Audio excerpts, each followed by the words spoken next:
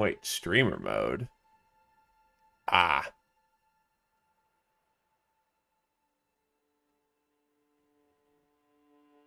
Oh. Oh, no.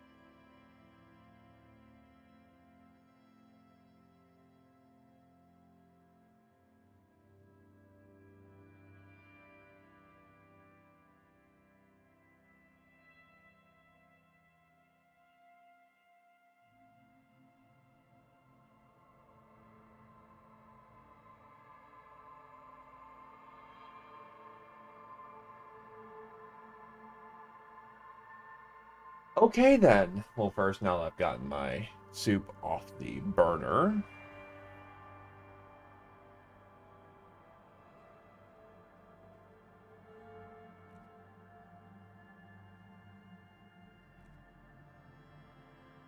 give me a quick minute.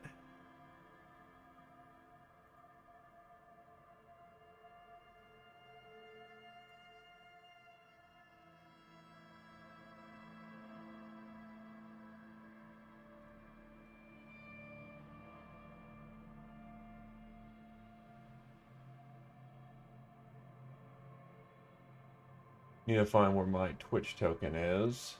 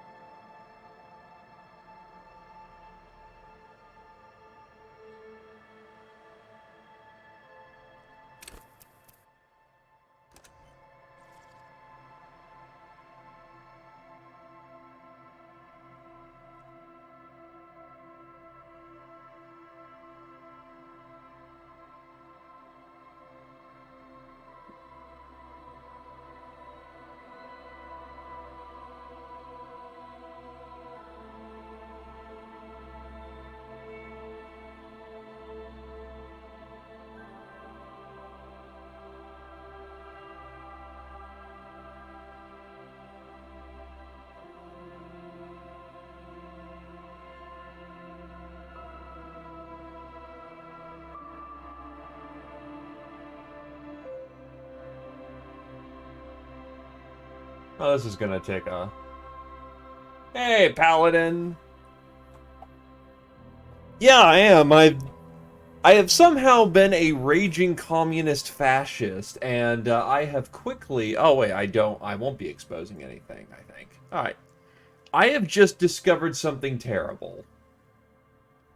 There is a Twitch integration. I am obligated to do so.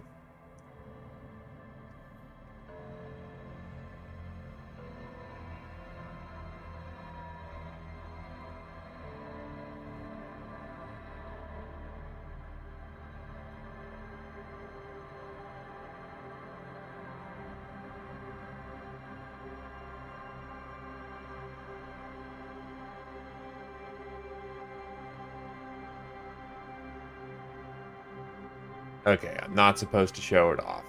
Cool.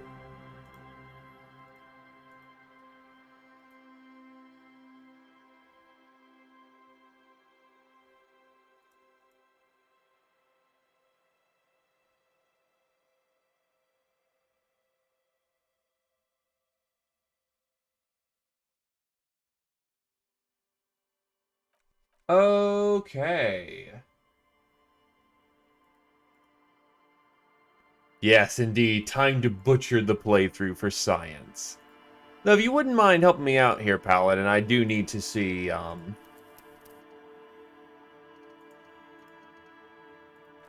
how this works.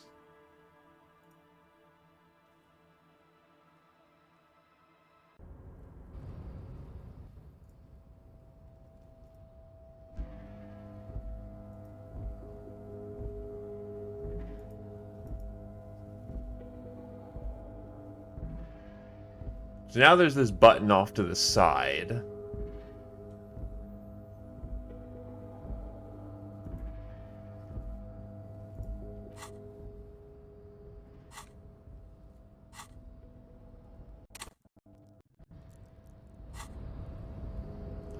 I'm not sure. Let me try and figure out how this thing works before we get started.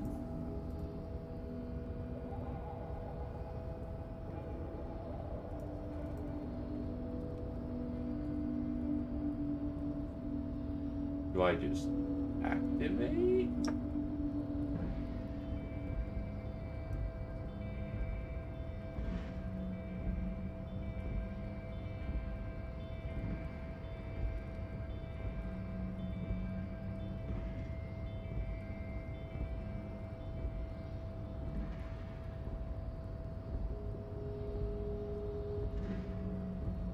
Ah, okay.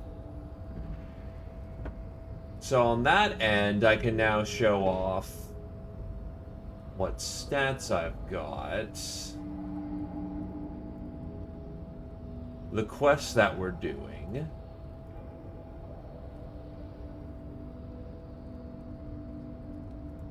okay. What else can be done here?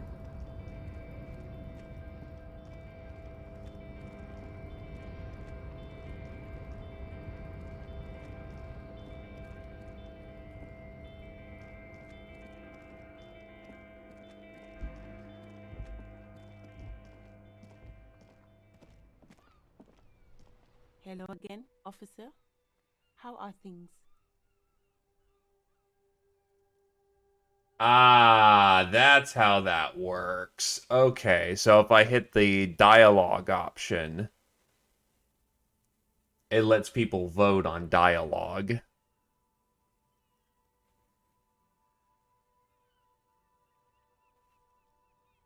I think, like, did you see a thing pop up?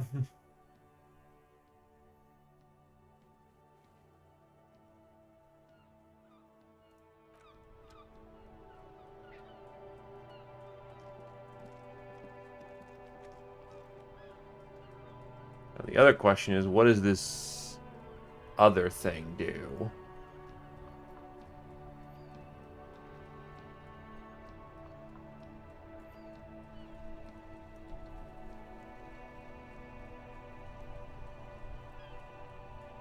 Nothing. Huh. Try refreshing the page then.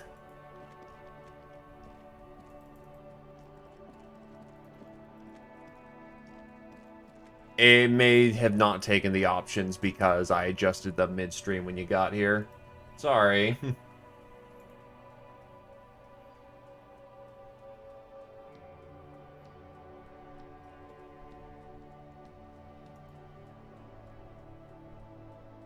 Hmm. Ah, that's what that button does.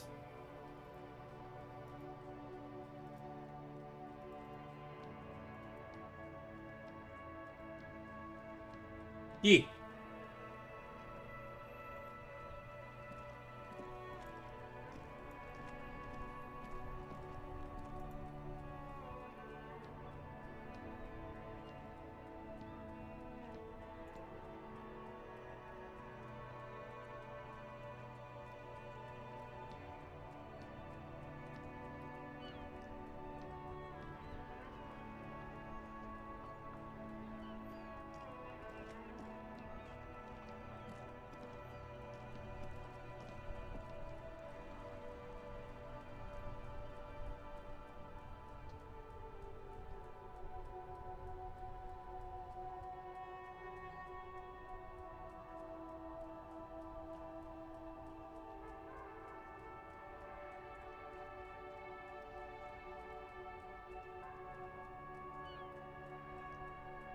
Gotta love ads, huh?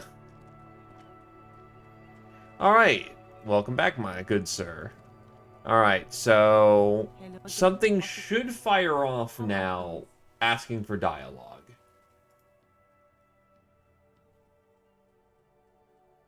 I'm able to click on something, so it definitely does do a thing.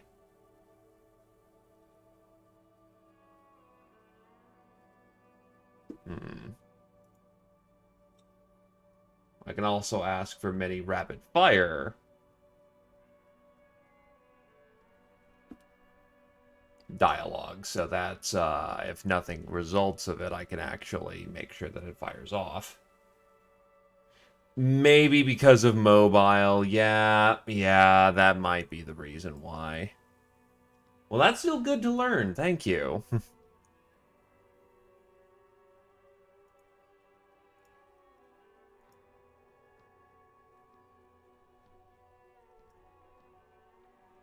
Still, thank you. Well, then I will actually just load up as per what I was doing before. And we'll get to work. So let's actually get to day 2.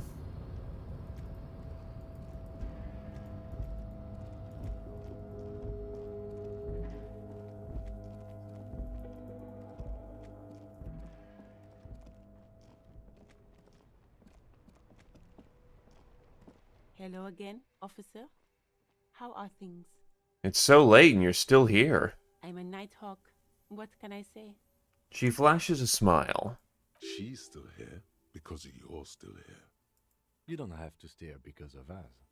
I like the city at night, don't you? She looks into the darkness and smiles again. Yee!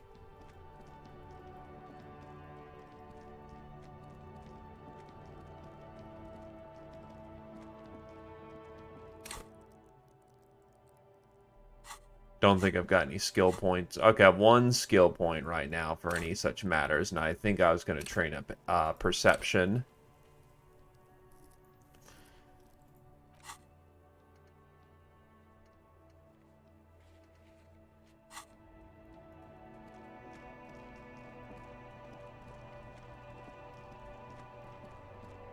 Actually, for right now, I need to find a way to make some money. Or I'm going to have to find a different way of...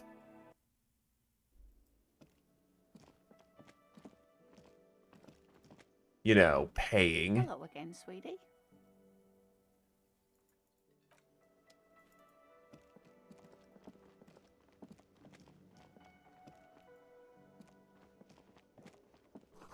The dishes are drying. They smell of chemicals and pine trees. An aroma of spices, alcohol, and tomato hangs in the air. You see a heavy steel door with a prominent dimpled lock. It's painted blue. You immediately feel drawn to the color. Blue is for mystery. Understandable.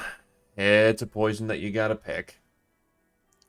Touch the door. The cobalt blue surface feels rough to touch. The stainless steel door is flush with its frame on every side. Tried to push on the door. The door does not budge. I wonder where this door leads. You do? It's a door in the back of the kitchen. Why do you care where it leads?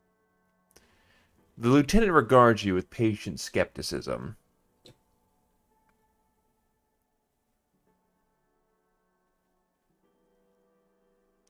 I am drawn to its cobalt blue. It is quite pretty. I suppose we could look into it as a side investigation. It's hardly a side investigation. You already have a name for it. The door and the main investigation will merge into a stereo investigation. If you say so, Gart is the person to ask about this.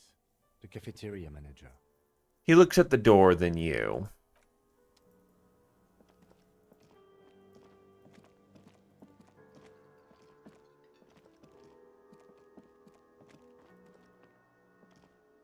Can I help you? Another thing. Great. I love those.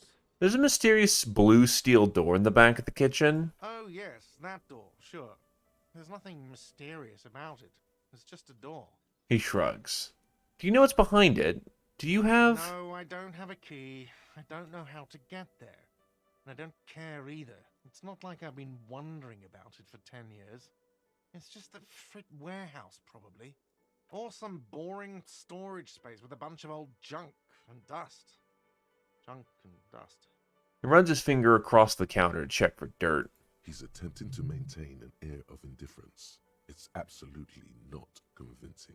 I think you'd like to know what's back there. Fine, okay, a little. But my job doesn't leave me time for wondering about one locked door in one of the cafeterias I manage. So I haven't opened it. I have cleaned the whole place 100 times over, though, after the animals. And I haven't found a key, so good luck with that. Yes?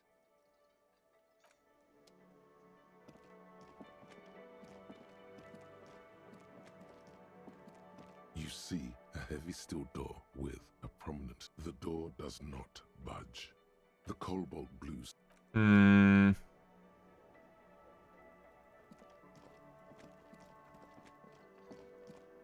There'll probably be some way to get that open. Can I help you? About the money I owe. Have you got it? How much do I owe you again? A lot. A lot. For the room, drinks, and broken window, 130 real. I was wondering if we could come to some sort of arrangement for tonight. Does that arrangement include you paying me what we already agreed you owe me? Come on, man. After everything I've been through. What about what I have been through, huh? You're not the goddamn protagonist of this story. I am. This is my hostel cafeteria, and I need my money. Literary demotion. That's the worst. Hold on, I still have my key, you know. Good luck trying to use it. He taps his foot against a metal box installed into the back of the counter. All the locks have an electronic component. They have to be unlocked down here with a master key before your guest key will open the lock. This conversation isn't going anywhere, is it? Not until you bring me the money. Okay. I might have something in my motor carriage we can use when you're done here. He turns to you with a heavy sigh. I really didn't want to resort to this. The man is thinking. Oh, Lieutenant, we're done here.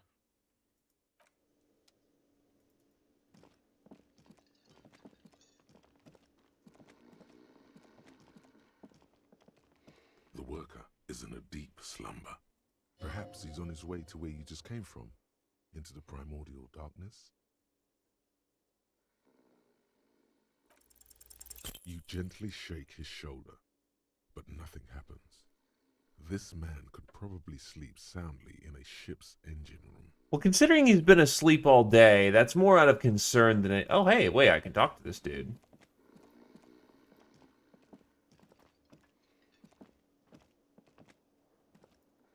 No, I can't.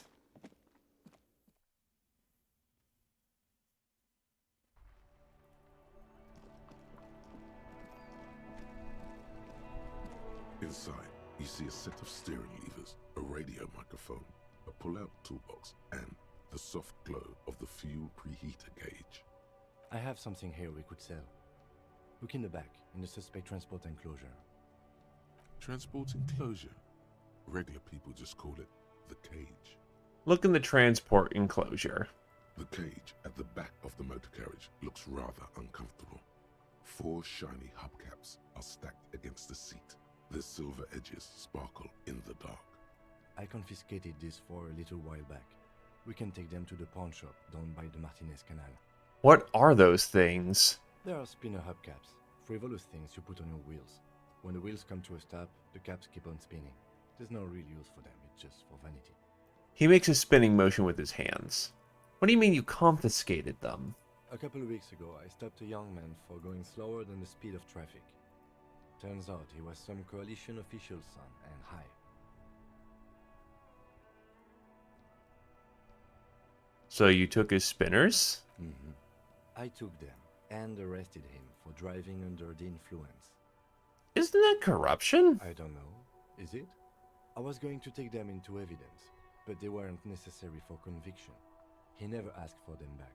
The lieutenant looks back, stone-faced. Didn't you want to put these spinners on your machine? Point to the Kanema. No, no, that would be silly. I don't know why I kept them. It doesn't matter. I couldn't put them on this MC anyway. A cup with spinners. That would be outrageous. He hesitates. Just nod. The spinners shine so bright they reflect on the lieutenant's glasses. He doesn't say anything either. You said something about a pawn shop? Yes, the Bird's Nest Roy, near the canal. We've been there. If I'm not mistaken, it should be open late.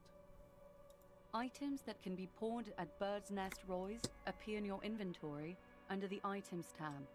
You can pawn these items when talking to Roy. Thanks, I appreciate your help. The lieutenant nods as you take the spinners. Tap on the preheater gauge. As you tap on the gauge, the indicator pin jerks as if startled. It's in the large orange sector, indicating the engine is warm. Next to the gauge is a red switch labeled heat. Now, that's enough fun with the foldable headlights. I know they are mesmerizing. They're also fragile. I'm not going to turn it on for you again.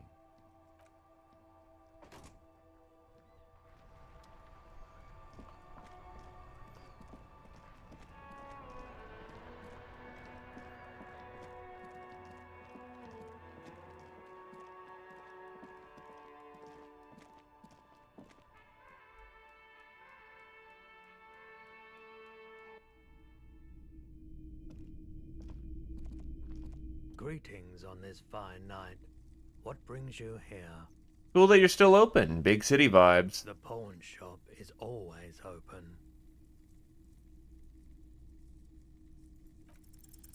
Nope, still no clue. You obviously haven't been doing enough drugs lately. Damn it. Something I'd like to sell. Yes, we'd like to sell these hubcaps. Lieutenant steps in and hands him the spinners. Roy takes the hubcaps from the lieutenant and inspects them. The spinners appear iridescent in the dancing light of his pawn shop.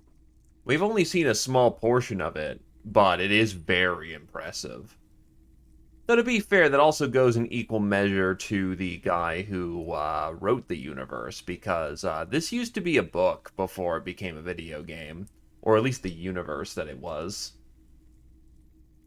Yes, these are very, very good. Did you defraud some foreign prince for them? Jump-a-misc banger? No matter. I'll give you 200 real. He marvels at the cobalt shimmer and nods. No one was defrauded or jumped, I assure you. The lieutenant explains as the pawnbroker opens the register and counts the cash. Of course, I meant no offense. 200 real for you, officer. Delightful doing business with you. Do come again. Thank you. He takes the cash, then turns to you. Here's the 130 real you need for your bill. Do not waste it. The rest goes in his pocket. The rest is for him, to compensate for the pain of being separated from his radiant spinners. The windfall is a small consolation. Anything else you're thinking of selling? I have a fascinating photo of a corpse here. Show him the picture. Yeah, no, supposedly how Disco Asylum came about is that, the writer for Disco Asylum wrote Revachol as a book first. I don't believe it has an English translation yet. It might. I'm not the best up to date on that. But how it worked was that he wrote the book. It wasn't very successful. He kind of lingered for a bit. Then he ran into a friend. Said friend, oh, right, I have to move my thing over here so people can actually see what the hell's going on. Said friend, was interested in his world. They talked it out, and then they decided to make Disco Asylum. And then I realized that the overlay is blocking the... God damn it.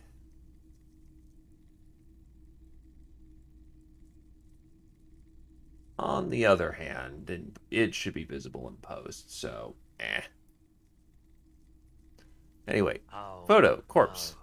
no. I don't like those kinds of objects. No sale. He barely even looks at it. Do you know what the tattoos mean? A photic path? Counter-radiance networks. Anti-magnetism. It's darkness. That's all I know. Sell me something lighter. You have absolutely no idea what aphotic baths are, but the tattoos on the man are not that. I like to sell my clothes. I'm not purchasing any more clothing at the moment. He looks you up and down quickly. And especially that tie. It swallows photons around it. I have no need for necrotic objects. Suddenly his gaze affixes on your tie, and he steps back from the glass. Your mother is a necrotic object. I'm fun. Look at me sparking in the light of the projector. I have nothing to sell for the moment. Another time, perhaps.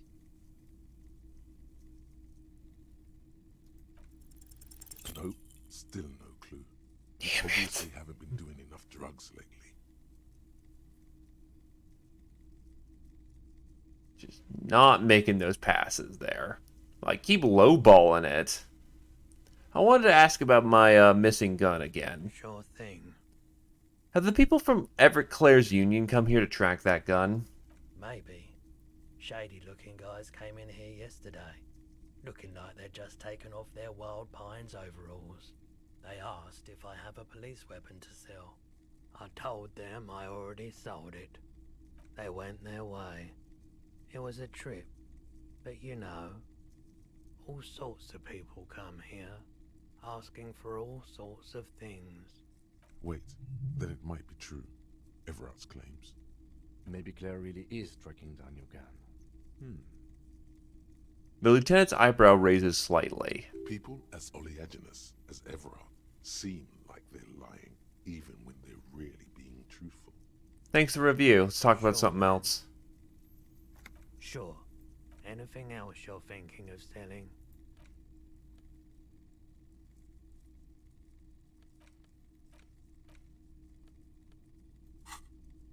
Another time back.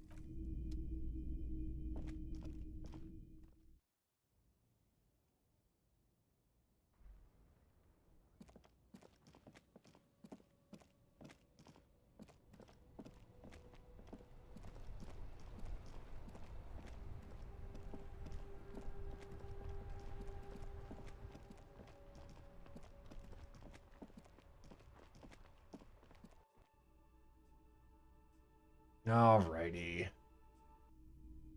Let's get the repo man off our back. Can I help you? Yes. Have you got it? I have your money. Well, Here it is. Sorry for the trouble. great. Thank you, officer. That's all I wanted. Payment for services rendered. If you continue to stay here, I just ask that you please pay your nightly bill in advance starting tomorrow. The electronic lock to your room has been disabled till 9 p.m. tomorrow. Please pay for each night in advance starting tomorrow. 20 real per night. I'll take a room here too. He opens his wallet. Of course. Always happy to have officers from the RCM as guests. Anything else I can do for you? He takes the money and hands him a key ring.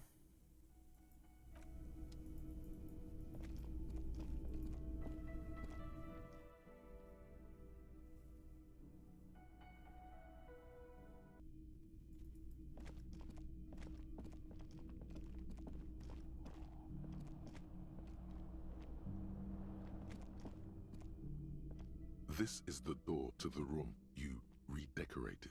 Good night, Lieutenant. Just a moment. We should talk about our progress on the investigation. Let's go out to the balcony. Alright, let's go.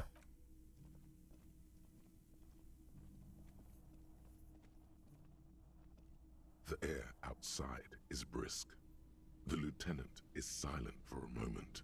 He listens to the traffic hum. Then, Now then, we should talk about the investigation. But I also feel you're a bit hazy on the RCM. Our role here, our rights, our jurisdiction, basically. He lights a cigarette. I didn't know you smoked, Kim. I have a cigarette every night when I go over my notes. It's something of a ritual. oh man, he looks so devastatingly cool with that cigarette. How'd you get so cool, Kim? You mean this? This isn't good. It's an unnecessary trial of will, and unhealthy. The light of his cigarette illuminates a fleeting smile. He flicks the ash. Keeping the habit within the parameters he's given himself takes a lot of focus. It would be easier to simply quit. Right then, debrief. Yes, it's been a long and eventful day. So how do you think today went? Well, we inspected the victim's body, so that's good. It was not easily approachable in that state, but we did it. I would say our initial inspection was very thorough, and we have solid leads to follow up on. The body is still hanging from that tree, which is unfortunate. But we performed a thorough search of the premises of the crime scene. That's great. Though he wishes the body were out of the tree, he doesn't want you to feel too discouraged. Probably out of fear that you'll just give up and keep drinking.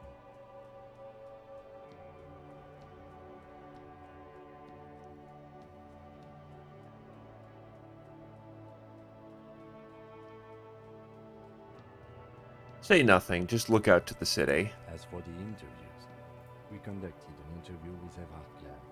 He wasn't particularly forthcoming with useful information, however. He's not saying much on the matter because he thinks you could have gotten more out of Everard.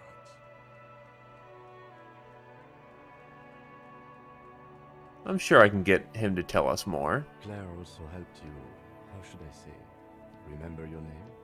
That's a relief. I don't actually know how to feel about my name, actually. That's normal. It's best not to give it too much thought. We didn't talk to the Wild Pines rep. We really must do that tomorrow. Above all, though, today was exhausting. What's with all the running? You run a lot. Is that a standard Precinct 41 practice? I don't like to waste time, you know? My mind moves fast. The rest has to try and keep up. It's impressive, especially for a man your age. And in those hills. He nods thoughtfully, tapping his finger on his cigarette. Nice shoes, by the way. I like the green. Goes with the orange. He looks at your snakeskin shoes and smiles suddenly. So what are our powers exactly, the RCM? They're quite limited, actually. The power officers of the Revachol Citizens Militia exercise most frequently is imposing fines of up to 1,000 real for offenses, in accordance with an interdepartmental schedule. Wouldn't that be an easy power to abuse? Yes, although indirectly, as citizens can always request records from their local station. Officers of the RCM have been known to take bribes of less than the prescribed fine amount. It undermines trust in the RCM. 1,000? Why not more? The RCM's primary role is to ensure safety. We are not really supposed to play any part in the economic structure of Revachol. Okay, what else? We can arrest people, of course, but rather than bringing someone in directly, it's preferable to serve a station call slip.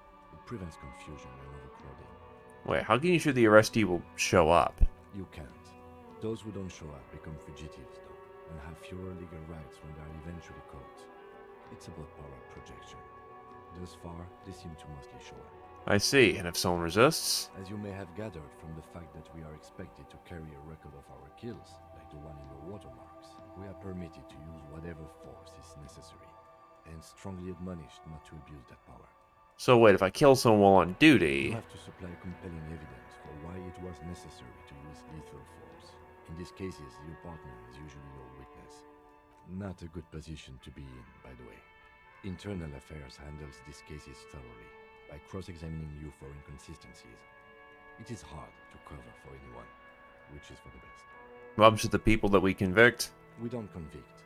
We arrest and send them to coalition government courts in Couron and La Delta. The prosecution works off our testimonies and records, which is why it's paramount to keep them. And who makes all these rules? The coalition government, and the moral intern more broadly. The RCM was formed by the coalition government to restore order in the international zone after the revolution. So we did. Now we attempt to maintain that order. No more, no less. His gaze is absently fixed on a window below. Just that went dark. Or perhaps it is better to say we were allowed to form. It's a point of contention whether the citizens of Revachol or the coalition government founded the RCM. Let's say it's the coalition government. It's probably more honest, yes. Either way, the moral intern leases us the right to keep the peace in this city, and they will take it away if we misuse it. To be fair, from what I understand of Revachol, it went through a violent revolution and they lost. So the fact that there is anything left of any empowering body is because it's allowed rather than any form of commune allowing a police force to exist. Or if they think you do. The Moral Intern. What is it? The Moralist International are the world's largest political organization.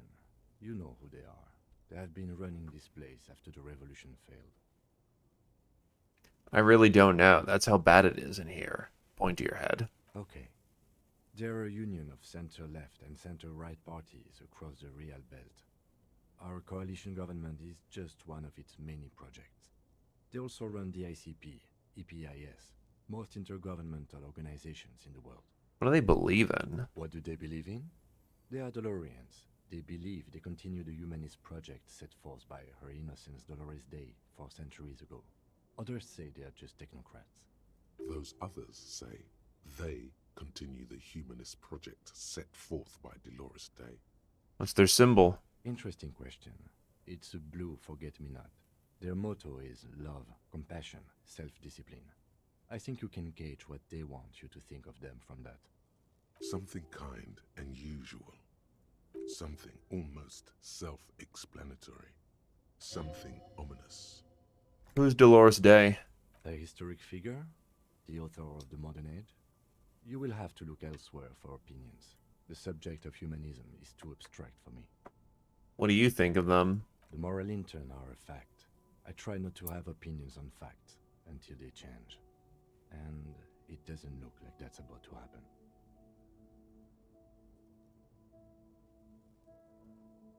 It is more than that. There's some kind of affection in him. You like the Moral Intern? Yes, I did, when I was younger. In my 20s, I considered myself a moralist. A blue forget-me-not, a piece of the sky. They're not all that bad. Oh, it's snowing. That's actually kind of pretty. That's another leitmotif associated with moralism. But the years have changed that. I don't know what I believe in now. No, I believe in the RCM. That's enough for me. Oh, hell. Minute.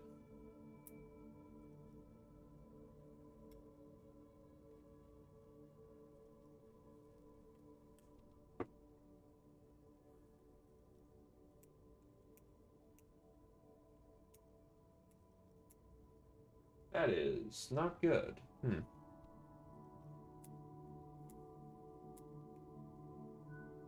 My lighter seems to be dying. I was getting candles set up.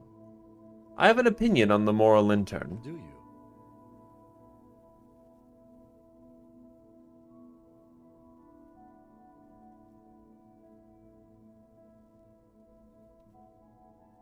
The lieutenant arches his eyebrow, then pulls on a cigarette. It's a slim white thing in his fingers.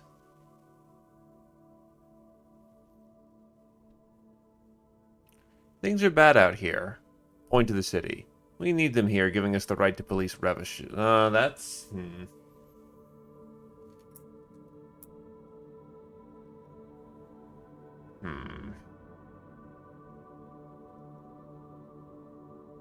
They've done an awful job here. Haven't you seen this place? This isn't humanism. We are in what is called the twilight of international law. The laws we claim to enforce come from the MI. Without them, we are simply vigilantes. Yeah, vigilantes sound bad. Sadly, it is what we already are to the people of Martinez. Most of them, at least, especially the Union. Vigilantes. I expect our job here to prove quite challenging. Say nothing, just look into the night. The dying lights of the city shimmer below. Slowly, like luminous clouds, they pass on his lenses. The lieutenant looks at his slim cigarette, contemplating the next drag. This soldier is the highlight of the day for me, he thinks. This little stick right here. They really don't like us here. And the mouth on that kid, Kuno. It's different inland. in Jamrock in the GRIH. Why are they like this?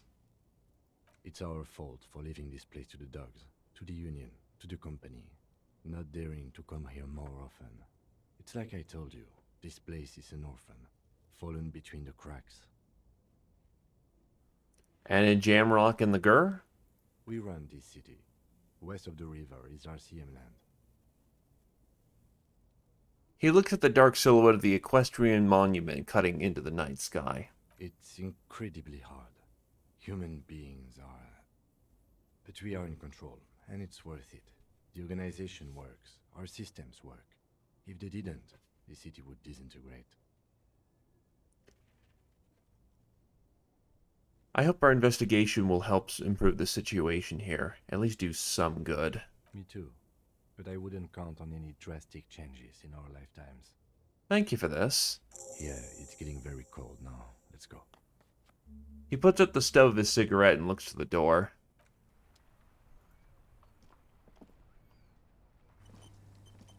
Oh god, she must be freezing down there.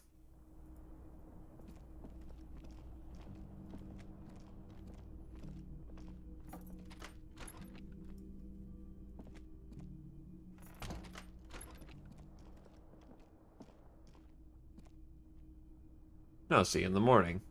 Goodbye. The fan stands still. The switch must be broken, because nothing happens.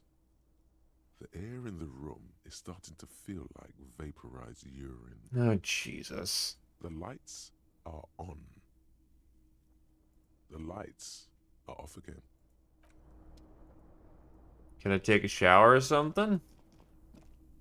No, but the water's still running.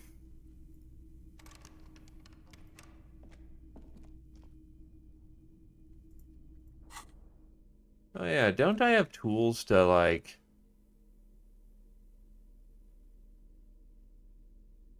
Nah, I can't use my pry bar to get that open. A mirror hangs on the bathroom wall. In it, your face, adorned with the expression. Alright, I need to equip my chain cutters to try and fix the water problem. A mirror hangs on the bathroom wall. In it, your face, adorned with the expression. The chain cutters slip out of your hands as you attempt to twist the faucet into place.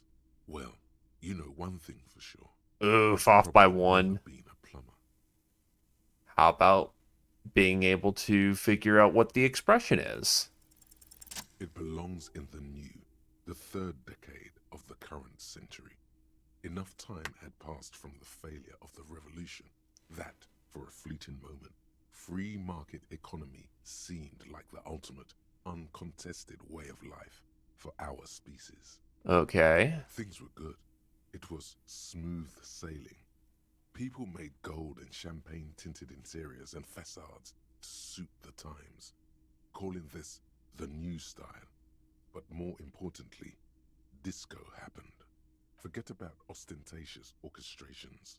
For Revachol, your city, that meant only one thing. Guillaume le Million. If it doesn't rhyme, you're not pronouncing it right. Out of the dazzling swirl of disco music, in an open-air boîte de nuit, somewhere in Revachol West, Guillaume's blonde mane appeared on the screen. He sang some bullshit. Then he made the expression. So I adopted it. Why? Everyone loved it. Maybe you thought some of the stardust would rub off on you. Maybe it did. Either way, it's all gone now. Only the grimace remains. Okay. I feel the need to add a clicking sound when I make it. The click is used to spur on a horse. It also features heavily in Guillaume le Million's regional mega hit, Don't Worry, Your Pretty Little Head. Sometimes you like to add finger pistols to the mix, because, unlike Guillaume le Million, you are a police officer. It's your nifty little way to say, I'm armed and dangerous. How long ago was the new? There is a vast ocean of time between right now and the expression. looking good on you, or anyone. 2 decades, if the calendar is to be trusted. Humanity has run aground in that time. It's a different world now. The expression is a relic.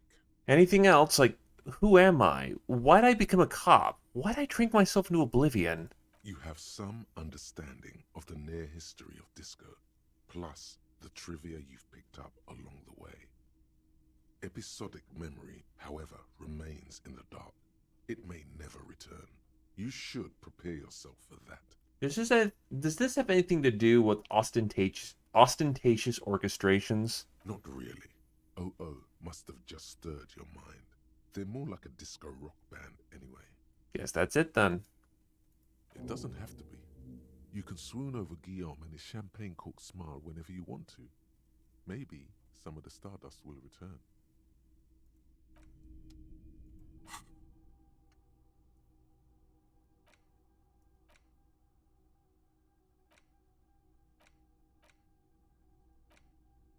Well, I guess I need to spend a skill point to get that, and then socioeconomics.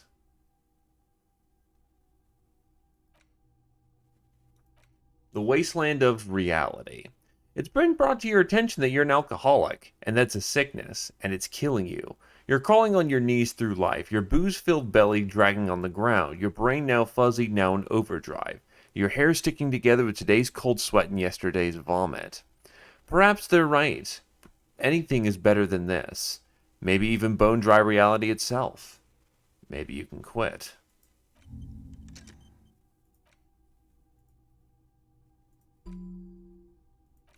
Guillemot le Limon.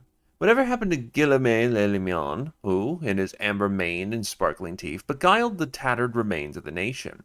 When you suffered and suffered, did he dematerialize to a cloud of cocaine dust? Or did he simply stand in the corner and melt into some slendering new lines of some starlit beauté de nuit 20 years ago? Spare a thought for his great ass, too. Or, wait, maybe he became a police officer in Revachol West. Since I'll be going to sleep, I imagine that, not a bad way to burn some time. But I will say,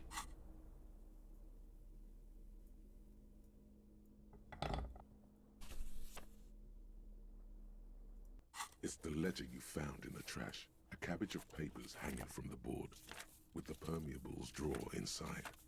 It's barely held together by a clip, then made complete by the faint smell of urinal cleaner. Arson, petty theft. You don't Wrong one. exactly close them, so much as distance yourself from the smelly papers. They're a little further from your nose now. read a case file. It takes about half an hour to piece one together, using the system you've devised. Which one do you want? The Next World Mural. This one is relatively easy to reconstruct.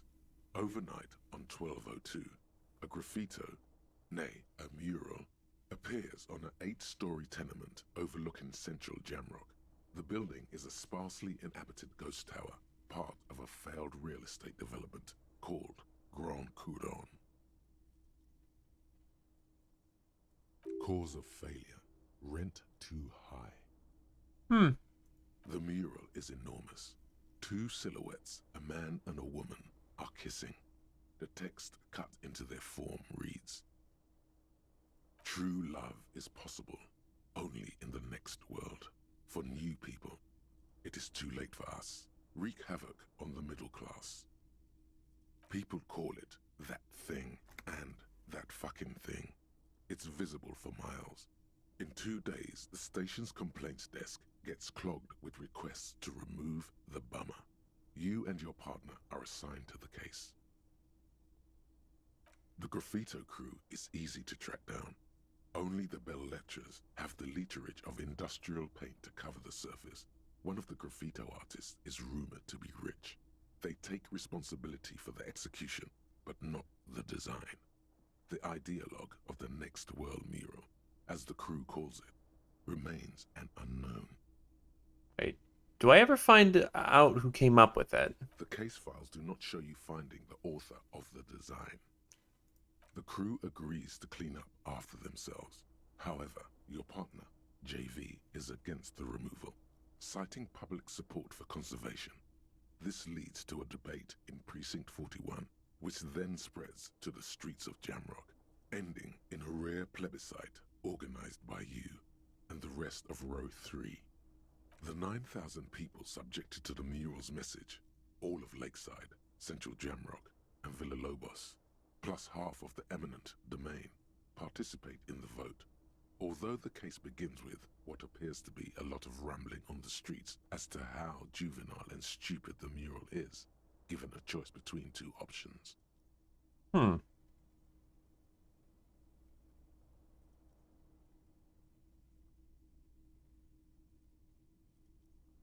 That's actually a good question.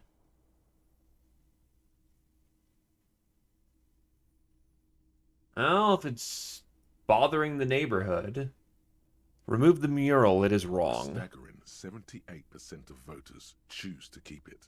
Turns out the opposition were a loud minority, and that love truly is possible in the next world for new people, and it is too late for us.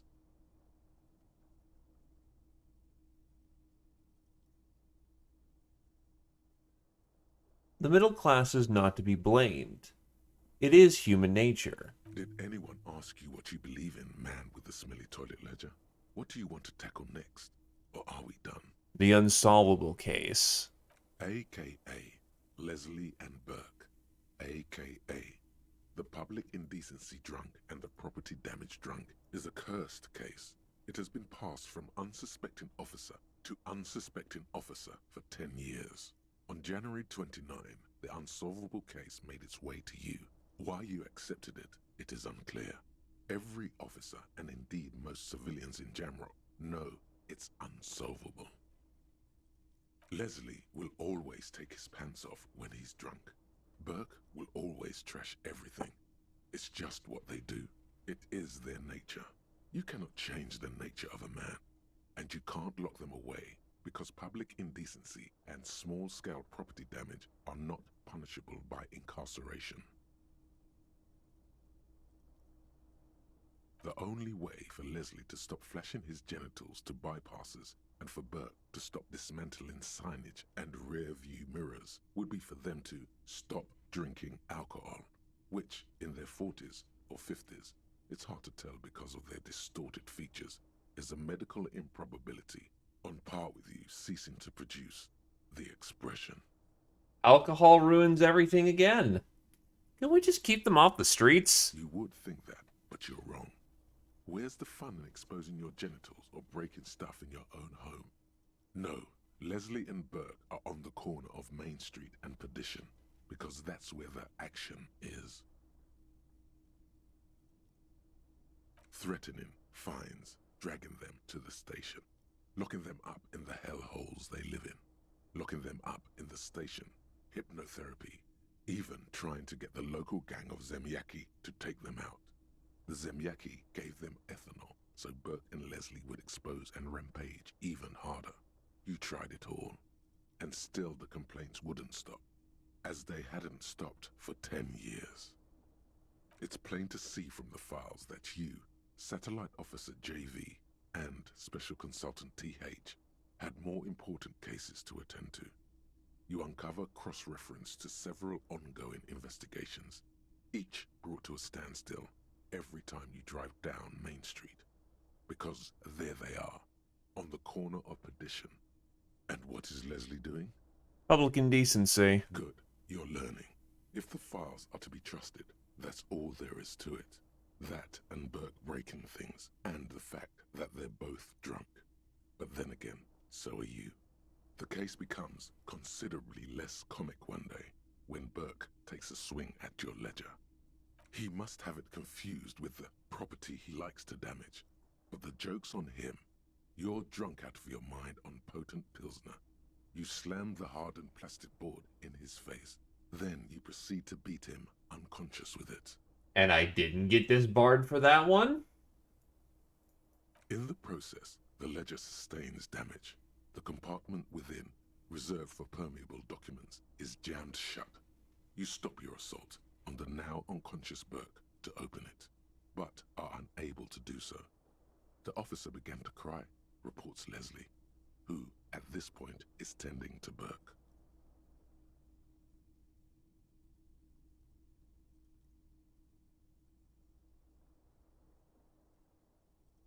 He came at us, and at us. I think he was trying to kill Burko. While trying to kill Burko, you slowly come around.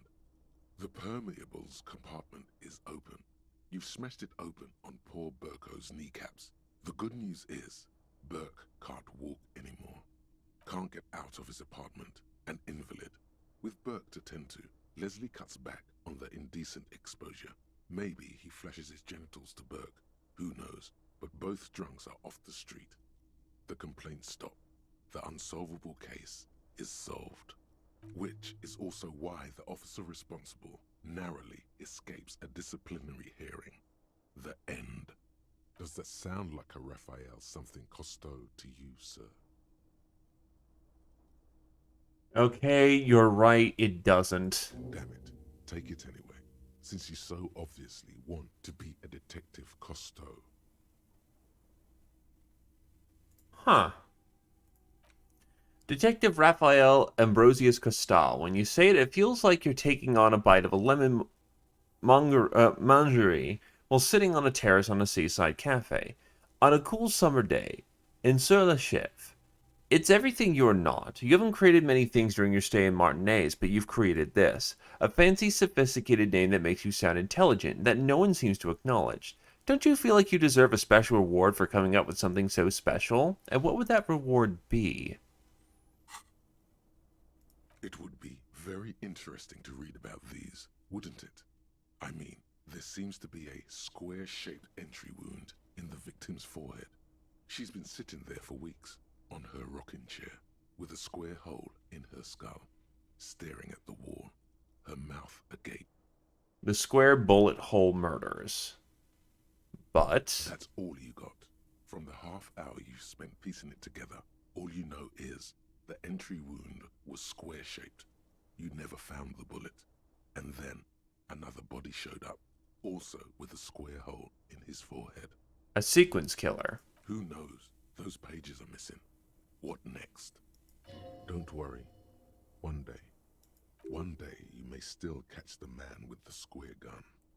The couch in an unexpected location. Some assholes brought their couch outside and hung out on it. In the middle of the street, on the roof, on the hillside by the motorway. You know, at an unexpected location. They were young, and they thought they looked cool on it. Well, actually, they look like assholes. Insufferable dicks. Young people are the worst. So anyway, you got a complaint about the damn sofa, or couch, or whatever it is. They were leaving it out in all these unexpected and whimsical locations. They took it to where they also took photos of themselves on it, and smoked cigarettes, and drank coffee because they felt it's intellectual. Cigarette butts, coffee cups, stupid couch. You had to clean it all up, and you did. So congratulations to you. Case solved. Did I ever catch those guys? No, you didn't have time for that. These notes show that you have what is called a real goddamn job. You don't have time to be chasing down the couch assholes. You have a real job to do. What next? Murder at the hookah parlor. Murder. Tum tum tum at the hookah parlor was a case originally assigned to an officer called Joseph Mills, who is now dead. Of circumstances completely unconnected to murder at the hookah parlor. Wait, how? Beaten to death by a throng of Villalobos gang members when him and his partner J.M., only initials mentioned, answered a call one night. It's a sad story, and it isn't really represented in your case files. Stop stalling and get to the murder at the hookah parlor. Right, on with the murder. Joseph Mills was on this case that he just couldn't solve. Was doing it solo. Said it was a real nutcracker, a real brain twister. Was on it for, like, a month. The captain got impatient. Shit or get off the pot, Mills. Mills didn't get off the pot. Not yet. He kept at it for a couple of weeks more, racking his brains, running with every theory as outlandish as they seemed. Still couldn't solve the murder at the hookah parlor. Tough case, he said. Toughest he's ever had. Wait, was Joseph Mills a good cop? No, he was awful. Awful sense of humor, too. The worst jokes you've ever heard. Really rapey. Still, he'd been on it for months now. Said it was the final case. Said it was uncrackable. That murderer vanished into thin air. That goddamn hookah parlor was all he talked about. Okay, so the case is handed to you because Mills isn't getting anywhere, and you look into it. Here's the setup. A young man is found dead in a hookah parlor. You know, those places where you go and smoke bubblegum-flavored vapor all day. Can you get high off of it? No, it's soot and water vapor. It doesn't do anything. Really stupid. Yeah, so anyway, young man in his 20s found with his skull busted open, right on the floor of the hookah parlor, in the middle of the day. No one else is in there, only client that day. In perfect health, too. Some kind of movie producer. No one enters, no one exits. He's just sucking on his watermelon hookah all morning, all noon, like he usually does. He's a regular. No calls, nothing. Just sucking on the hookah until 15:45. Then bam, he's dead on the floor with his skull busted open, blood everywhere. What happened? How can it be? Mills has no idea. Invisible assassin. Movie deal gone sour. Girl at the counter did it. Nothing fits. Eerie. Man just dropped dead. So you go to the parlor. You see cushions around the table. Table's low, heavy, really sharp edge. He sucked on hookah, stood up, passed out, hit his head on the table, and died. See? You can't even read the thing without solving it. Yeah, it was that. Turns out hookah does do something. It turns off your brain's oxygen supply, and you don't notice it until you get up to go to the bathroom. And what was he doing there for 6 hours? Smoking hookah. Didn't you hear? I don't know. Trying to come up with a movie script, maybe. Anyway, that was Murder at the Hookah Parlor. Joseph Mills wasn't a good detective, and about 30 minutes has passed, piecing it together. Next. I can revisit this. Much has changed in the meanwhile. Alright. Rigorous self-critique. Here it is. Hard facts from the man you are. You once jerked off in the locker room and were caught. You held a young woman by the arm and kept her in your apartment for 20 minutes against her will. That's right. These are not flights of fancy. These are real deeds, Harry, emerging from the darkness of your past. You tried shooting a fleeing suspect in the foot, but hit him in the pelvis, crippling him for life. And, above all, you let life defeat you. All the gifts your parents gave you, all the love and patience of your friends, you drowned in a neurotoxin. You let misery win, and it will keep on winning till you die, or overcome it. Mental checks give me +1 morale. Physical checks that fail give me +1 health. Learning cap for pain threshold 6. That just seems to be a good thought in general. Kind of. Well, nothing left to do, I guess, but to go to bed. It's cold and not particularly inviting, but it's yours. The sheets look awful. The option to go to sleep becomes available every night after 9 p.m. Oh, let's crawl in. The sheets feel at once coarse and clammy against your skin. The bed sags beneath your weight as you stretch out and finally close your eyes. And then sleep doesn't come. And then sleep doesn't come. But I want to sleep. Obviously, you're in bed with your eyes closed, but it's not happening. Why? Maybe it's the bed's fault. Check the pillow. Its synthetic filling has separated into hard lumps. The pillowcase smells oddly. Check the blanket. It barely covers your toes, stretching over your soft belly. This is your body here, intimate and warm, breathing. Under your thrumming eyelids, you see a dizzying array of colors. You won't get off this carousel quite so easily. Roll over to the other side.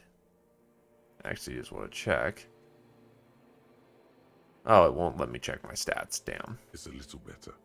Colors, scenes, and half-formed phrases still litter your mind. Part of you is still trying to solve the case, isn't it? Who killed him? Who? Something to do with, what was it that the lieutenant said? Union? And it's gone again. Your thoughts lost between the slowing brain waves. No more thoughts. Fall asleep now. Your breathing steadies. A great silence washes over you until your eyelids twitch in your sleep and images start forming.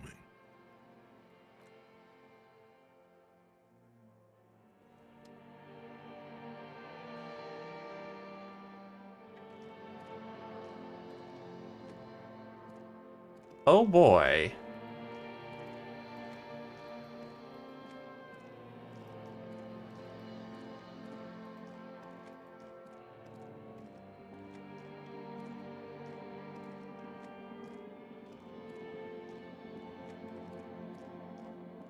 Hello.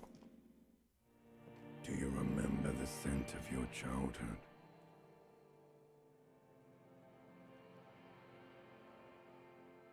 What is this? What it says on the can, Harry. Answer the question. The bloated corpse of a drunk. I was born in a hospital where people usually go to die. You're not kidding anyone, Harry. You don't remember shit.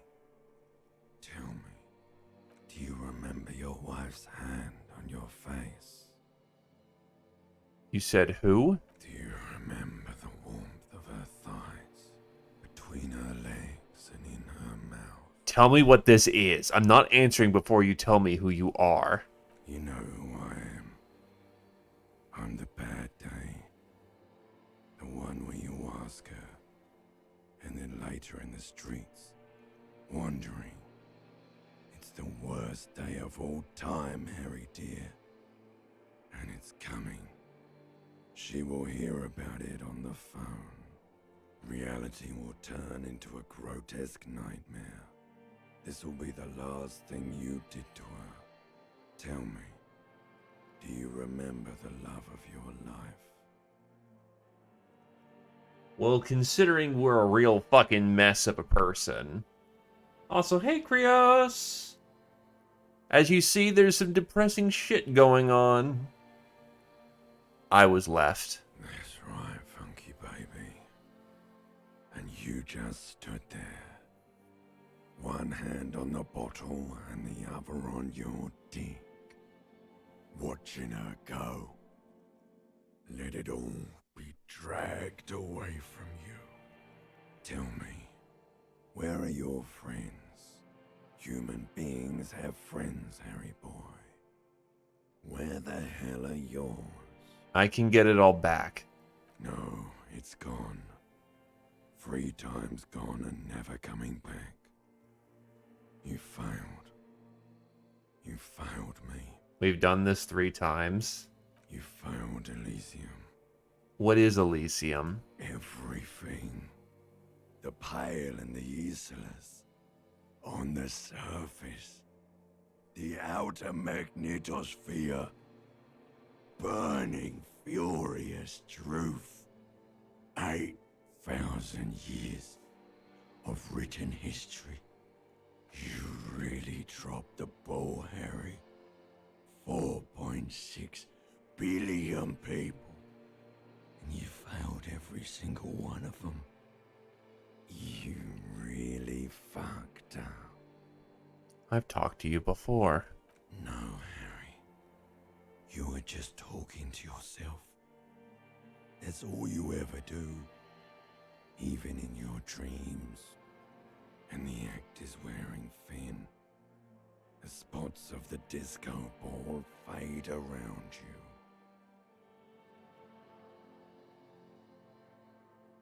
You'll be back in those cold snakeskins in no time, sweating up the bed. Stinky boy. I can come back from this. You're not coming back from shit, thrashing around in that high conductivity state of yours, bumping into things and acting like a clown. Who are you kidding? I'm trying to solve this case. You're trying to what? I can't hear you. This is just a word dream now. Jumbled up garbage. The pictures are gone. The bed rises to meet you. A thin, sleep-like state. More glass than velvet, grinding in your head. So something is wrong. Sleep shouldn't be this bad, this dry, this unnourishing. There's something wrong with your thoughts. Some kind of new type of hangover. God, there's another type? Oh yes, party boy, and it's worse than the one before. Just think of the shit you saw. Here it comes too. So soon already. A silent alarm goes off in your head like clockwork. Barely let you sleep at all. Time to get those clothes on, Harry. Time to go to work in the shit factory. As funny as that is, we are not well in the head.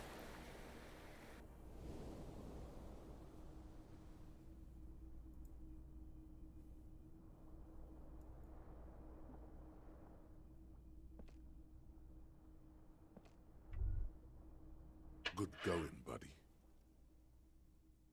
Is that how it's going to be now when I close my eyes? Yes. Wait till you see the one with the chick in it. It's gonna be a good one. You feel even worse this morning than you did last night. What the hell is going on with me? You mean, why are you so tired? Too tired and down to even think? It is worrying, isn't it? You can't be a detective like this. Detectives need to be able to think. Why is this happening? It's just that your heart has finally pumped all the speed out of your system, Buster. Time to get some more. Don't do that. Stay strong. The hangover will wear off. You don't need to keep doing this to yourself. What is speed? Speed is a potent central nervous system stimulant. It kept you propped up all day yesterday, despite your debilitating hangover. How else did you think you even got up from this floor? You got up from this floor because of a holy vow you made 16 years ago. With me. To wake up exactly 7:30 every morning until the day you die. Don't be silly. There was no vow. You were high on speed. That was the only reason you got up. You can't detect without it. It's that simple.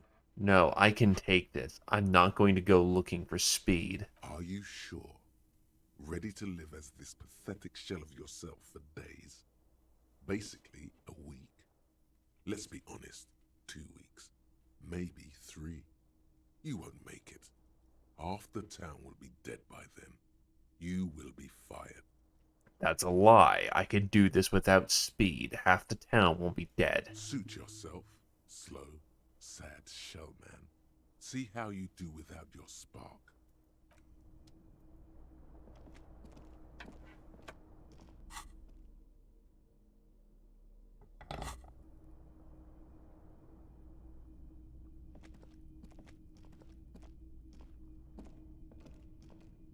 A mirror hangs on the bathroom wall.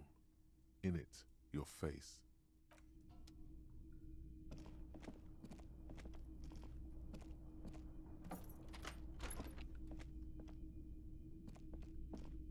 Revachol zone of control, 0 degrees centigrade, black ice warning.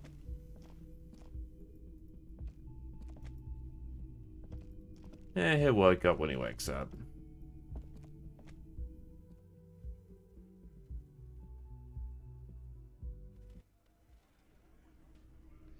Or he's already up and going.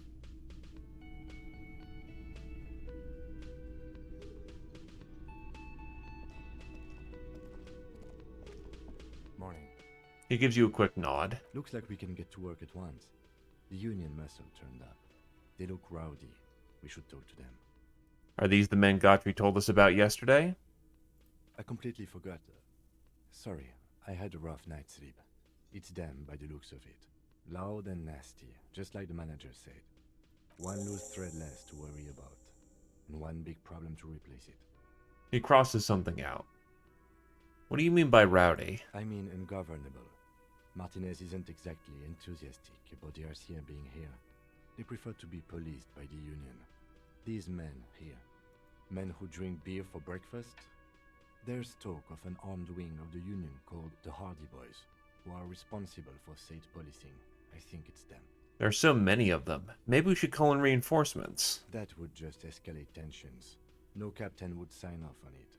Solving one murder isn't worth a conflict between the RCM and the Debarders Union. In fact, even the death of 2 detectives might not warrant an all-out war.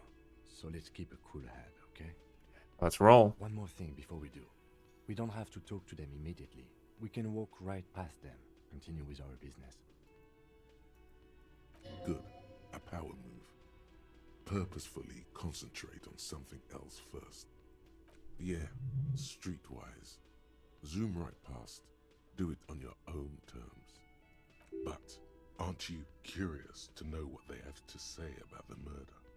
They're in no hurry to leave. They think they own the place. Anyway, I leave that choice to you. Whatever you decide is fine by me.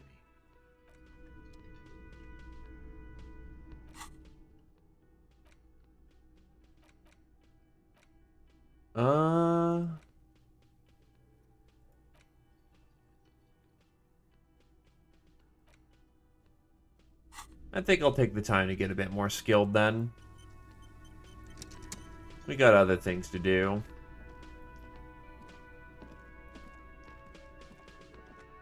Oh, it actually. Just a moment. The old woman turns back to the cafeteria manager. And there's no public phones nearby? The closest phone booth is down the coast. Sorry for the inconvenience, ma'am. The cafeteria manager appears genuinely apologetic. It's fine, I understand. Thank you anyway. I'm glad to see you again, dear. She turns back to you with a weary smile. Good day, ma'am. Everything all right? Please don't trouble yourself about me, sweetie. I was just hoping to make a call, but the Whirling's phone line isn't working. The Union office probably has a phone, but I can't really get there. Or to the phone booth down the coast. And Gary's phone is dead too. She sighs. Wait, what's wrong with the phone line? The manager was vague about it. She frowns. Why would he be vague about phone problems? This is something to look into later. Ask God, maybe. Why do you need to use the phone anyway? To let the young woman who's house sitting for us know that we may be delayed. Morel, my husband, and our friend Gary were supposed to get back by Monday night, but they're still missing, and I haven't heard from them. I was also hoping she'd heard from Morel. Okay, I'll bite. Has your husband gone missing before? That's just it. This isn't like him at all. He always plans his expeditions so carefully. But you have more important things to worry about. She glances out the window towards the bay. More important than a missing expedition? I don't know. Expeditions often lead to something interesting. What was this expedition your husband was on? Just some field work, sweetie. Morel is a highly trained scientist. He and his assistant Gary are studying an extremely rare species of insect. But they should have returned by now. They were just going down the coast across the water lock to set a few traps. He said they'd be back on Monday. What could be keeping them? The waterlock. That was broken. Could this be it? The water lock to the other side of the coast is broke. Wait, who's this Gary person? Do you trust him? Sweetie, it's nothing like that. She smiles. Gary's as loyal as they come. I trust him with my husband's life any day. The water lock to the other side of the coast is broken. They're probably just stuck over there. Oh my. What happened to the water lock? Probably just some technical problem. Well, whatever the cause, I'm thankful. To both of you. You've spared me another sleepless night. She turns to the lieutenant. You're welcome, ma'am. I hate to ask, but if your investigation takes you to the other side of the coast, please do keep an eye out for my husband. This will surely lead to a cryptozoological mystery with that extremely rare insect. Yes, some left-field scientific research is exactly what you need right now. Funk up that vanilla murder investigation. Oh, God. And if you see him, let him know Lena is waiting for him here at the Whirling. He gets so tangled up in his work that he may not know the water lock's been repaired. And it's cold out there. If I see him, I'll let him know that you're here. When or if I get there. Oh, you're such a dear. Thank you, sweetie. So, your husband is some kind of scientist. Oh, yes. A zoologist. A cryptozoologist, to be more precise. She says with a pinch of pride. What's cryptozoology? It's a pseudoscience that attempts to legitimize research into mythological beasts and urban legends. Lieutenant sounds unimpressed. That's one opinion, yes. And people are entitled to their opinions. My apologies, ma'am. I did not mean to undermine your hobby. It's not a hobby, dear. It's a subfield of zoology, one specializing in animal species that are so exceedingly rare that many assume them to be extinct or even fictitious. Searching for such species called cryptids is difficult and often thankless, and frankly, many scientists are too lazy to do it. Universities these days are rarely interested in supporting real research. She's completely internalized her husband's struggles. They are her own. Tell me about morale, looks, character, your relationship. Oh dear, I'm not sure where to begin. What does your husband look like? Well, his expression is slightly grumpy, but his eyes are always bright and curious, like a small boy's. And his palms are quite coarse from all the field work, but he's quite gentle. It's always a challenge to describe the person you know best in the world. Let's try again. If I were trying to meet him on the street, what would I look for? Oh, well, he's a bit shorter than you, but with a larger frame. And he has longish white hair, usually a bit uncombed. You might say wild, even.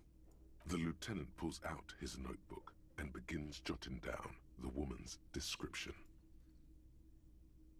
One other thing, he'll likely have all kinds of field gear on him, even if he's not out in the reeds, you know, just in case. How long have you been married?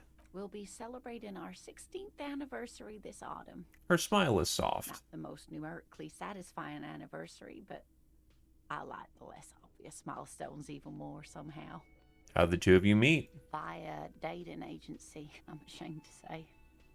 I was looking to get back into the scene after recovering from my accident, and he'd just divorced. We hit it off, and, well, here we are. She smiles wistfully. She's skipping over some important parts. Perhaps you'll find out more later. I hope I've been useful. Tell me about this rare insect your husband is looking for. Oh, sweetie, it's fascinating. But I shouldn't bore you with entomological minutiae. The lieutenant gives you a sideways glance. No, I want to hear about this insect. Well, it's a phasmid, technically, but... Ah yes, Phasmatodea, a diverse group of insects whose bodies resemble twigs, leaves, that sort of thing. Ghost insects, colloquially. Oh yeah, here comes the interesting. Where other phasmids imitate sticks or leaves, this one's a living reed. It disguises itself among the reeds here on the Insulindian coast. Hence its name, the Insulindian phasmid. Perhaps you'll end up co-discovering the phasmid with us officers. I knew it. We're gonna be chasing made-up insects with cryptozoologists. Kim Kitsuragi, the lieutenant sighs. It's not made up, officer. I can assure you. It's simply elusive, so much so that most establishment zoologists doubt it exists at all. What makes you think the phasmid is around here? Well, some teenagers making out in the reed saw one. They didn't know what it was, of course, but there was a brief article in a local newspaper about their encounter with a ghost insect that looks like the reeds. Gary sent us the clipping. So, a newspaper clipping is all the evidence you have. Of course, most phasmid sightings turn out to be false alarms, but their description matched the Insul Indian phasmid perfectly, and they didn't even know what they were looking at. So, is it dangerous? Not at all. Why else would it hide itself so carefully? Does it have cool powers? Yes, it can blend in almost perfectly among the reeds. It's how it stayed hidden all these years, centuries even. Her face lights up at the thought of it. Is it valuable? Oh, I doubt it. No one gets into cryptozoology for the money, sweetie. Okay, so what's so special about this stick bug then? Oh dear. I'm afraid I'm not explaining this very well.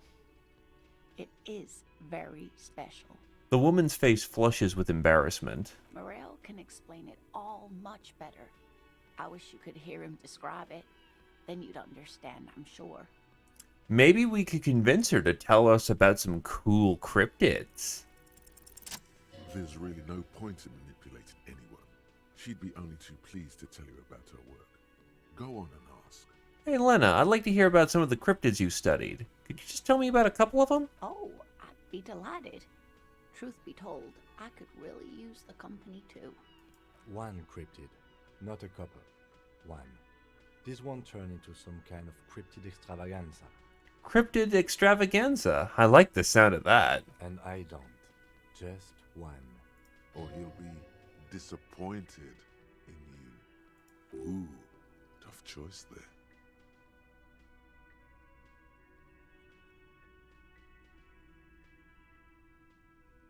The biggest, the tiniest, the most dangerous.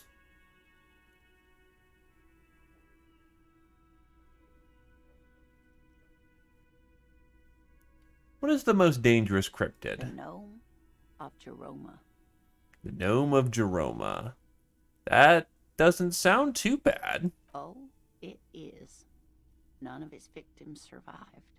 Grieving relatives never even found their bodies because the gnome's venom dissolved organic tissue. What did this cryptid look like? It was reportedly a small creature with webbed fingers and a protruding forehead and a gangly little thing. Quite scary to look at. A couple of campers found it when it was already dying. They heard an odd wailing in the woods and followed the sound. They were scared and wrapped it in tarpaulin to suffocate it. It still took the Gnome of Jeroma an entire day to die. If the body of the creature was found, why aren't there detailed illustrations of it in science textbooks, confirming the existence of this very little species? The lieutenant can't help himself.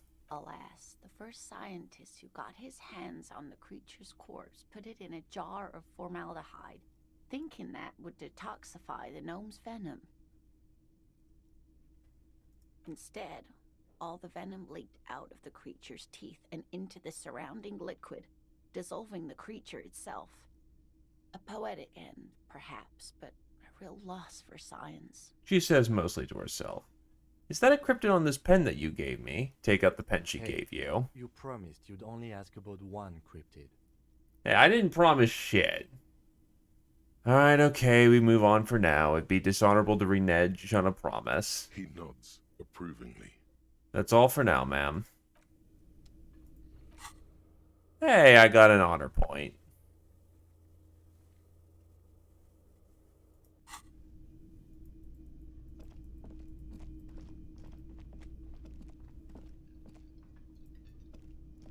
Well, at least he's not sleeping there anymore, thank God.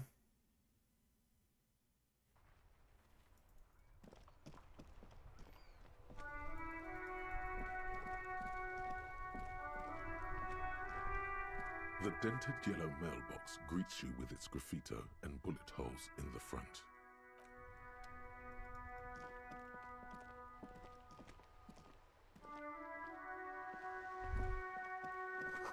The book is titled Man from Yamdal and the Wildfire. Hello, sir. Step right in. The store is open. A young girl with chubby red cheeks waves at you, smiling. Her nose is also red from the cold. I am the law. I know, sir.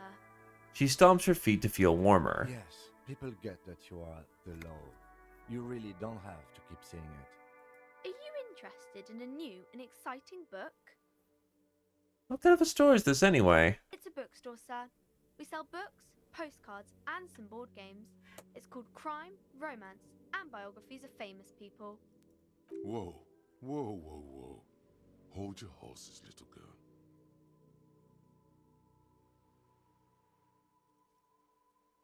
What's a book? That is a book. They have stories inside them. It's like someone told you a story in a really long letter. She points at the stands. What's a postcard? A postcard is a small cardboard picture. You can write a few words on the other side and send it to your friend or beloved. She is unfazed by your questions. She would consider it impolite to point out any perceived weirdness. What's a board game? Board games are like little games on a table, made to pass the time. There are several different ones. She but pauses to sailors here ponder. mostly buy cards. Interesting, thanks. My pleasure. Anything else you'd like to know? It's okay if I ask you some questions. Okay, sir. I'll try to answer any questions you have. I hope they're about books. What's your name? My name is Annette, sir. My mum, her name is Plaisance. She owns the store. She's inside minding the register or organising the stock. The girl gazes at the window, then suddenly jolts, her eyes wide as if recalling something. Feel free to step in and browse our wares. And you're standing out here in the cold I'm because... signalling that the store is open. Otherwise, people might not know. They'd miss out on the crime, romance, and biographies of famous people. No, I'm in a post-occupied France-like location. Past the new age where disco was a thing. A sudden gush of wind turns the pages of the books on the counters. She covers her face, smiling. But she's cold. You're cold. Can I help in any way? Not 100% sure. Apparently some coalition.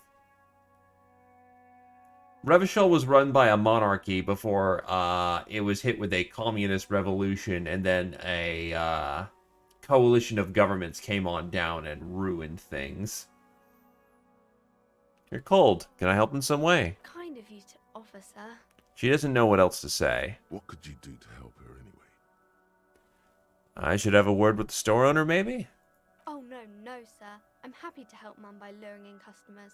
Besides, I have some hot juice in my vacuum bottle to keep warm. She stands upright and smiles like a little soldier. Shouldn't you be at school or something? I do my studies at home at the moment. I have to help Mum keep this place running.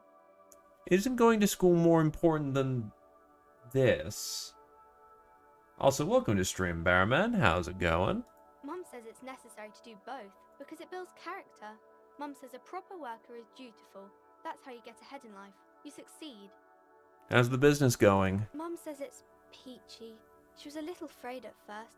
There's talk about this house being cursed. Behind her, the window has been boarded up. You sense the boards creaking, twisting for a second, and some kind of doubt in her tense shoulders. I take breaks from XCOM files and UFO defense. Still love them to death, but those are long-running campaigns that can easily go over a year. Or about a year's length. I didn't really connect with Xenonauts, admittedly. The problem is that it streamlined a lot of stuff, and the score system's kind of brutal, so you do have to kind of play it in a particular way. I'm willing to check out Xenonauts 2 when it comes out, but I never really connected too closely to Xenonauts 1. If anything, I want them to release Open Apocalypse sooner so I can check that out, because I've never tried it before. Anyway, cursed in what way? Cursed in the way that makes them say that no business has ever really thrived here, sir. That they all go... She's looking for the right word. Bankrupt. Exactly. But we've been doing fine so far. This sounds rather serious. I should probably look into this. Narrow your eyes and look through the creaking boards on the window. We can go into the bookstore and ask about the case, but I don't see much more to look into here. The lieutenant makes a note in his notebook. Yes, please do look at our wares inside. The postcards and board games you asked about are also there, sir. What do you know about the other failed businesses? Nothing really, sir. Mum doesn't allow me to sneak around in the back rooms or the cellar. I don't really know what's there. How does this curse manifest itself? It does not manifest itself in any way. It does not exist. I liked it better when we were talking about whether it's appropriate to stand out in the freezing weather. But Kim, the plasmic manifestations. No such thing. The lieutenant stands at your side, stern and serious. Anything else you wanted to talk about, sir? And no, I have not tried only using jets to blow things to pieces in Xenonauts. Also, hey Zephyr.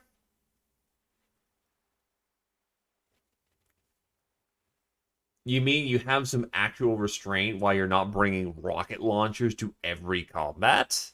Ridiculous. Stroke your chin. Enough about the curse, for now. Maybe I can tell you about some of our books instead. Annette looks at your shaved, prickly chin. It distinctly contrasts with the oily mutton chops that surround it. What's this crime business? Crime fiction is about murders or burglaries or things like that, and the work of a policeman or a private detective who's trying to solve a crime and catch the criminals. Why would anyone want to read about crime? It's exciting to people, I guess. They get to imagine dangerous things, and it's kind of like a puzzle, where you can guess who the criminal is, or how the good guys are going to catch him. I'm a policeman myself, by the way. The law, like I said. You don't look much like a policeman. She examines you as to define something police-like. Well, what does a cop look like then? Didn't mean to offend, sir. Sorry, sir. It's just that you don't look like Dick Mullen. She points to a book cover on which you see a strapping Vespertine officer. He stands grimly over the body of a dead woman. It's not your body that's important in police work anyway. It's you point to your head. Head? Yes. No, it's your soul.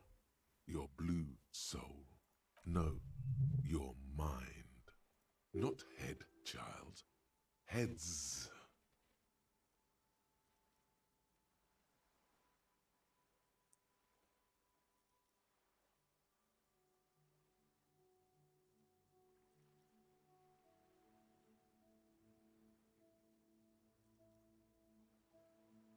Flexibility. There are millions of different people out there, and you have to get into their head. Sometimes you gotta be the killer to catch the killer. Very dangerous. She examines the picture of Dick Mullen. Policemen live and breathe danger, little girl. Mullen obviously lacks the chameleonic skill. Unlike you, sir. He's just a fictional character. He's no match for you. She smiles Maybe you mischievously. can show me some real police work, sir. Like in the books. The cover of Dick Mullen seems to stare at you with harsh disapproval. The girl keeps her hands folded, hidden. Why is that? Anyway, we will be deducing. Hey, why do you keep your hands folded? What do you mean, sir? She looks wary. She knows where this is going. You don't need to be worried. I'm here to help. She looks around anxiously. Her hands remain folded in front of her. She doesn't want to show them. Hey, look, Zephyr, all I gotta say is fuck the cult of Cyrus. You clearly didn't go hard enough. The lieutenant stands by, looking at the two of you with little interest. A facade of true professionalism. He is far more intrigued by the situation than his poise reveals. It's okay. She brings out her reddened hands, her nails frayed, nearly chewed down to the flesh. You bite your nails. And you knew this from me keeping my hands folded? She shoots you a suspicious glance. There were a few other hints. Well, that proves nothing. Anyone could do an easy deduction like that. Want more? Bet I can figure out why you bite your nails. Got a few other reasons in mind. She nods, half provocative, half enthusiastic. You're uptight because of your mother and the pressure she's putting on you. Maybe so, sir. Okay, I know it's a bad habit, and I shouldn't. Dismay flickers in her eyes, and then she sighs.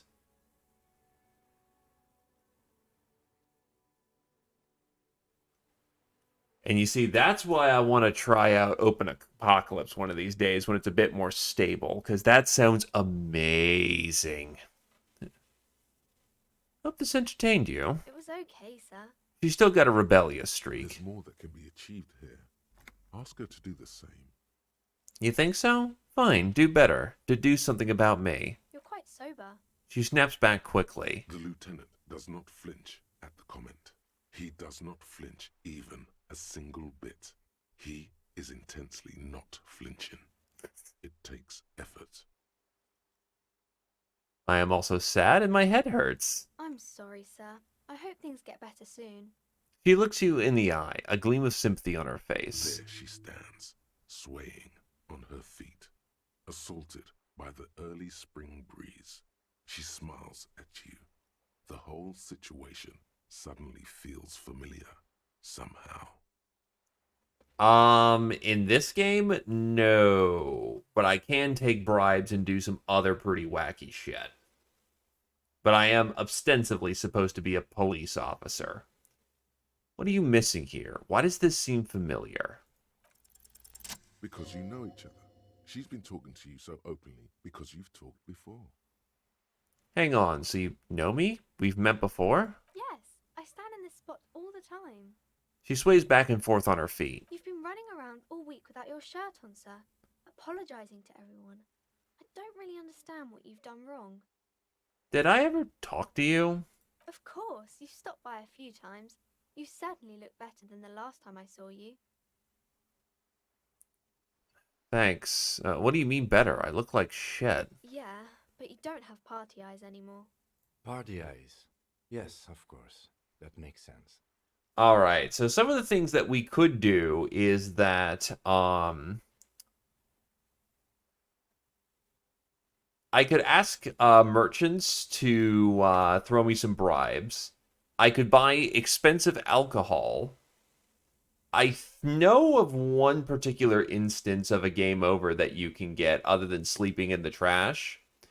I didn't take this option because my firearm skills suck, but I apparently learned just kind of offhandedly is that there's a child watching you when you have a firearm in your hand when you try to shoot down the corpse that's hanging in the trees. You can apparently try and shoot the kid. If you miss, nothing happens other than a what the hell? If you succeed, you get a game over because you shot a kid. You fool.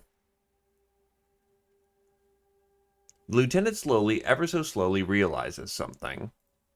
I'm not surprised children have seen you running around with party eyes on, he thinks. Not at all. Party eyes? You know, like a cat in the dark, all big and wide-eyed. It certainly looks odd on a man. I know you can lick some rum off of a table. You can steal a cigarette butt from somewhere, I think. The swiveling eyes of a loony drug addict. That is what she meant. You were probably gurning too. Fuck yeah. You should get some party eyes right now. Snap those sequins on you, boy. Does that mean I've been partaking in narcotics? Oh, baby. That's not what you have to worry about. Worry about the important thing. So why didn't you tell me you knew me from to begin with? I didn't know I had to do that. Thanks, I learned something about myself today. I'm glad I could help you, sir.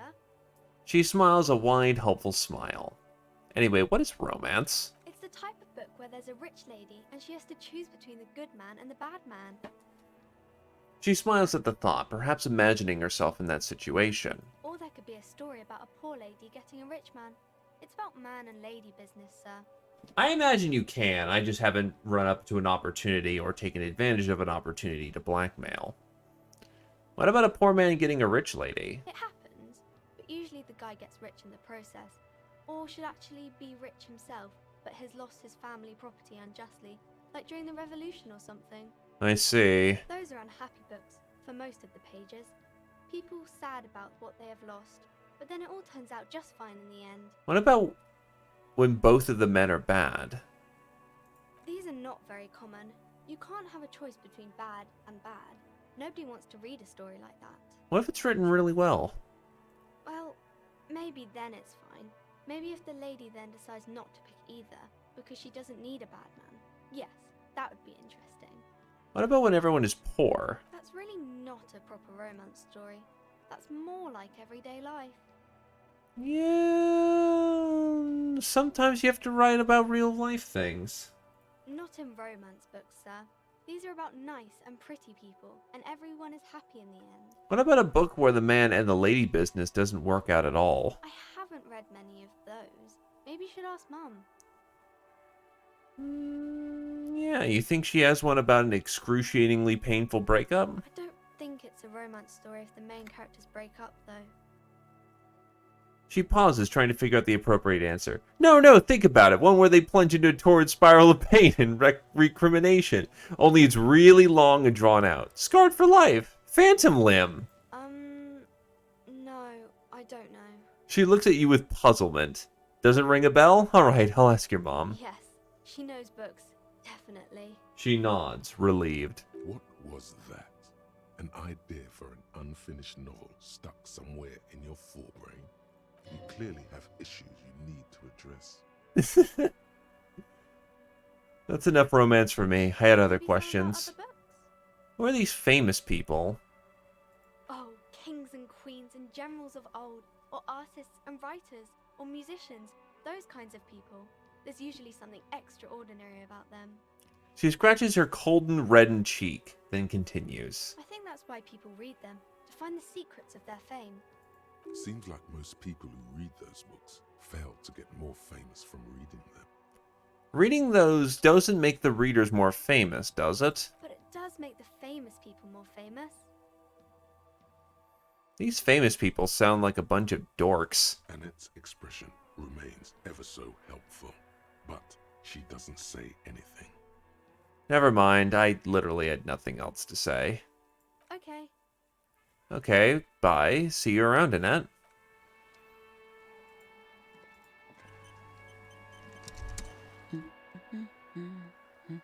You see a sturdy woman humming to herself. She seems to be browsing books. First, it takes willpower to even read the author's name.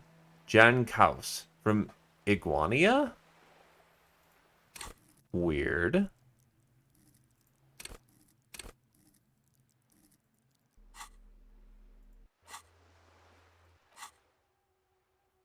I've almost accomplished Guillemot del Million. She's still mumbling to herself, now reading another paperback. A good one? Point at the book. Hello? She nods, her attention fully focused on reading. Me? No one. I'm just a working class woman. She doesn't really want to be disturbed that much. If she's such a working class woman, why isn't she working? Shouldn't a working class woman be working? Not all the time. Right now I'm browsing books. Even a working class woman needs something to read. Good. Nod. It is. I'm a I policeman. know you are.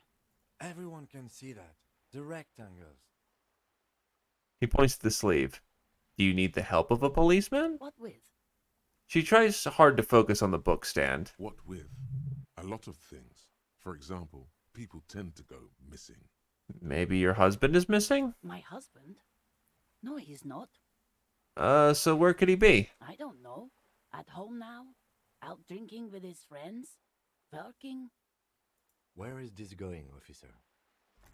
So what I'm hearing is you really don't know where your husband is. Yes, but I don't really need to know where my husband is. Not all the time. She looks around and takes a deep breath, a little annoyed. Wouldn't you like to? No. She looks you straight in the eye. Her right foot is tapping nervously. I can totally help you find your missing husband. Why are we still talking about this? I haven't lost my husband. She has, though. The husband is totally lost. You should tell her that it's okay. It's okay. What? It's alright not knowing where your husband is. Nothing shameful in that. Who said anything about shame? Stop talking down to me. My husband is not missing. She puts her foot down. But he is. You can feel it. Or maybe it's something else then. Watch her browse books. Her hands move over the book covers. The tips of her fingers look rough, stained with yellow. It seems like she has spent a lot of time at work, smoking. Another comrade. Years of labor are pressing down on her shoulders. She deserves a hug for all the work she's done for mankind. Fuck it, hug. You step in and close your arms around this foreign body, wandering astray in touch. There's a small movement beneath your hands as you shut your eyes. Then a tiny voice breaks out and asks, What is happening? She seems to be confused. Your hands are wrapped around her polyester coat. The fabric feels cold, moist from the sea nearby. Keep hugging her. The situation is oddly intimate. Your cheek is pressed against her shoulder. Her hand No. is trapped between your chest. 5 seconds pass, and their passing seems so unimaginably long. Then she coughs and says again, What are you doing, officer? Less talk, more feeling. Keep your eyes closed. Soak in the closeness. See what the feeling entails. I am fighting for the working class. Fighting for it how? She hasn't let go of your embrace yet. A hug a day keeps the bourgeoisie away. Oh, There's a strange sensation as the woman strengthens her grip. She's hugging you back. I guess it's better than nothing. Keep fighting on, my fellow comrade. She then breaks the hug, her cheeks flushed. Is there anything else I can help you with? That's all for the moment. I'll let you read. The woman before you nods and returns to her reading. We ended that on a good note. I don't need to ruin it. Also, was that a question of do I have any personal childhood stories? Because everyone's got stories. Most definitely everyone's got stories. Gift books and molten candy. Old sports magazines tucked away in a dark corner. The book collects the national recipes of Arda. They're all about lake trout.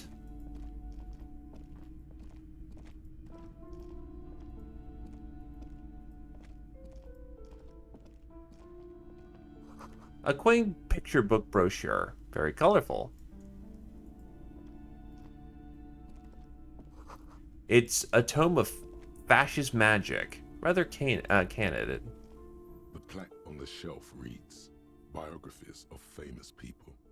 You see a large variety of names, none of which ring a bell. Look through the display. Browsing through all the books with all their names makes your head spin.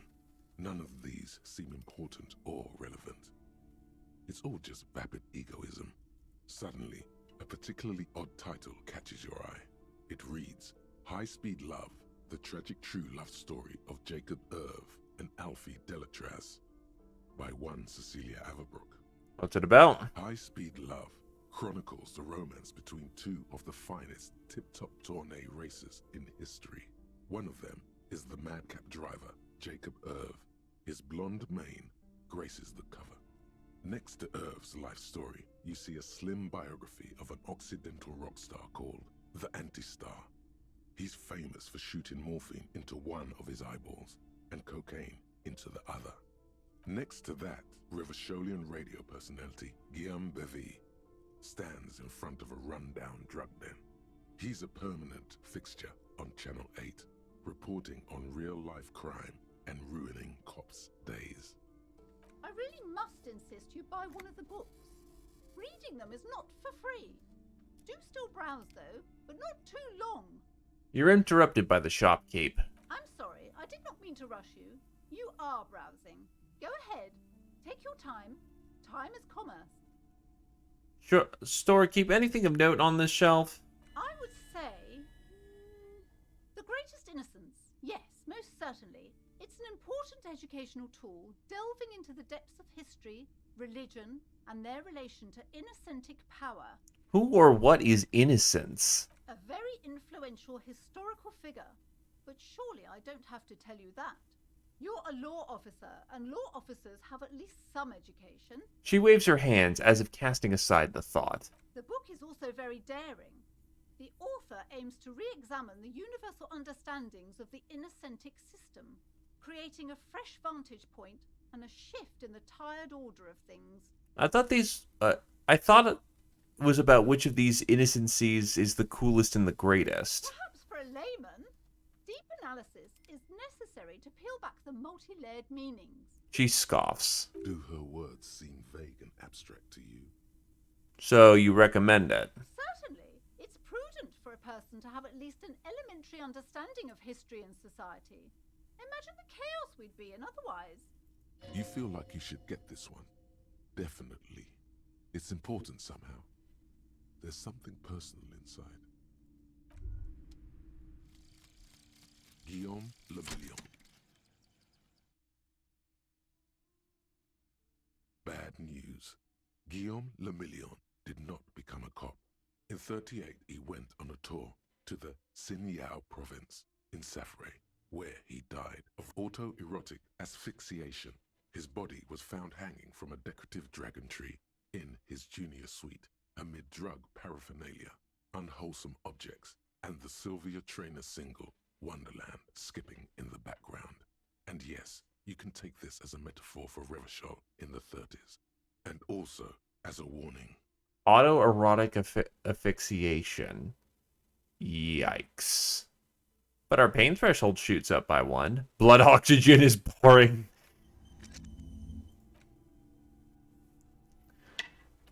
Well then.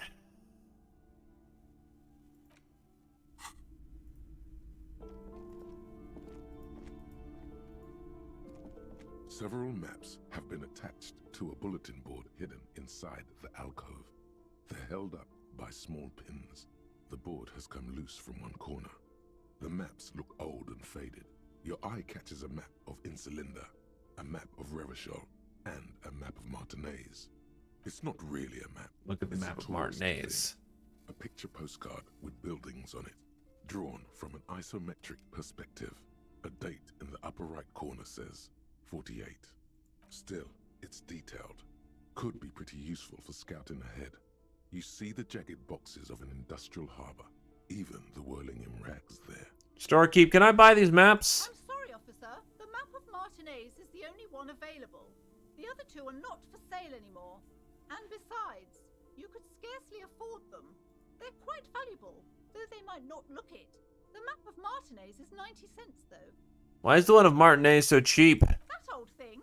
It's an out-of-date map of a tourist location that never was nor came to be. From when some design studio people tried to spruce the place up 4 or 5 years ago. They also renovated the horse statue, set up those coin-operated viewers, and designed the new street lamps. The place does not look like a successful tourist trap, does it? What happened then? They didn't get that far, for some reason. A shame the project never got going. Would be nice if someone fixed Martinez up. All these ruins are bad for business.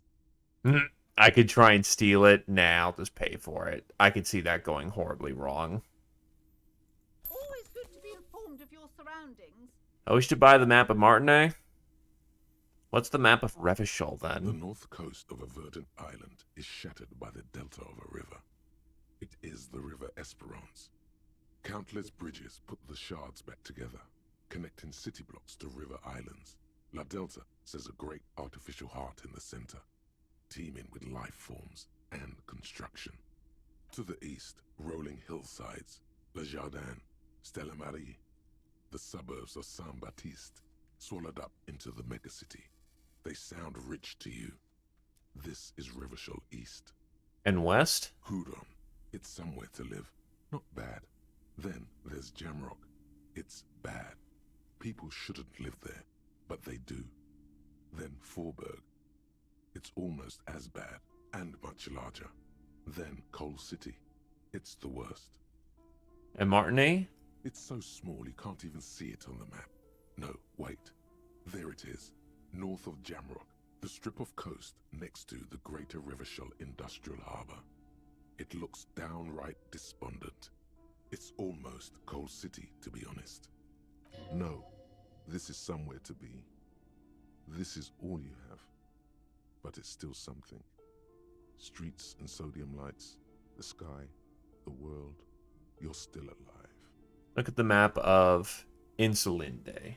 This large map displays archipelagos. Hey, Ninja Zombie. You see a constellation of small dots on the light blue emptiness of the Insulindic Ocean. The largest in the northeast is La Caillou. You are here. Another far away in the southwest, Seminese Islands, Ile de Fantôme. What else? Ozon, Laurentide, Fas a la Mer, Archipelagos, North Arcade Islands. All just specks of dust on the vastness of the Insulindic. On the edges of the map, the color fades into a blur of dotted lines, black and white, disintegrating into mathematics. In the northeast, a dust mite stands on the north coast of Caillou in a bookstore. It's you. Squint first. Can you see cities on the islands? You can. On Caillou, Revachol, a single black star. On Ozon, Fondelier, and Vilmandu. On archipelagos, Croyan Moran, Villiers. On Seminine, Olduvai, and on Laurentide, Deora of the Seven Seas. Lost little pearls of light, tiny fires in the dark. 850 million people live on these little dots, an oceanic world of culture and commerce torn apart by history. Look at the edges. The ocean breaks apart into a tangle of cosines and azimuths, all pointing into pale nothingness. Windy is the north azimuth. Grad is the northeast azimuth. Samara is the east azimuth. Seol is the west azimuth. Isolas, they're called. Connections to other worlds. Words past the Insulindian, unknown to you. You only know you've never been there. You have little idea what they are. Distant stars, gods, but looking at them makes you feel almost non-existent. Whatever they are, the Isolas are immeasurably large compared to you, and very, very far away. Oh god, that was a failure. Perhaps they are gods. Gods of distance and outer dust. Yikes, those are 17s. Those are hardcore. Oh, I can interact with the map. And this book. Alright. Why not? A worn and torn map of Martinez area dating from 48. A title on the top reads Benevue Revachol. It's a bit out of date as it was originally created by a design studio in a failed attempt to spruce up Martinez and turn it into a fancy tourist location. Features the patchwork grid of the streets of Martinez, with directions to appropriately touristy locations. Year 48 resides on the upper right corner. Trace a path through the grid. Your finger moves through the various streets, across Rue de Saint-Ghislain and Rue Saint-Sipar, over Saint-Brun and Martinez North, finally coming to a halt on the spot where you are currently standing, although the map gives no such indication itself. For a more detailed view of the map, go to your journal and select the Map tab.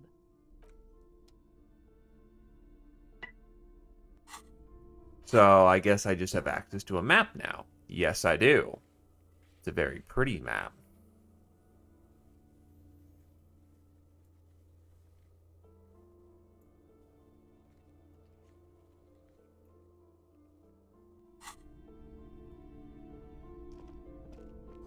Another boring book just discarded here. This bookstore is not strictly about crime, romance, and biographies of famous people. There's also a wide range of paranatural literature. look through the shelf. Amidst the various books, you find one written by someone named Matthias W. Dundas. It's about wholeness, unity, balance. These three things are very important to the working class mind. The point of the book, and many others on this shelf, is to give people medicinal advice in situations where they don't have access to paid health services. How does that work? It serves platitudes, while also telling everyone that traditional medicine, the kind people don't have access to and which costs more than this book, is garbage and would only give you cancer anyway, without even curing your cold or anything. Wholeness, unity, balance, on the other hand, can basically take care of anything. Though it is important to note, when it's up to your mind to heal yourself, then it's because of your mind that you're ill in the first place. Does the book say anything else? The book features chapters on topics such as how to find magnesium. It even lists plants you can harvest magnesium from. How to continue drinking if you're an alcoholic who has destroyed his liver. And there's even a chapter on the ancient Seraïs tradition of using duck gallbladder preservatives to treat and prevent sexually transmitted diseases. Pre and post factum apply. Nothing worth buying. This is just mundane garbage. What's even paranatural about this? This is going to be easy enough. Find something truly otherworldly. The throbbing in your head increases with every passing moment you gaze at this shelf. Suddenly, as if out of nowhere, a small green book becomes apparent. The title of it reads, Medicinal Purposes of the Pale. What's the pale? The book contains very little explanation on the matter. This knowledge seems to be taken for granted. What's this book about? The book contains descriptions of various pseudoscientific therapies, alternative medicines, and folk remedies involving the pale, also known as le territoire. For example, it recommends vigorously swatting one's naked body with a venik or hand broom, made from the leafy twigs of a young birch tree from the near pale. Sounds painful. It is supposedly invigorating and good for the circulation. What else? It also recommends consuming distilled spirits like vodka or whiskey that have been aged in the pale. Readers are instructed to cover these jars in a shallow hole just inside the pale and leave them there for 30 to 60 days, depending on the potency desired. And what does this pale-aged liquor do? Among other benefits, it is alleged to restore a damaged liver to perfect health. That seems improbable. I should probably get my hands on some of that. What else is in there? For general health and well-being, readers are encouraged to take regular strolls through the pale, though a sidebar cautions readers to limit each stroll to less than an hour. These strolls promise to cleanse the mind of worries and the body of toxins, especially if the perambulator performs this ritual in the nude. Nudity figures prominently in a number of these prescriptions. This is exactly what you need. Uh-huh. Anything else of note? There's an entire section devoted to cures for men who are struggling to perform their marital obligations. I certainly don't need that. You close the book and return it to its place on the shelf. I'll leave that be.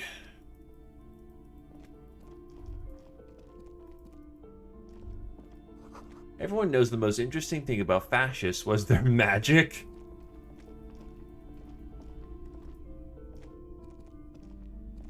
Welcome to Crime, Romance, and Biographies of Famous People. My name is Plaisance. The clerk extends a greeting. Be welcome, and please take responsibility for the energy you bring into this space. So, you are the owner of this store. I am the proudest owner of our little shop of culture. Her voice is high-pitched as to give it more penetration. The girl outside mentioned that this place was cursed. Cursed? Who said that? Annette? I will have a word with her. This place is not cursed. It has a robustly magnetic energy. Good for commercial activity. My business is thriving, sir. What in God's name is she talking about? Doesn't feel like it's thriving. Feels ghostly. Your daughter is the one outside standing... Your daughter is the one standing outside the store, right? Annette, yes, my daughter. I hope she wasn't slacking off again with her nose in science fiction. Tell me, was she at her post doing her job like a proper girl? Yes, of course. Wonderful. Did you talk to her? Yes. Great. On a scale of 1 to 10, how compelled were you to buy books after talking with her? Her opinion of her daughter depends on how well she lured you into the store. I'm not going to grade a human being. I don't do that. Come now, it's not personal. It's about proper sales practices and market research. I expect an answer. She crosses her arms. 10. She's certainly very polite and helpful. My precious, her dedication brings joy to my heart. If you have children, I hope they turn out as great as my Annette. She's immensely satisfied with the answer. All this pressure has really made her anxious. You know she's chewing on her nails. God, I've told her not to do that. It's such a disgusting habit. She'll get over it. Anxiety is a part of life. A part of hers, too, clearly. I don't think she can do anything about it. She can, if she has enough willpower. This is what's called growing pains. Life isn't easy. Life doesn't give breaks. Come on, ma'am. It's obvious she can't do anything about it. You are placing an unnecessary burden on a young child. What you're doing is wrong. Even I know that, and I usually don't know anything. She stands stiff and severe, silently fuming. 10 or so seconds pass without change. This is a person coming to terms with a new reality, one where they are wrong. It's not easy. She's looking for one, but there simply aren't any good arguments for being an asshole. Oh no. Hold on. I need to invite her inside and apologize. She must be freezing out there. All of a sudden, she exhales sharply. Her shoulders slump down. There. I don't know what to say to you. My husband, he tries to teach me business lessons. I have what my mother called a dull mind. All this stress. She stops, but her mouth keeps moving. It sounds like both the husband and the mother treat her the way she treats Annette.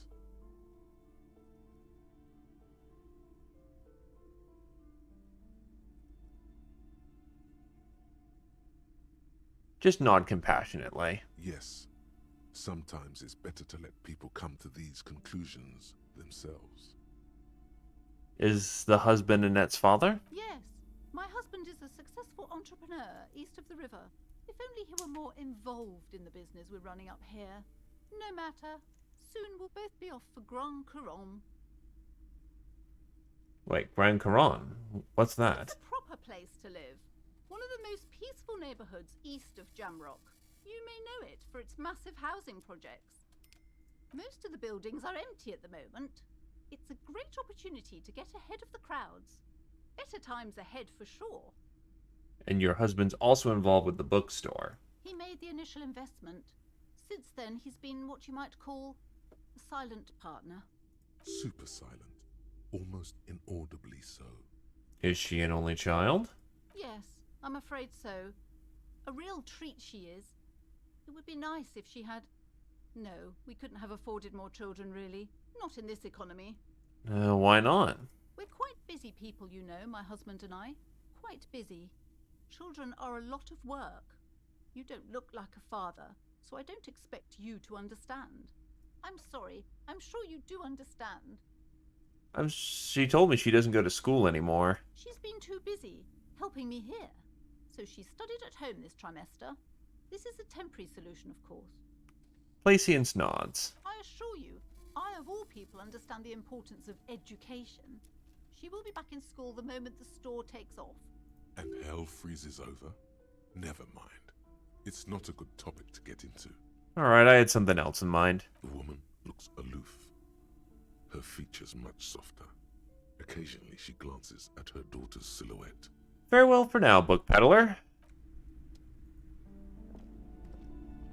Do I have any other thoughts I want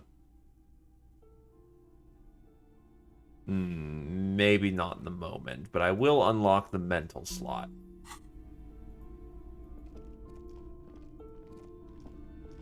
You see a set of tattered curtains blocking the way to another room. A strange cage-like trinket dangles from the curtains. Excuse me, officer. The back room is strictly for employees only. Examine the strange cage-like trinket. You see some kind of charm, an irregular polyhedron assembled from bones, sticks, and straw. Inside, a disturbing fish head with empty eye sockets stares at you. This is a traditional Seminese ward, meant to provide protection against ill luck, bad dreams, curses, and other supernatural scourges. And who are the Seminese? Inhabitants of Ile de Fantôme, the Seminine Islands down south. Aside from poking at it suspiciously, there is nothing else to do with the fishhead charm at this time. The curtains remain shut before you. Shopkeeper, what's behind the curtains? Nothing. Now please go back to browsing the books. Don't you feel compelled to look at the books? The books are all you care about. She speaks almost as if she's trying to put a spell on you, urging you to buy more books. Oddly enough, the more she tries to draw you away from the curtains, the more alluring they become. Pull open the curtains. Just as you're about to pull apart the curtains, the petrified voice of the shop owner cries out once more. Sir, don't touch that. I told you it's off limits for the customers. Her hand is closed around her pendant, her fingers nervously playing with the talisman. Parapsychologically speaking, we're done if you decide to open them. I won't be held responsible for the consequences. It's too dangerous. She looks away, mumbling. Why is everyone always messing with the curtains? Why can't they just buy books like normal people? Is this about the curse? Is that why you're afraid? No, it's just a storeroom for the employees, I told you. Now please step away from the curtains. But I sense this place is calling for me. I must investigate beyond the threshold. You do? My God, even more reasons not to mess with the curtains. Just step away, dear sir. Ma'am, this is different. I'm a police officer. I need to get in there. Why? It's not like anyone was killed there. She stops abruptly as her hand flies over her mouth, baffled by her own bluntness. I'm sorry, I don't mean to be so impolite. Just please don't go there. I can't allow that. You'll only make things worse and unleash the powers. Alright, I'll think about it for a while. Thank you.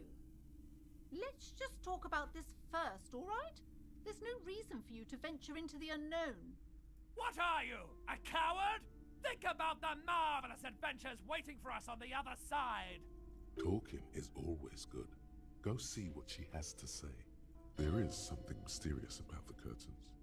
Be careful. The curtains, tattered with age and covered in dust, hang before you, as if taunting you.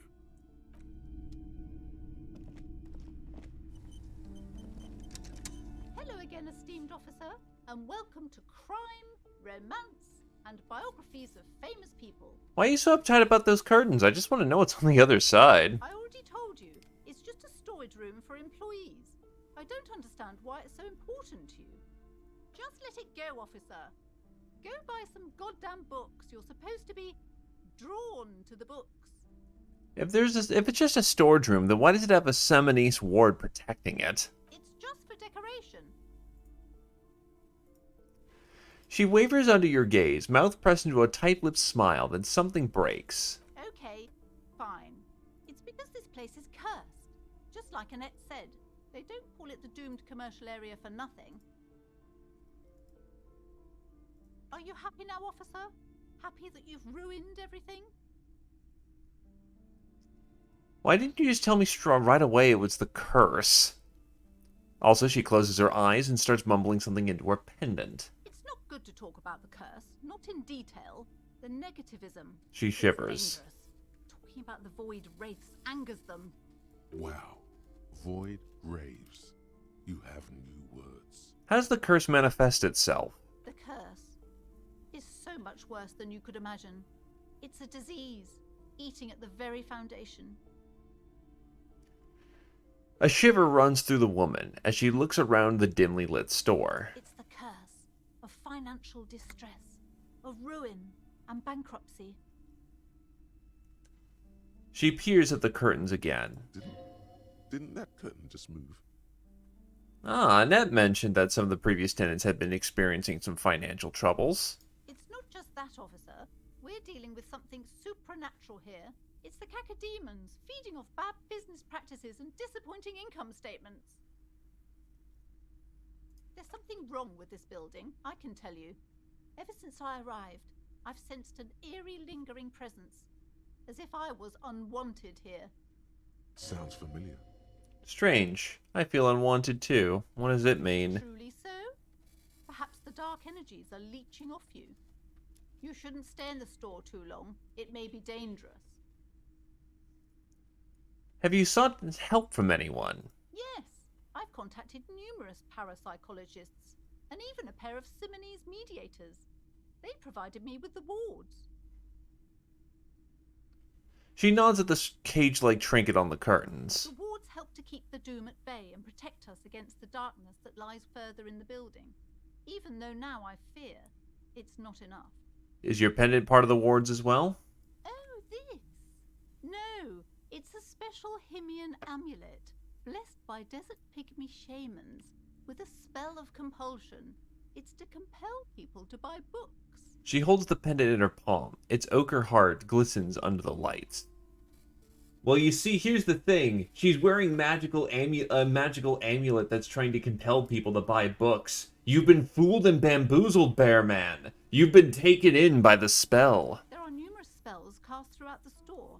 I had the books anointed with a different inducement spell, for example. It's guaranteed to boost sales 15%. Desert pygmy shamans. That sounds like a rather questionable way to describe a group of people. Would you like me to take the case? I could investigate, see if the curse is real. Most certainly not. I don't want anyone who's not familiar with the psychic arts to get involved in this mess. Stay away. Leave the spirits be, so they can return to their slumber. My liege, you know what this case calls for? A para-detective. Convince her to let you into the doomed commercial area. But I already have the drama skills I need. I'm already connected to the psychic domain. Slither up to her, you silver-tongued fiend. Show her what world-class perfidy looks like.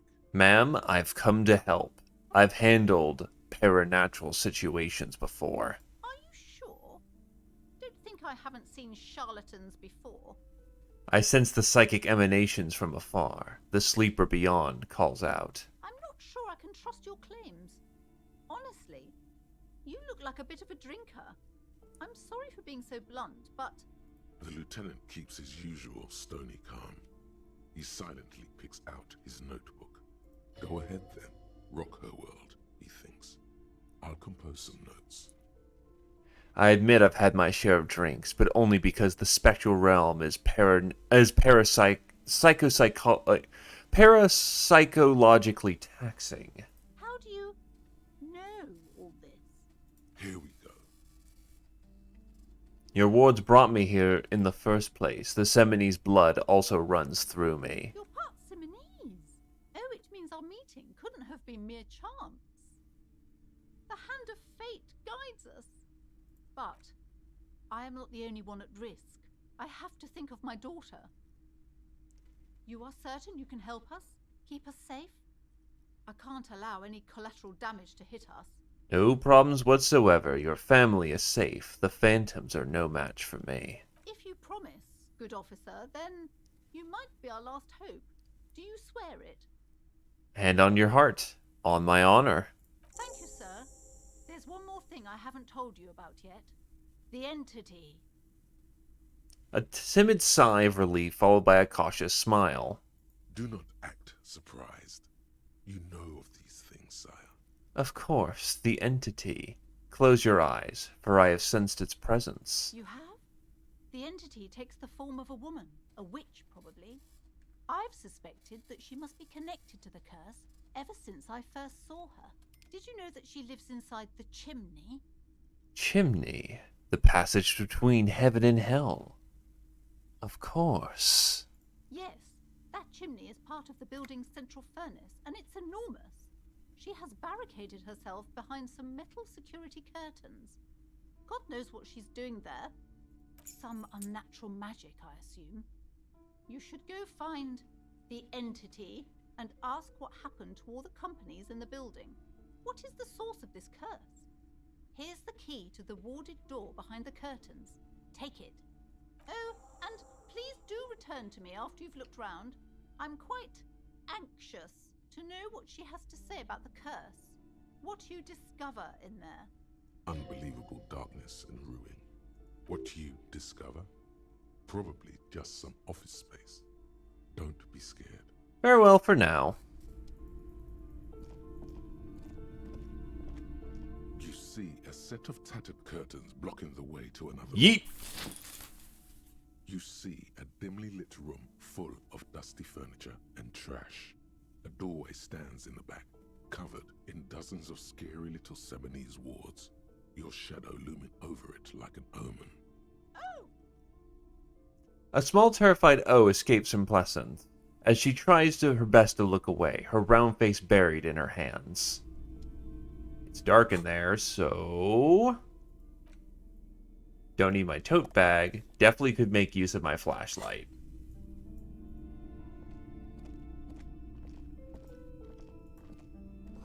Ghostly silhouettes of hair dryers. A vaguely androgynous portrait of a man. Purity seals on the door. A heavy door with a missing handle stands before you, covered in dozens, if not hundreds, of Seminese trinkets and charms. It appears to be locked. Knock on the door. Only an echo. No one is there. Unlock the door with the key. After exerting some force, you manage to turn the key. It's eerily silent. The door slides slightly open, letting a draft of cold air into the room. Yoink. I ain't no coward. What is this place? The lieutenant stares at the dusty training equipment. Looks like a gym to me. Yes, but no one's been here in ages. He draws a stripe on the dusty floor with his foot. I doubt the electricity still works. Good thing we have a flashlight on us. An eerie feeling rises in your chest. What if there's a reason no one's been here for ages? Yes, because it's closed. No need to look for supernatural explanations where a banal one will do. Now let's move on, shall we? Boring. The sand is dripping from a punching bag. Oh. I could just take the shot put ball, and it's actually worth a lot of Royale. The poster says Citrus Fortis. The rest is worn off. Worn out wall bars. They look unsafe.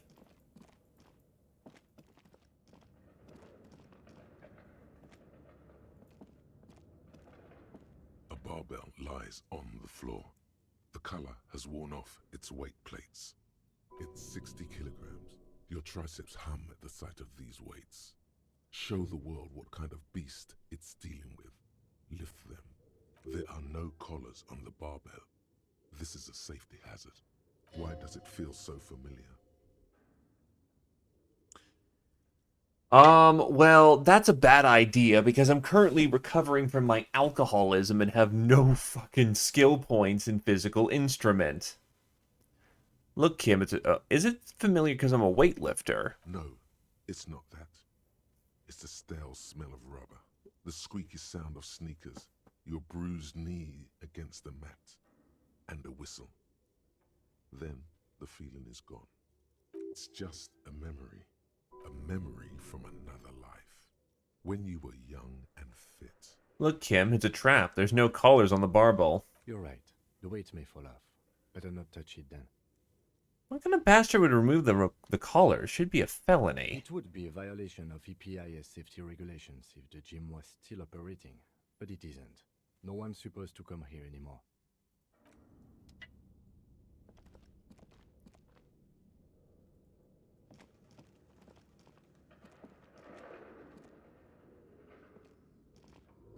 The hallway is blocked by old window panes and debris.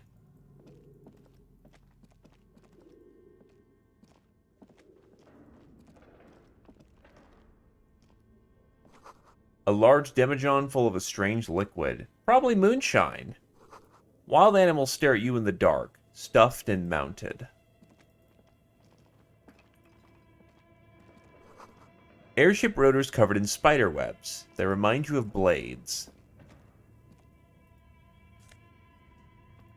Money. A naked mannequin torso. A strange yellow color. Blue velvet soft to the touch. Moth-bitten.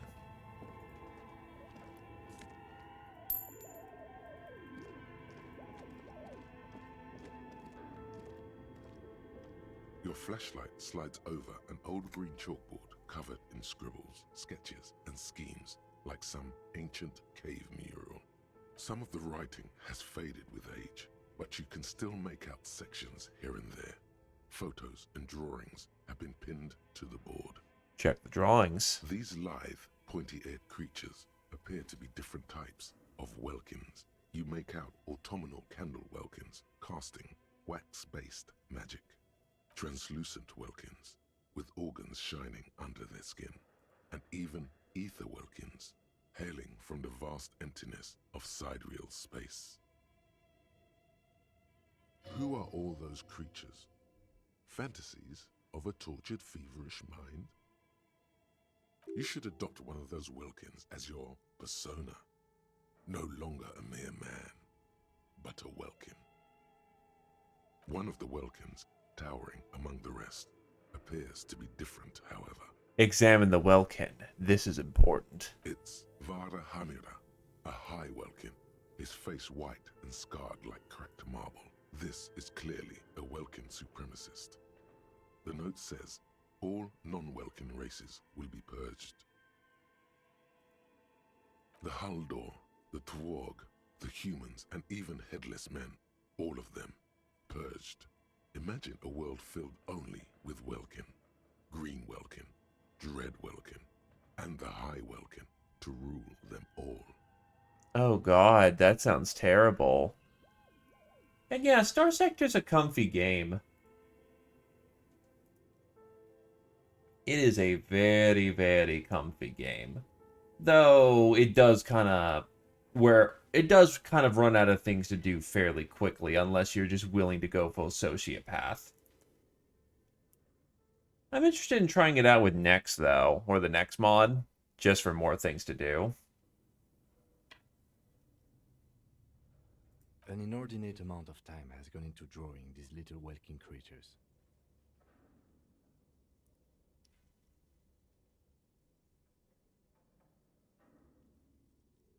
One is a Welkin supremacist. Political commentary. That one has a great beard, too. The lieutenant nods at the Welkin's facial hair. Why would anyone spend so much time on this? Some people really like building a world, I think. Even if it's just for a game. Well, I do. Well, it sounds like you're enjoying it, so glad to hear. Spoilers, though, on Star Sector. Arming radical space terrorists is a great way to make a lot of money. Who are these creatures? Who drew them? Are they real? I have so many questions. This looks like concept art for a project. It's not really real. Well, this has been educational. Let's move on from the Welkins. Just look at those details. So much effort. And for what? All gone. Photos. The photo collage depicts barren, icy landscapes wrapped in perpetual night. You see permafrost and glacial landforms, dead trees grown in under the snow. Entire oceans have been frozen from shore to shore. There are pictures of settlements on dried-up riverbeds, abandoned in a storm. Animal corpses in the dark, carcasses and bones. You see primitive oil rigs built into glaciers, boreal dvorg, yurts under the snow, great mammoth-like beasts of burden. Albeit dark and cold, this vision also feels cozy in its own way, like eggnog or morphine, a much-needed respite from our own world. A pinned postcard reads, "The heat death scenario, a desperate fight for geothermal energy engulfs the world. as Wirral becomes untethered from its sun, drifting through the universe. Inspect the schedule. This is a monthly calendar from the year 50. Cryptic words like sprint, daily minimi, and GPI span the marker-drawn grid, the grand scheme of production and money.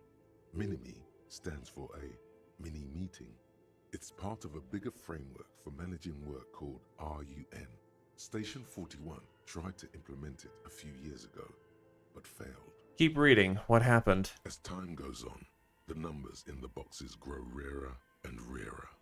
The board becomes an empty snowfield in the final days. Only failure and regret dwell in this region. Looks like they didn't make it. The lieutenant looks at the frigid ice field of nothingness. A note in the bottom left corner of the chalkboard says, "See the prod schedule filament for details." Inspect the notes. The handwriting is only partly legible, but you can still make out 3 slogans: Call in, Tune Out, Wirral Untethered, and Heat Death of the Universe. Hey there, Fireborn. Yeah. Well, to be fair, yeah, pretty much Frostpunk. Everyone will be dead if you ever, get out of that small little ideal zone from the sun. This old fireplace is covered in lines drawn in blue and red marker, the mesh spreading over the stone like blood vessels on alabaster skin. It looks ghostly and strangely ancient. Remember, we're in a very Goldilocks spectrum of our sun. The ability to sustain life on this planet is only determined by a few inches in either direction. The whole thing resembles Kadran mosaic tiles. Very pedantic. Hold on, how do I know what Kadran mosaic tiles are supposed to look like? History classes, students with their textbooks open, studying the roots of our civilization. Those aquarelle blue tiles looked beautiful in the sun. What am I looking at? Radio frequencies, it seems. UKV 123.6, UKV 123.7, UKV 123.9. Some written notes, too. Sparse and cryptic. Either, we freeze to death or we all melt. It's fun. Radio frequencies for what? Unclear. It looks like a cardiovascular system split into veins and capillaries. Very advanced. So we're dealing with something medical here? You think so? The web is comprised of radio stations, all lead back to one red heart, titled the Game Master Frequency. A note says, this one can listen in on any station it wants. Wait, who's the Game Master? Someone very important. The leader of a massive on-air game built by these people. A conductor for the hundreds of story threads that pass through the Game Master's frequency. If it's a game, then who's playing? Whoever decides to call in to a call-in station, it looks like. All of this is gone, left unrealized. There's no way a little basement studio working here could pull anything like this off. My God, it's as if the less money they had, the more ambitious their project became. Lieutenant leans closer, his finger tracking the maddening rhizome. The schedule. I know doom when I see it. The company was running out of funding. He nods at the calendar on the chalkboard, wiping his marker-stained fingers clean. What else? Squint at the lines. Nothing. It's just lines on marble. An echo from times long gone. No one has used the fireplace in ages.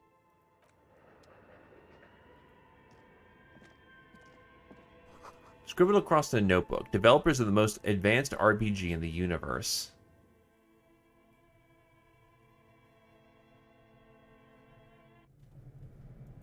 Oh, different area entirely.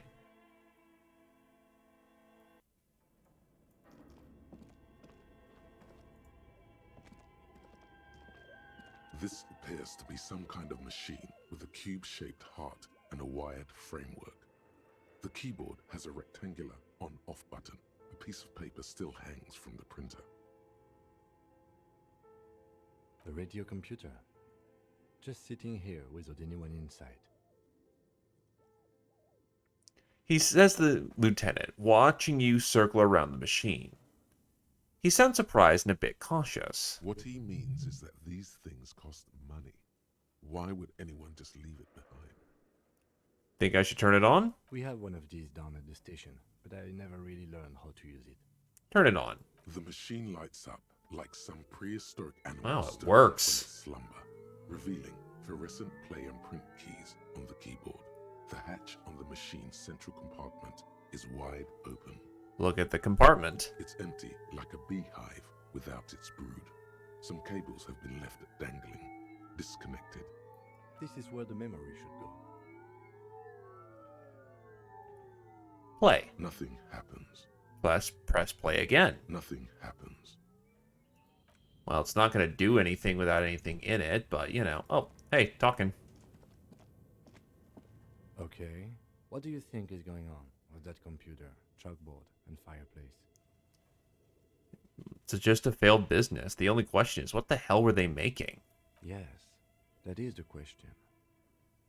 Lieutenant takes a step back, steeping his hands. It looks like one of those popular pen and paper role-playing games. Only these people were trying to automate it, make it work on radio computers. Utter madness, he thinks, as a compliment. How are they planning to do that? Through call-in stations. He nods All at the players have to fireplace. be physically present. Anyone in the world can participate in the game, as long as they have a two-way radio. Then there's the game master frequency that listens in on the smaller call-in stations. I think that was supposed to coordinate the stories, functioning as a master of ceremonies of sorts. Has anyone ever done this before? Not to my knowledge. They make automated games in Graz, Messina, Königstein. You know, places with industry. Not in Revachol West, among the ruins. But I don't think anyone has attempted to create an inter-isolary game before. We just don't have the technology. And this was a role-playing game. Indeed. Those Welkins are a dead giveaway. He points to the Role-playing people chalkboard. love that stuff. The world looks like a modified version of the WeWorld board game, with hit death thrown in. Super cool. Someone should give them millions of real immediately. This game is too good to be left unfinished. Okay, their conceptualization. What do you think happened to the company? No idea. They stopped filling out the schedule on the chalkboard. Wow. Indeed, it's ambitious and untethered from reality, but...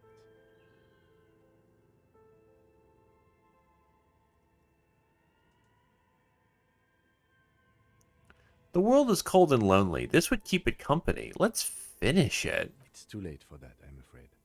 A half smile breaks out on his face. He says, looking out to the derelict room. The pipes howl and a rat crosses the floor. Okay, let's keep moving.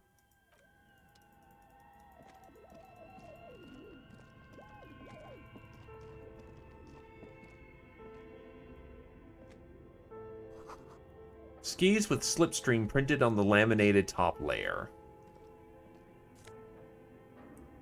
Production schedule. Filament memory. Well, that's nice and handy.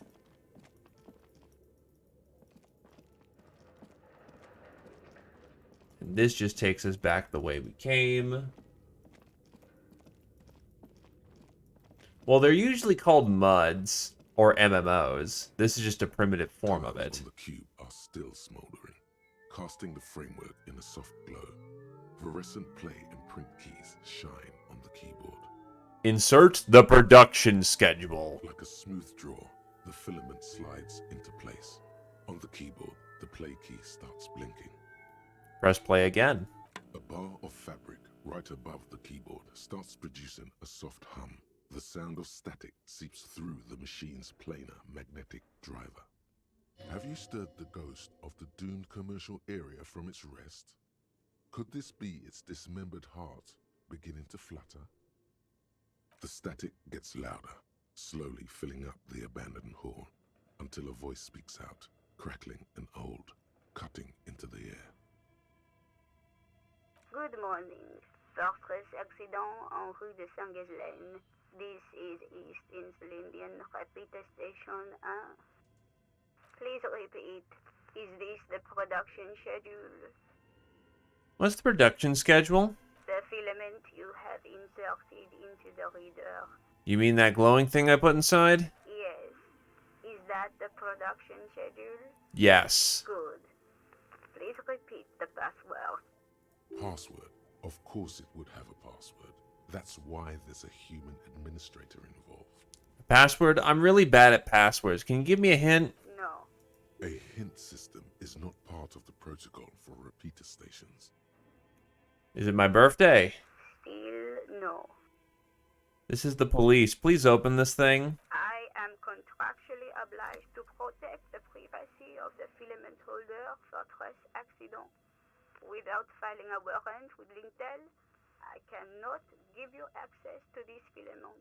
I'm afraid we are not doing that, unless we want to wait for a month. We're not doing that. Now, can you please repeat the password? The voice in the air asks again. She sounds cold in this damp air. I don't know the password. Received. I will register this login attempt. Don't worry. Passwords have a way of turning up sooner or later. Fortress accident. Is there anything else I can do for you today? Why'd you call me Fortress Accident? Fortress Accident is the company on whose name the terminal you are currently using has been registered to. Do you have any other information about this company? One moment. You hear her flip through a catalog before she reads out with studious care. Fortress Accident SCA produces revolutionary interactive call-in radio games. That's what the catalog says. That's not bad. Wow, so conceptual. She hums. And what's that? What's that? This interactive call-in radio game. Any other questions? You hear her ask when the connection finally improves. What are you, a machine, or are you alive? Yes, I am alive. I am 74 years old and my name is Yvonne. She repeats passwords. Programming people are all paranoid.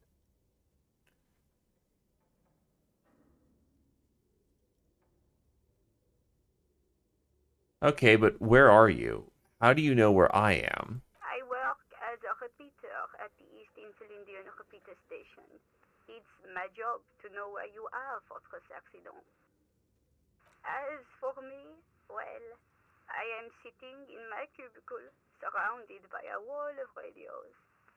Doesn't it get lonely, sitting there all by herself? Doesn't it get lonely doing this job? Lonely?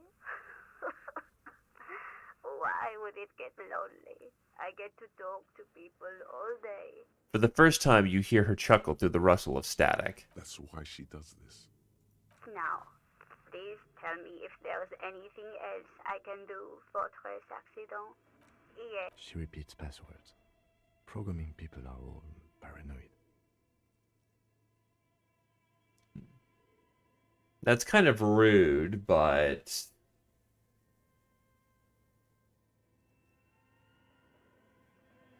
Nah. Doesn't it get lonely? Now, please tell me if there's anything. That's all for now. And goodbye. The old lady's voice disappears along with the static. Tiles on the cube are still smoldering, casting the framework in a soft glow. Fluorescent play and print keys shine on the keyboard. Press print. Nothing happens. Remove the production The schedule. filament slides out of its glowing nest.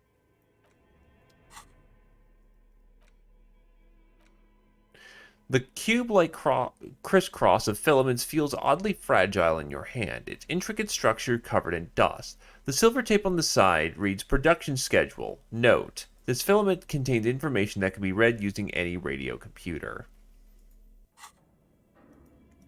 Nah.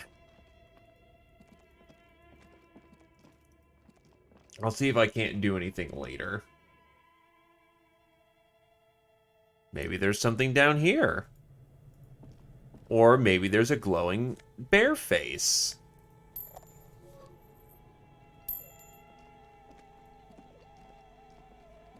You see a terrifying ice bear with a strange compartment in its belly.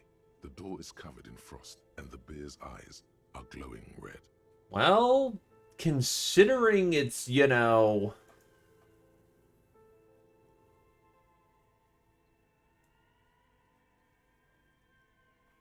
Considering it's, cutting-edge technology, it makes sense it's worth a brick. The bear looks oddly realistic. Is it taxidermy? What is this thing? It looks like a giant ice bear. The lieutenant doesn't answer. His eyes are glued to the animal. A sharp slice of light shines out from its mysterious belly door. Crack open the door. A gust of freezing cold air rushes to greet you. You hear a low grumble as the bear regulates itself. This is the inside of a refrigerator. The lieutenant takes a peek inside. His hand has found the holster of his gun. Relax, Kim. It's a fridge. Of course, just a giant ice bear-shaped fridge. He relaxes his hand, his face bathed in the harsh light of the open fridge door. Ah, so you're a polar bear then, Mr. Bearman. Let's take a look inside. Look inside the refrigerator. The shelves are empty. All you see are crumpled ice cream wrappers with the brand name, Revachol Ice City. A handwritten note has been attached to the door. The fridge is huge. Take the note. You pocket the note and the little fridge magnets keeping it on the door. Examine one of the ice cream wrappers in there. A friendly cartoon bear smiles back at you from a glossy cellophane wrapper. It looks nothing like the fridge. Now I want some ice cream. Damn it. What's a giant bear-shaped fridge doing in an abandoned cellar in the first place? Good question. It looks like an ice cream fridge. The lieutenant reaches for one of the wrappers. He studies it in the light. So they tried to sell ice cream from this hyper-carnivore.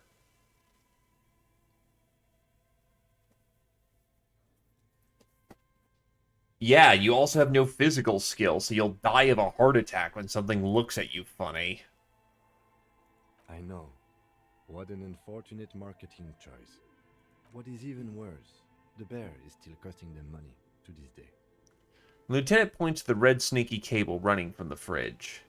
The fridge buzzes with energy. The electricity bill on this thing must be catastrophic.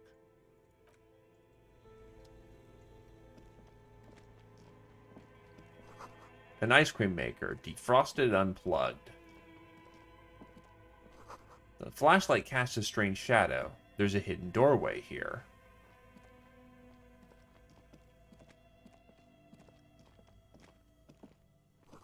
Two rusty rifles are hidden above the piping. They look inoperable. A few bricks have fallen off, revealing a compartment behind the wall. It's too dark to see in. Where are we? Look around the secret room. Seems like an old bunker from the Revolutionary period. Look at all those rifles. He points up at the old weapons cache. He points up at the rifles under the ceiling. Look, there's a hole in the wall. Shine light on the hidden compartment. There is, yes. And there also appears to be something inside the hole. Interesting. Do you want to take a look? Okay, I do. Look inside. Your hand reaches deep into darkness and spiderwebs. Rummaging around, you find rusty rifles hidden away.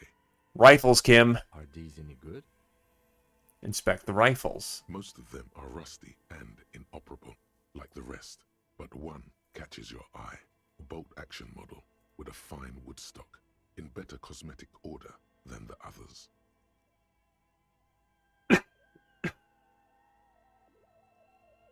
Take it. You're a police officer. Police officers carry guns. This one looks nice. That's a rare sight. Seems to no longer be functional, but still a beautiful thing in its own way. What does that mean? A rifle here? It means there are firearms, albeit inoperable, still lying around in Martinez. It's an interesting coincidence, I would say. Might come in useful in the future. He likes this find. A few bricks have fallen off. Ah, nothing new. Someone has stuck some busted guns beneath the ceiling.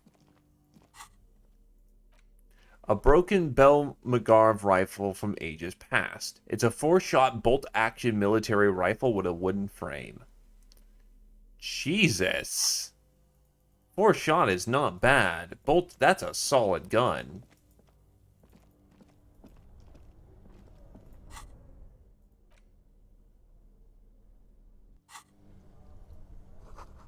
and a frozen ice cream maker that's still running. There's the plugs for the bear. Insane mesh tank top. Intercom wires running into the breaker box. There's some money. A cellar window. People's feet shuffling by on the street. 2 cables are plugged into the breaker box.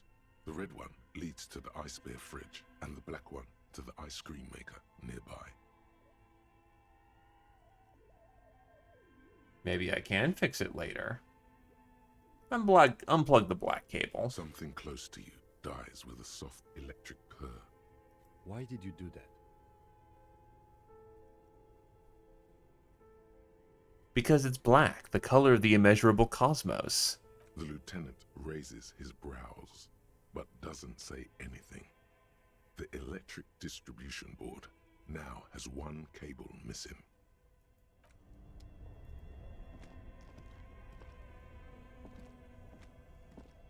Am I supposed to be able to do something with this?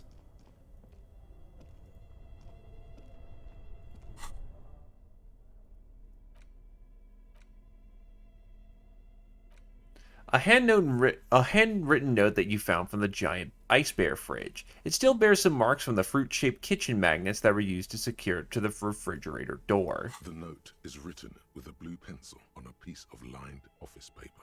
The kitchen magnets have left spots on its surface. Does it say anything interesting? Lieutenant leans closer to read the crumpled note over your shoulder. This is tangential at best, but the lieutenant's detective instinct is still active. Read the note. Someone has scribbled, S. I can't believe the off-site copy is still here. The illiterate ginger kid keeps stealing stuff from the studio, so I had to hide it somewhere safe. You'll find the filament memory with the off-site copy in the frozen ice cream maker. Please take it home, ASAP. It's important. I'd do it myself if I lived in a civilized place with a freezer. Take care. Sully Swaff. I wonder who wrote the note. Looks like someone from that radio game company upstairs.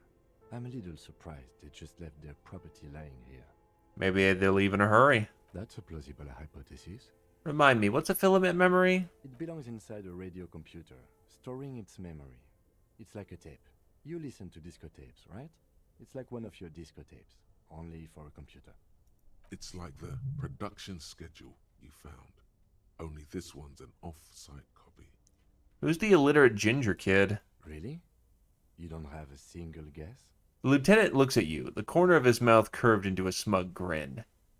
You mean Kuno?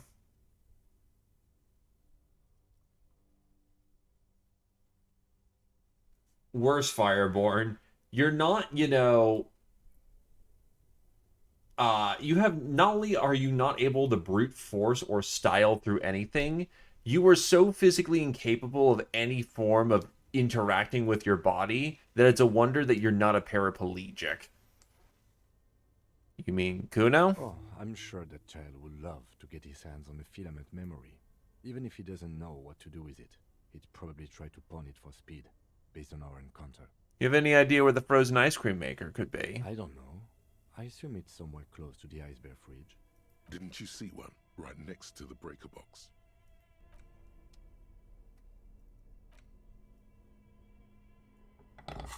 Now I can interact with it. This orange machine is dead still. It has a hand-cranked ice cream churner and an electric freezer. The ice around it slowly melting. Turn the ice cream crank. Turning the crank feels oddly satisfying, like stirring your childhood dreams. In the distance, you hear water dripping. It's all gone now. You'll never become a poet or an entrepreneur. The pry bar is not strong enough. Well, shit. I'll need to find a different tool in the future.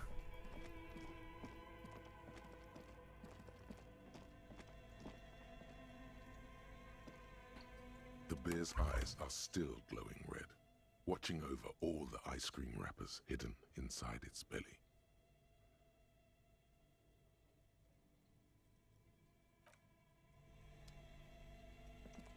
even then, you should still have a basic, capability of, functioning. The wall's collapsed. It's inaccessible now. A thick layer of coal dust covers the furnace, coloring it pitch black. Looks like this furnace has a face, and it's a face of agony. Kim, what is this thing? Is it a furnace? Looks like it. Looks like an old central furnace used to heat the building. It's connected to the chimney. He opens the door and gingerly peeks inside. No one has used it in ages. No signs of any recent fire. Only dead rats. Look inside the furnace. It's dark and grimy here. In the darkness you can hear chatter. It's coming from above. A voice, or several voices, talking to each other. Near the smoke chamber, upstairs.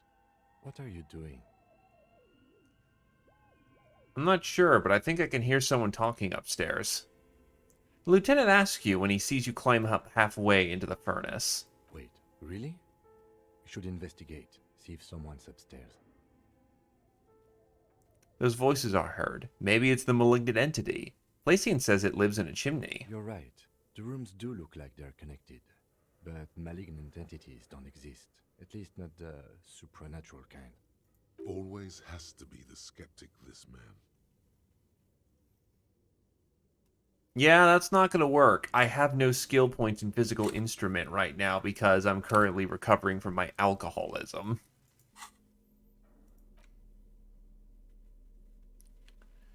Do I have any clothes that could help with this? I've got a tank top.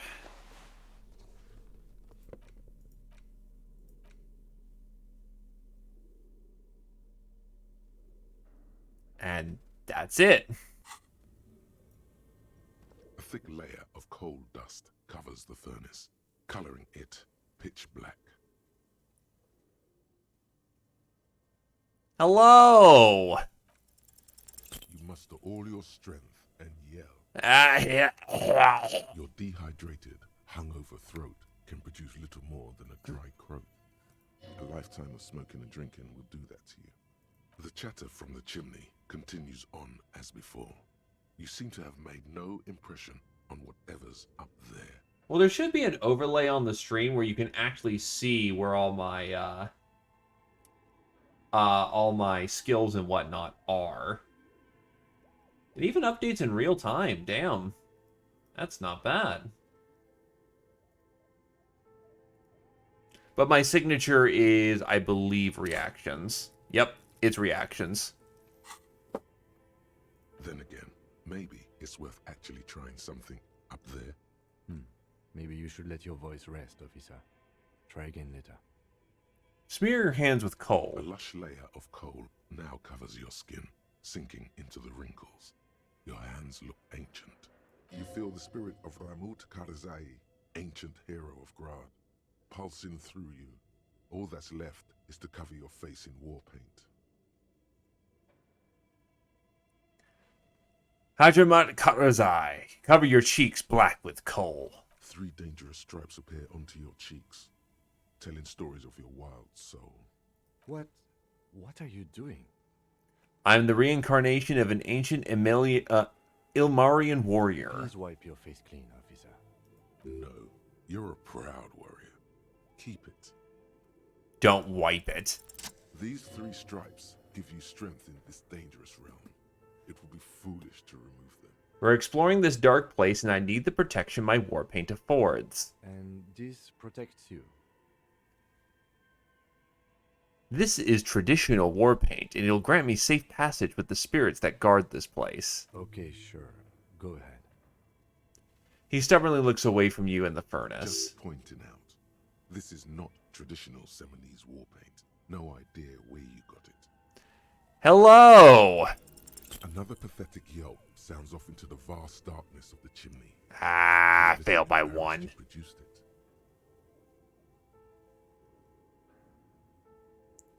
Kick it. A hollow ring goes through the furnace. Your toe hurts. Oh, I actually had to heal myself. Oh, I get to try again! Something. There we go. You. A mighty bellow echoes throughout the chimney's depths. The chatter of tiny voices above suddenly cease. Then, You hear a woman's voice answer. you've awakened the entity. I summon the ghost of this doomed commercial area. Answer me, spirit. Hello? Did you say anything? I can't hear you. Please come upstairs. There's a safety curtain on the second floor. I'll open it. You hear a low rumble upstairs, the sound of a curtain being pulled aside. After you, officer.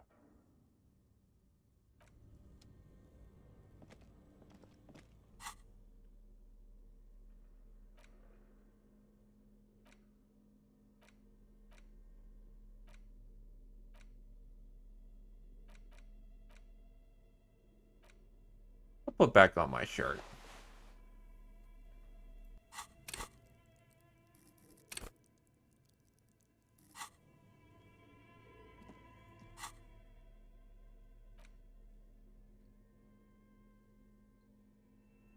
Well, I do have the +1 rhetoric, honest. Oh, wait, what? Don't I have a thought that gives me +1? Oh, conceptualization.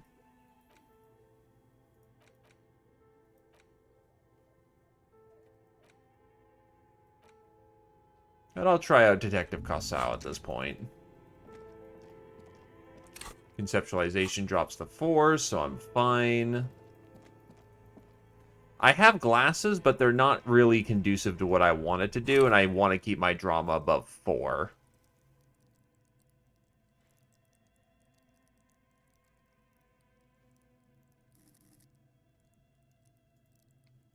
Also, I can just open up my thing and say, this is my, thing.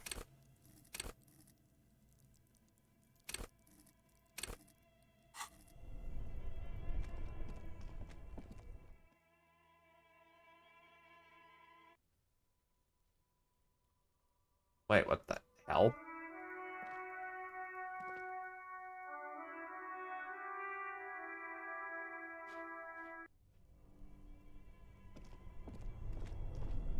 That was very much not the right way we needed to go.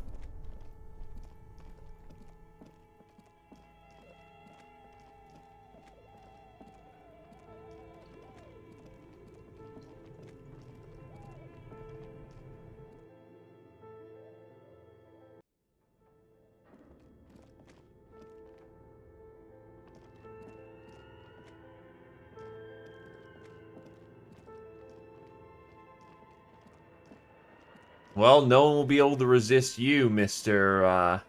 Detective. Choose in a puddle of melting snow.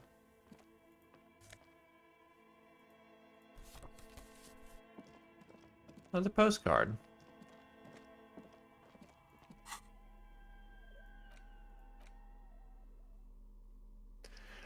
A ball used for shot put, a favorite pastime of elderly gentlemen. You feel like you should hold on to this and make good use of it. To sell such a beautiful old-school sports equipment would be a sin. But it's also like 13 real. This tray is full of dice, colorful polyhedral dice, hundreds of them. The candy dispenser's been repurposed to contain thousands of dice.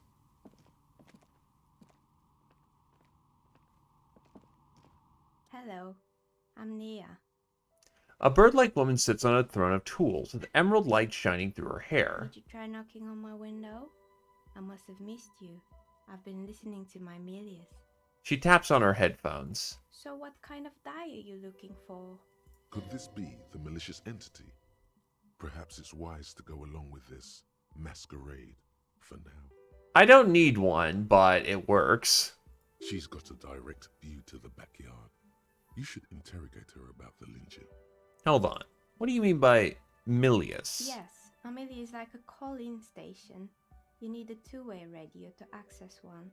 That's why I have these. She pats the headphones on the table. Mostly, they just teach you to swear in different languages. But some of the stations can be quite interesting. I was so absorbed, I must have missed you knocking. You must have me confused with someone else. I haven't knocked on your window. Then how did you get inside? By the south entrance? You know what?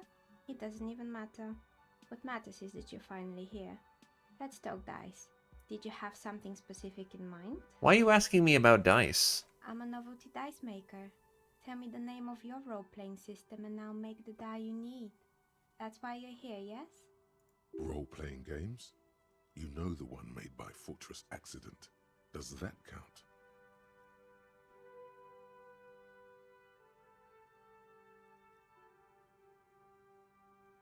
I'm not interested in buying dice right now. I'm a police officer and I need to ask some questions. Of course, I can see that. I just thought you were a police officer looking for dice. How else can I help you then? She tilts her bird-like head. No falsehoods are present. She's a novelty dice maker and doesn't have anything to hide. Ask what you need. Okay, how'd you become a dice maker? How did I become one? It was a business decision. I was a regular jeweler at first, but that's an unfocused field with too much competition. Some of my friends were role players. They asked me to make some polyhedral dice out of cobalt. That was my first order. I grew it from there.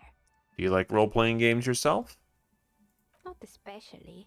I like working with rare materials and a steady pay.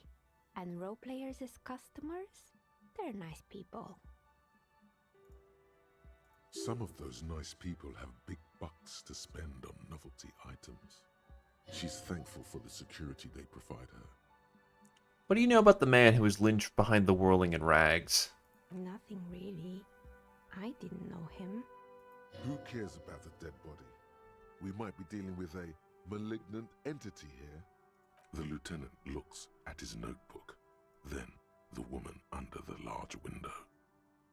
Yup. So I put mine in reaction speed because I could have bought it easier later, and it gave me more opportunity to upgrade my motorifics, which were kind of the weak spot in my build. Your window looks directly onto the courtyard. You're saying you didn't see or hear anything unusual last Sunday evening? I'm sorry, detective, but as you know, I usually have my headphones on when I'm working. It shuts out most of the daily ruckus behind my window. What do you mean by the daily ruckus? Well, there's always something going on in the Whirling's backyard. She stops to try and come up with an example. During daytime, there are usually those kids. And lately, I've been seeing a lot of drunk workers hanging about. Must be because of the strike. She's heard of the murder, but did not see it, sire.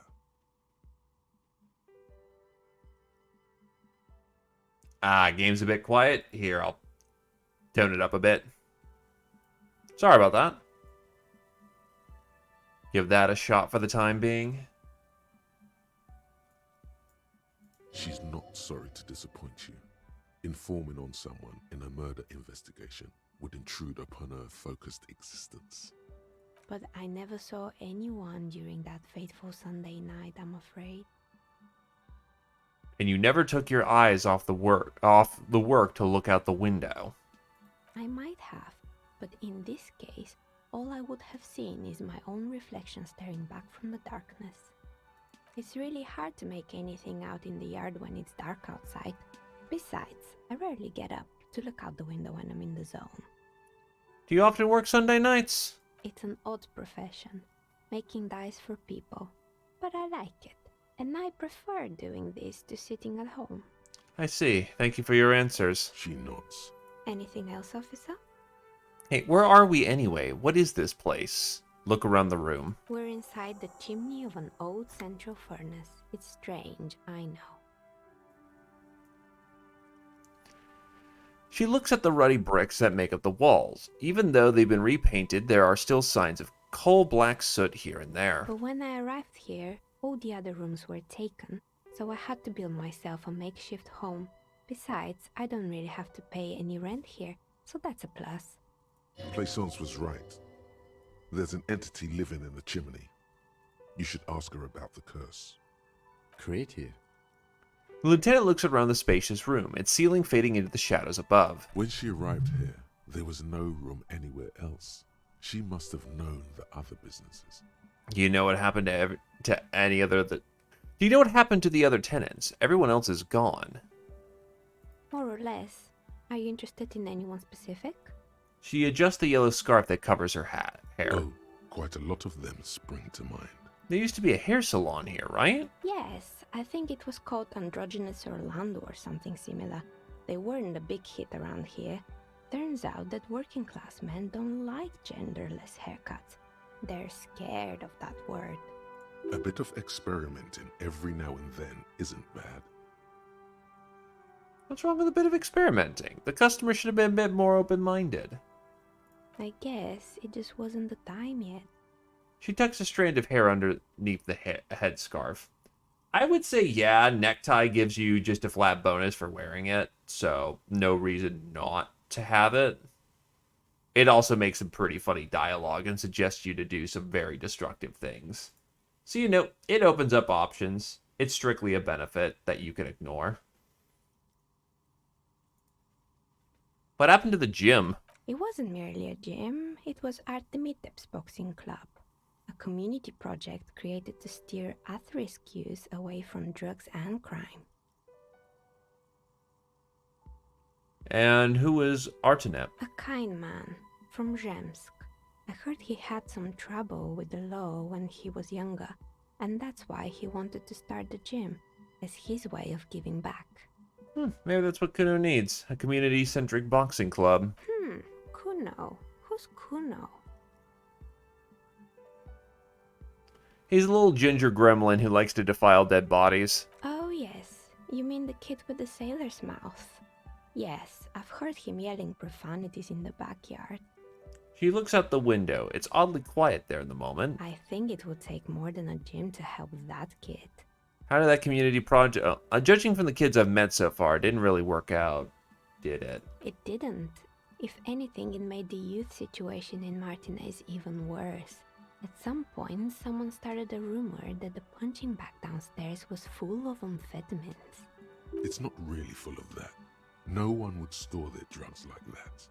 Eventually, the coalition took away the funding and the club went bankrupt. This was a few years ago.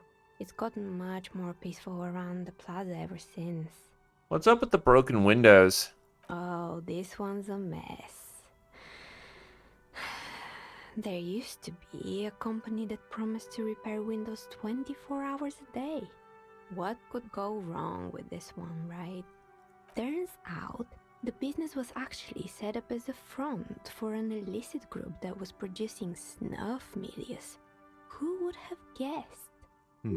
What's the snuff milieu? And they never cleaned up the debris either.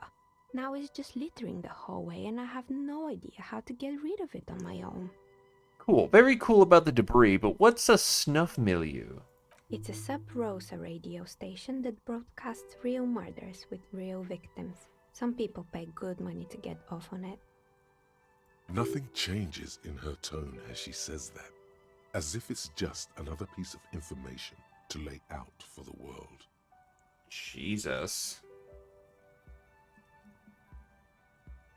Don't worry, the ICP has a separate division that deals exclusively with unlicensed sub-roses. This isn't our problem. Good luck with that. It's not easy catching those perpetrators. She then lets the thought go.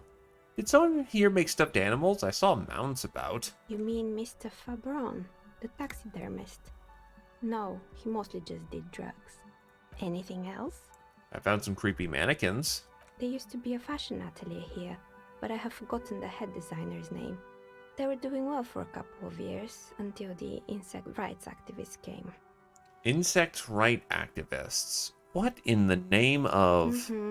The atelier produced a certain collection that used chitin among the materials. Apparently chitin is made in the Occident, where it's extracted from beetle wings. And you know how all kinds of political movements are big in the Occident. The activists shut down the biggest chitin supplier, which of course caused the price to skyrocket. And, naturally, all the most fashionable tastemakers refused to be seen in chitin from then on. The atelier went bankrupt before they could finish the collection. But insects don't have any brains or feelings. Actually, insects do have brains. But yes, I understand what you're saying. I think the protesters took it a little too far. As she shifts around, you notice several dead flies on the windowsill in front of her. Legs up. They're not moving. Anything else? I found a strange machine. Fortress Accident, the radio game studio. She closes her eyes as some remnant of a memory lights up her face. She liked them.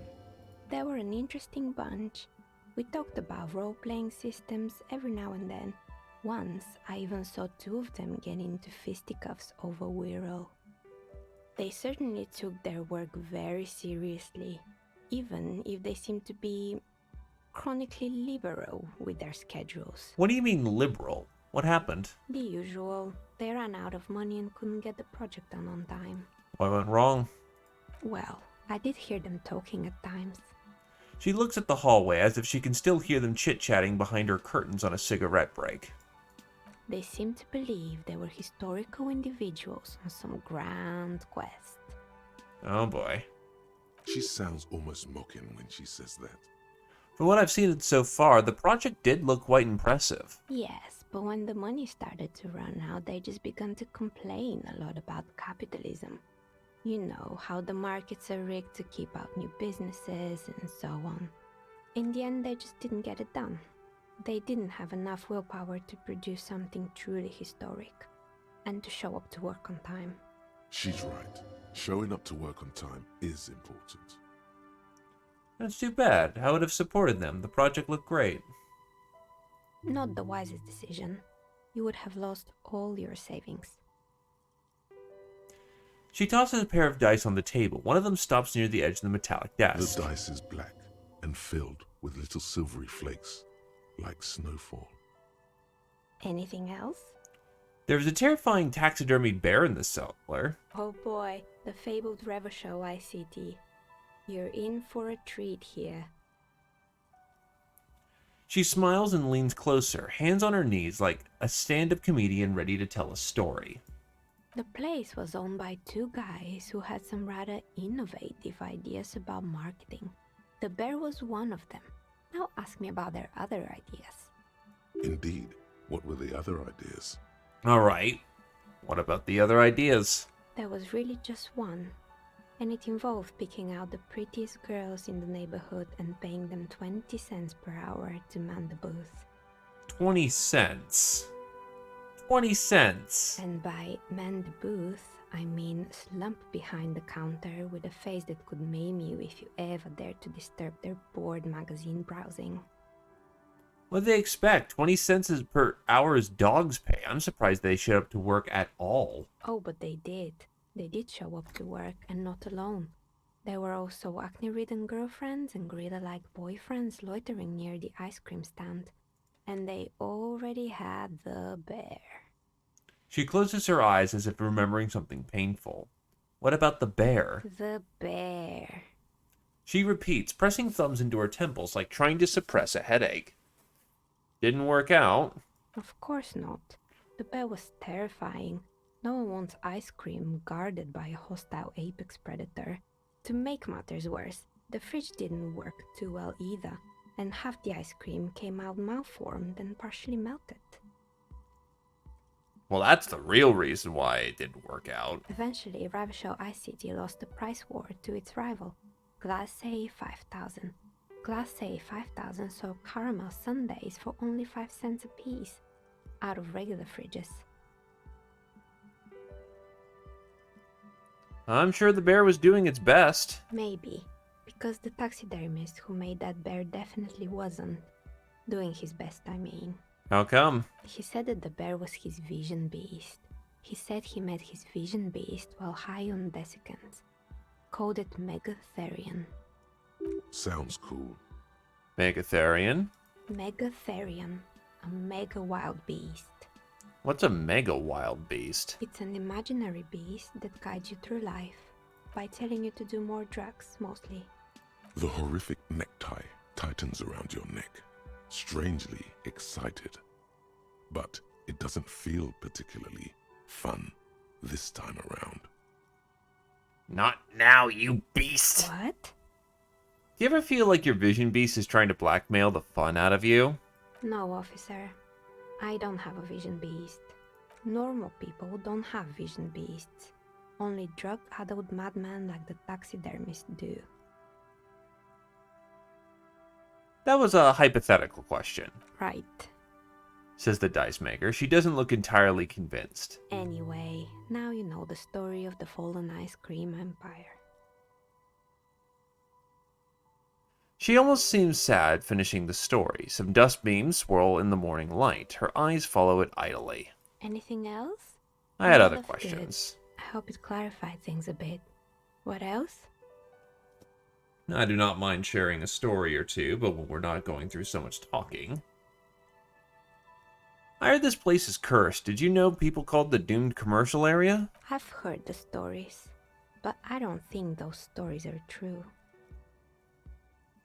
Placience is the one who sent me. She's convinced that the place is swarming with malicious energies. Plaisance, the bookshop lady? I've heard that her business is doing rather well. Have the energies spared her somehow? Actually, the bookstore isn't doing all that well. There's hardly any customers, and she has to exploit her own daughter to keep the company going. Oh, right. But it's not just the bookstore that's still up and running. What about the whirling in racks? Some people say it's part of the building complex. Hold on, the whirling is a part of the doomed commercial area. You could say so. Both houses were built at the same time and under the east of the Commerce Central project.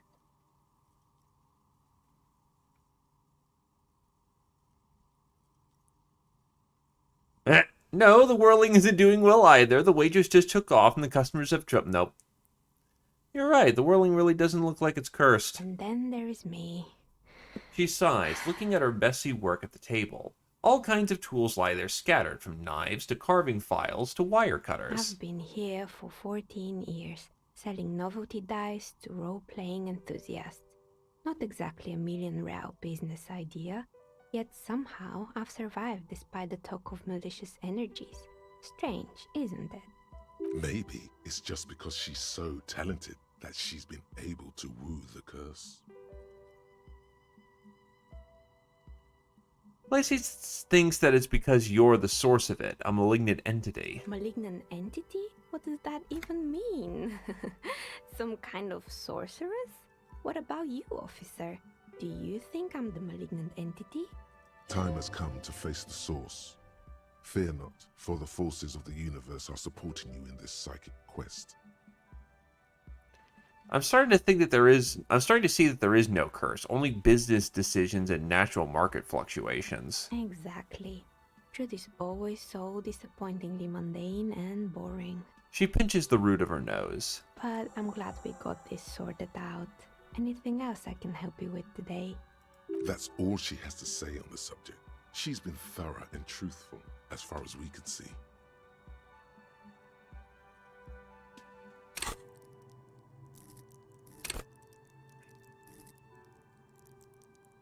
I can try a shivers check, but nothing's really working out here.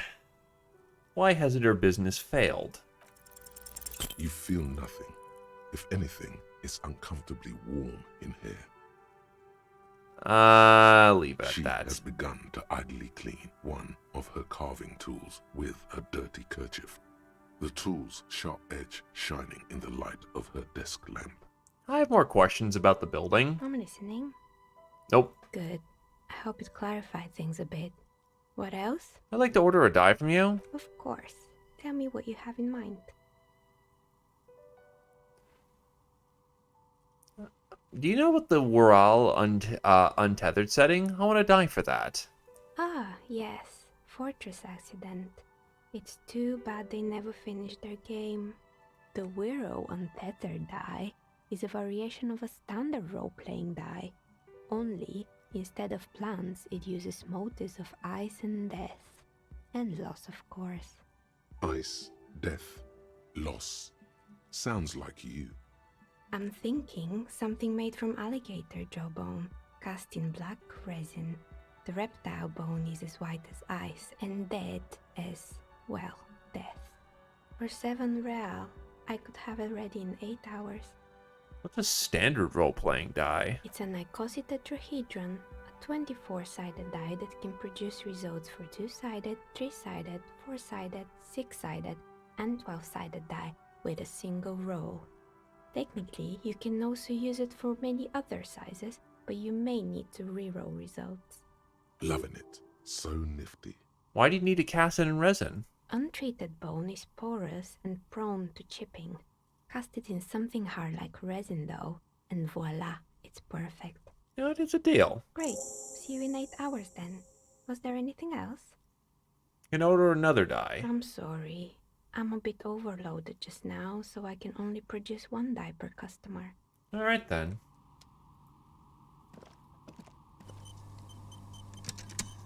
Probably. And because this game is meta as hell, I'm rolling dice for results. So it may be bonuses to me rolling things. Like a smooth draw. The filament, the speaker. Try this again. Please repeat. Is this the production schedule? Let's try the password for the production Good. schedule. Please repeat the password. I don't know the password. Don't worry. Fortress accident. Thank you. Tiles on the cube. Well, let's see if I can't fool her out of the password then. Tiles on the cube are still smoldering. Nothing happens. The speaker comes. Good afternoon. Please repeat. Is this the production? Yes. She repeats passwords. Programming people are all paranoid. Jovan, my partner tells me that you're all here because radio computer guys are all paranoid. They are merely cautious. It's my job to protect their filaments as a password repeater at the East Insulindian. I work as for me, well, I am sitting in my cubicle. Doesn't it get lonely? Now. Nah, I've already gone through all that you. dialogue Tiles tree. on the cube are the filament.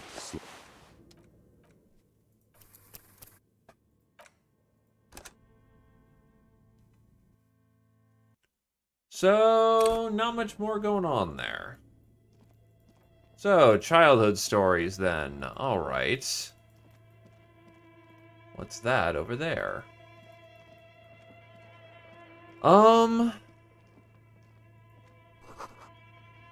Steel rotor blades bearing the Slipstream logo.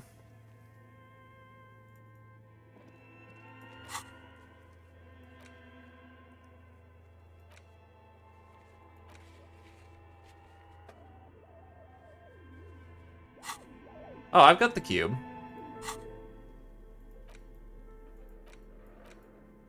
No, I don't. I'm an idiot. Don't mind me. The problem is nothing is clued in for our pro tag that, The filament is like it's empty, like a beehive without its brood. Some cables have been left dangling, disconnected. The filament you have would fit perfectly like a smooth draw. Oh, why don't I try to look Slides in it into while place. it's in there? Behind the hatch sits a cube-like crisscross of filaments, smoldering in the dark like fireflies. Silver tape on the side says, in a black marker, the production schedule. The filament slides. Anything on the walls? Your flashlight slides. Some of the writing has. Nope. Anything over on this wall? This old fight. The whole thing resembles history classes.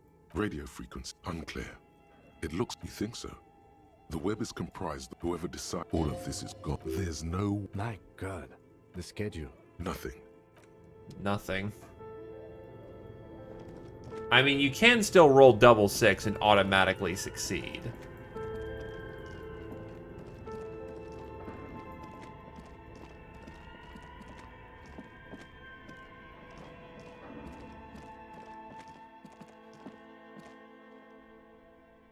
The chance is incredibly unlikely, but sometimes you can double 6.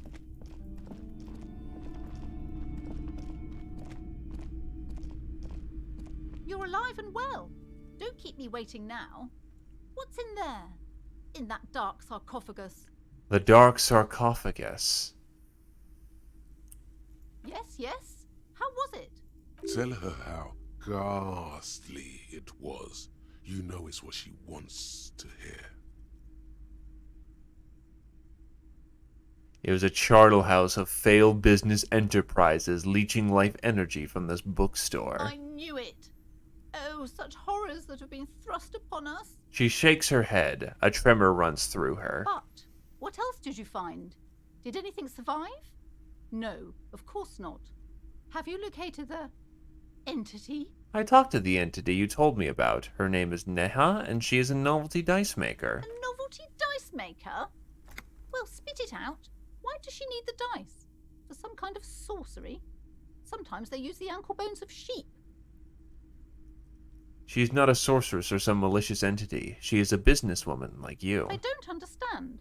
If it's not her, then where is the source of the doom? How did she explain the curse? She looks perplexed. The narrative she's built herself, it does need tearing down. Just don't say you don't have any answer yet. The uncertainty is killing her. To hell with it. Perchance you ought to just lie, sire.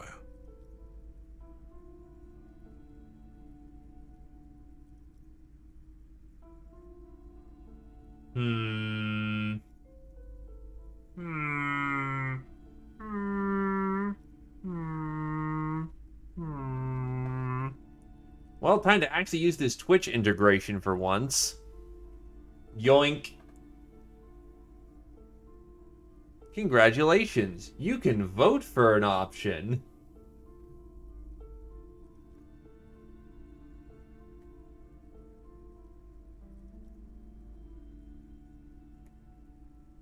I'll do it a double time because it doesn't stay up the longest, and I just flashed that out of nowhere.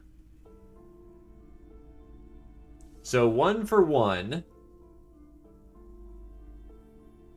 1 for 4.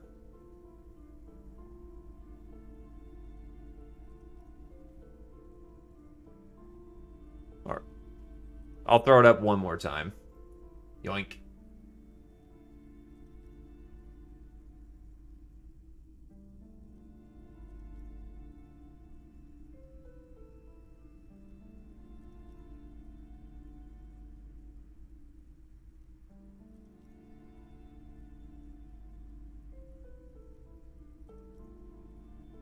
It really doesn't.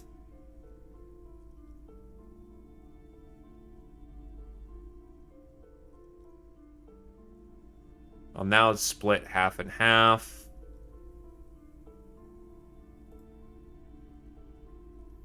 Yeesh, that is not the best.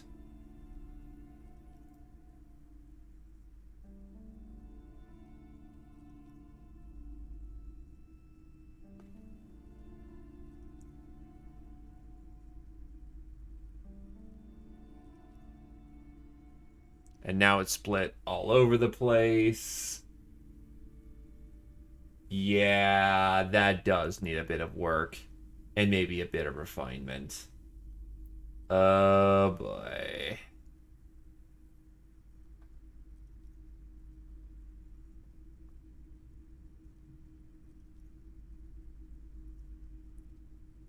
No, then I'll stick with 3.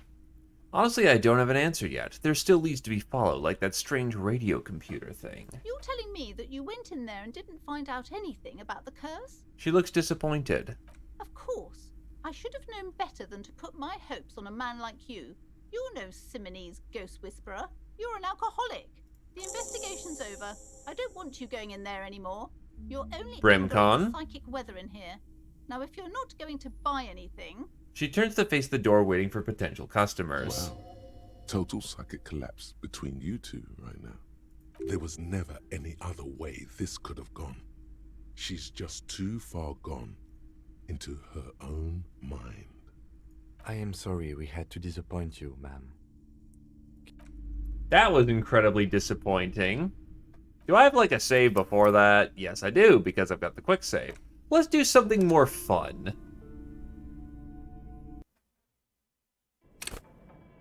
Tiles on the filament slide. Grab cube.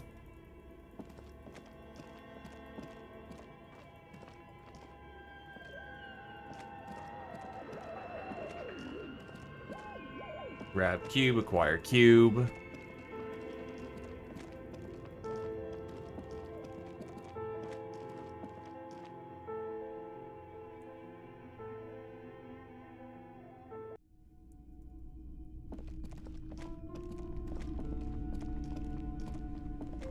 You're alive and well. Yes, yes. The dark sarcophagus. Tell her how. It was a charnel house of failed business enterprises. I knew it. But Flip right what through. else did you find? A novelty peacemaker. I don't understand. The narrative she's built herself, it does need tearing down. Just don't say you don't have any answer yet. The uncertainty is killing her. To hell with it. Perchance you ought to just lie, sire. So we can lie, put her on hold, or say there's no curse. Or try to logic bomb the crap out of her. Let's try this one more time. No 3, though. 3 is incredibly boring, as it turns out.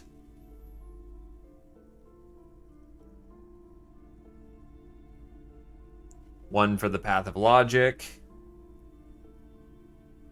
2 for the path of logic. Then we go for the path of logic. She says there is no curse because there's too many inconsistencies.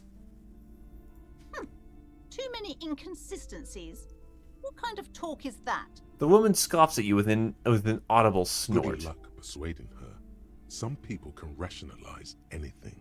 First of all, you're one of those inconsistencies. I am not doing as well as it looks like I am. She grasps at her I have my pendant. Simonese wards to thank for the protection they provide. As I said, she's a business maker. She's a novelty dice maker. Her business has been up and running for a long time now. Yes, because her business consists of the psychic leech that's been feeding the curse. Red blotches appear on her skin. I see that you've fallen for her manipulation, Detective. The investigation is over. I just hope that you haven't made anything worse by going in there. Thank you for nothing. Please, do buy some books, or be on your way. She concludes, tucking the pendant away into her blouse. Wow. Total psychic collapse between you two right now. There was never any other way this could have gone. She's just too far gone into her own mind. I am sorry we had to disappoint you, ma'am. Farewell for now, book peddler. Alright, so now that I stop flashbanging everybody's eyes. That was still relatively boring, but at least it was slightly less boring of an answer.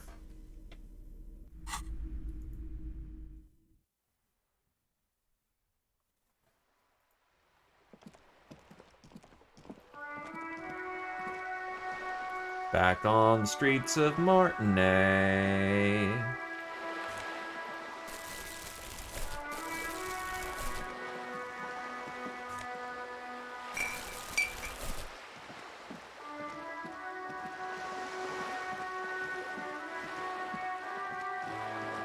Anyway, how's it going, Brimcon? Been a while since we've seen ya.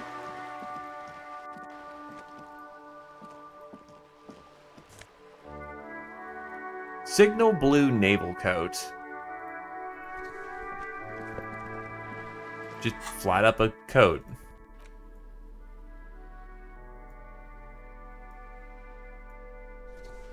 It's a nice looking coat.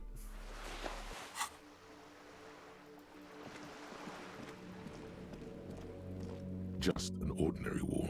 Nothing to see here. Legends. Specifically what? Rue de Saint-Guillemine, roundabout north. Cape Side Apartments. Ah. Inside the frame of a motorcycle in repair and tools used to disassemble it. There's a girl up there. Did she spill the paint? The streets will flow red once more. A great torrent rushing down Rue de Esperance. You wait and see. The girl stares at the sailboat by the pier. The streets will not flow red with anything. Who are you? I'm Cindy the fucking Skull. What else do you want to know? Date of birth, blood type, the last time I was tested for Hep C. Hep, yeah, when were you last tested? Had a battery of tests just last week. I'm practically a patchwork of interesting critters. Kinda like a man-o'-war. Despite the attitude, she puts the brush aside. You keep looking off to the side. What are you looking at? The lieutenant furrows his brow at another one of your eccentricisms. She nods disdainfully towards the woman performing maintenance on the boat docked next to the pier. And well, hopefully you got a good team ready and good to cook.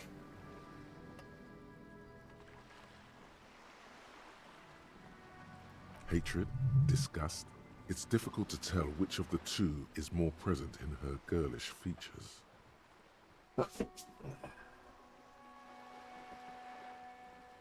woman on the boat does not notice her staring. That is on her. Someone's got to keep an eye on her. Ozon is an archipelago 2 days' travel away from Rivershore. Its moneyed residents, used to posh restaurants and upscale boutiques, rarely have reason to visit Martinez. Umbreon. Ah, then you are an Eevee user. Eevee users are friends. Probably the Who Wild is Times she? rep. We should talk to her. She's a professional negotiator, though. I have the feeling she will be very cooperative while telling us nothing. You should take the lead.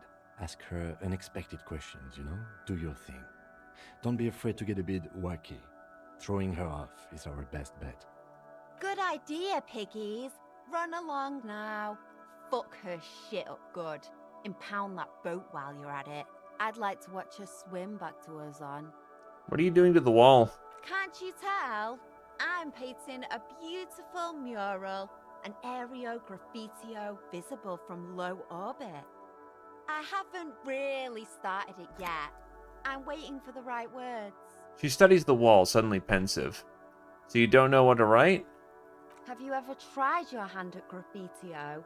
When faced with a blank wall, most people write unimaginative stuff, like pigs go home and Mono is here.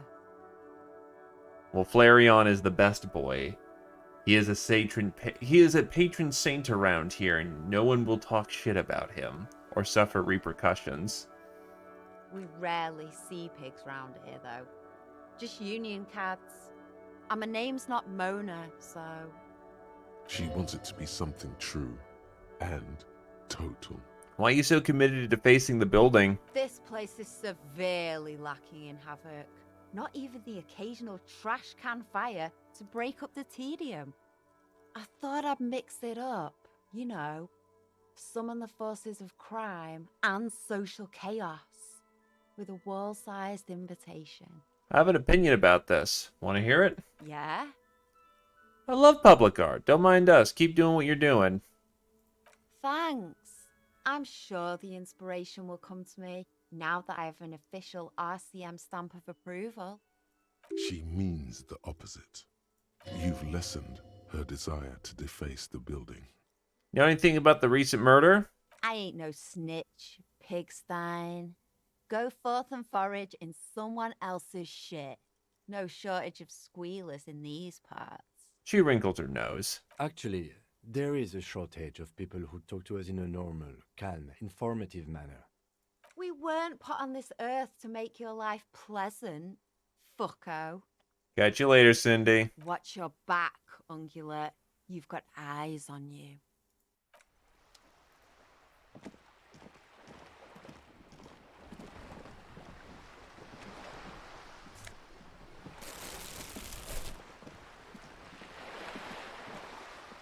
Looks like there was more construction here. Once. Decades ago.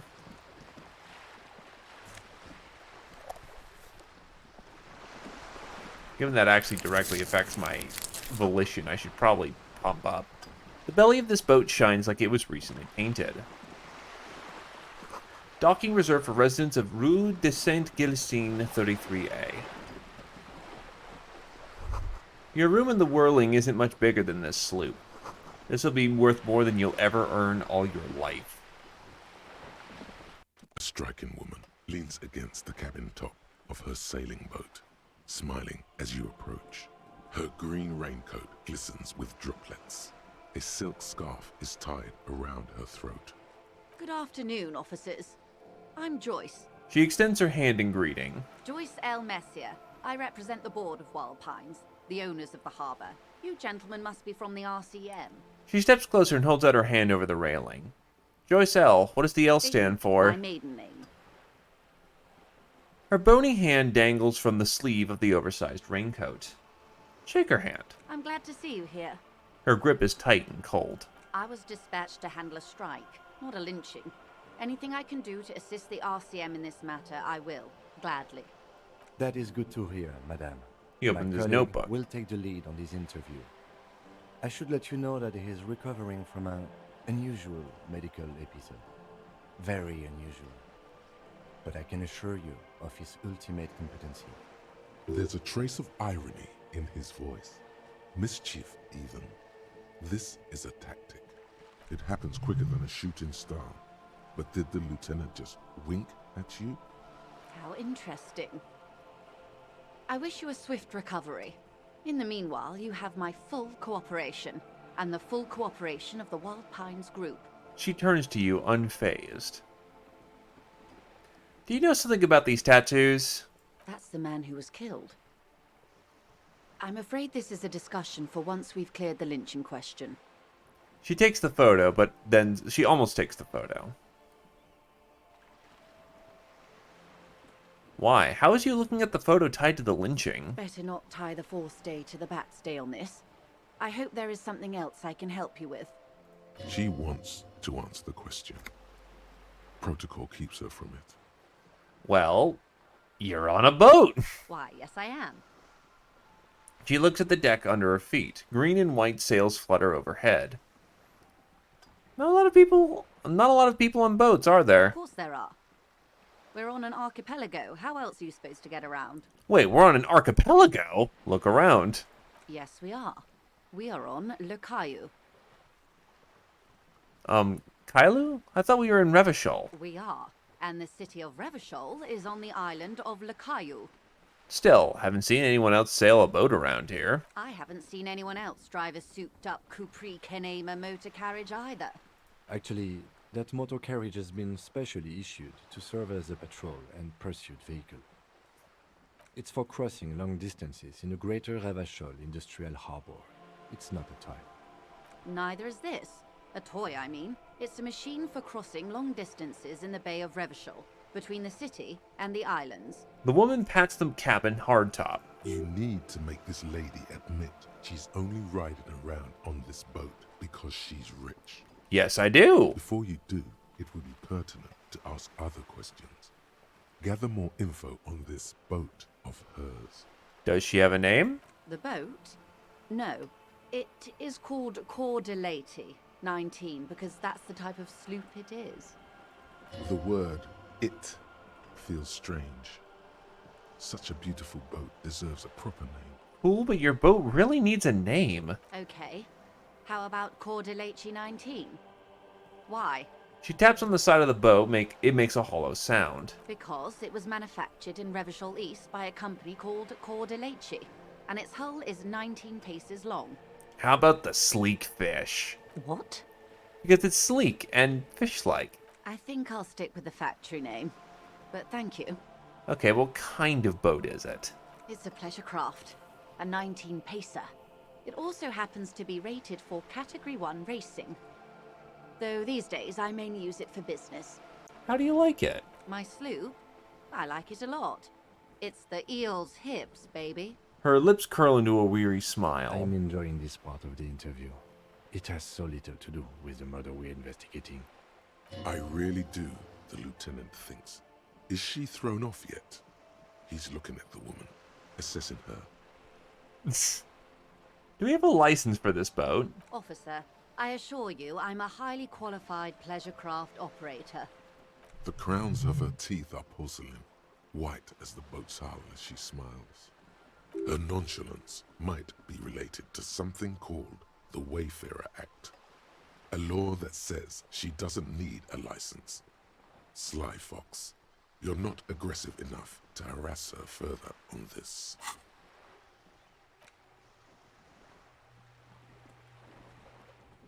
If I stop an idea... Ah, it still keeps the progress. Very nice. Something tells me I'm going to need my conceptualization for this. Let's go about on the economics of this boat you're on. Oh my, the E word. You mean to say that it's a symbol of conspicuous consumption? That I'm a member of the ruling class?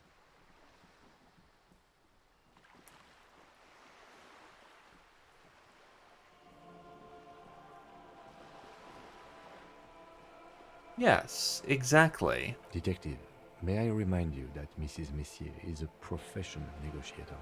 He doesn't look... Doesn't look like he thinks you'll best her in single combat. Then what does that say?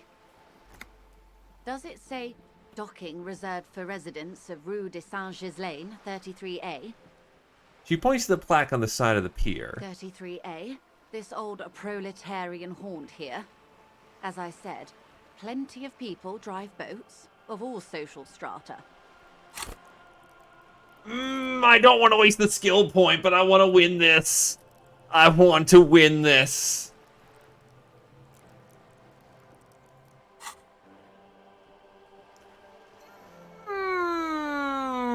Fine. You know what? Do it. Yes.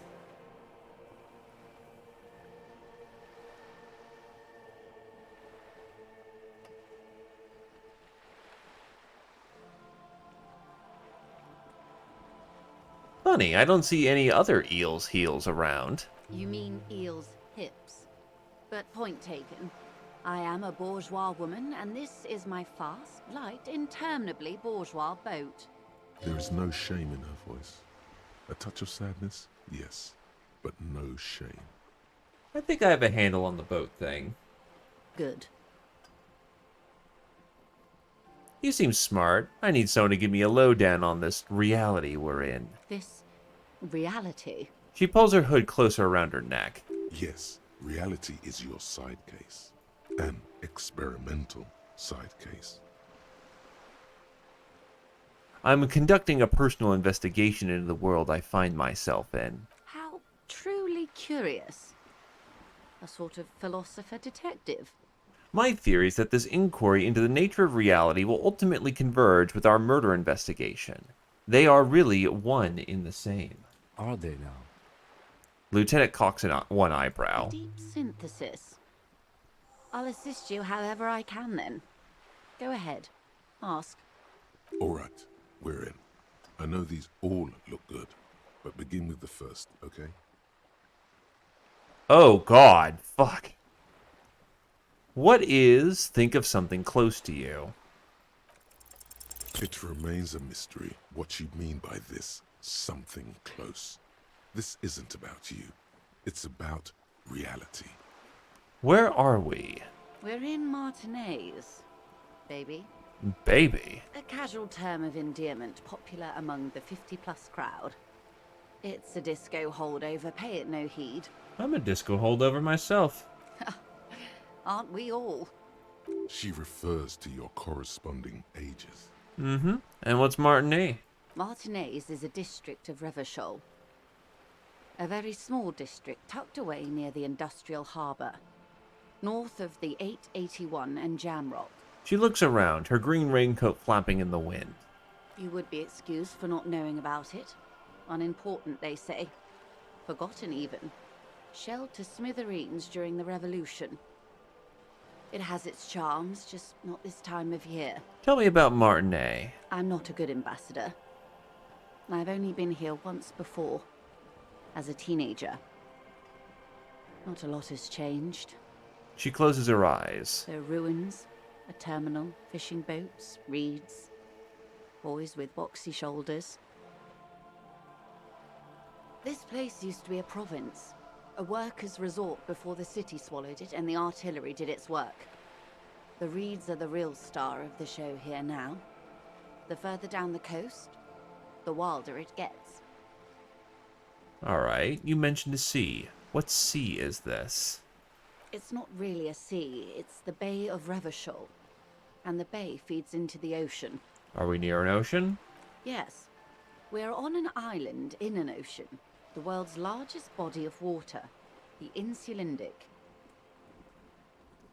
Known to the early Revacholians as Les Immensités Bleues, the Blue Immensities.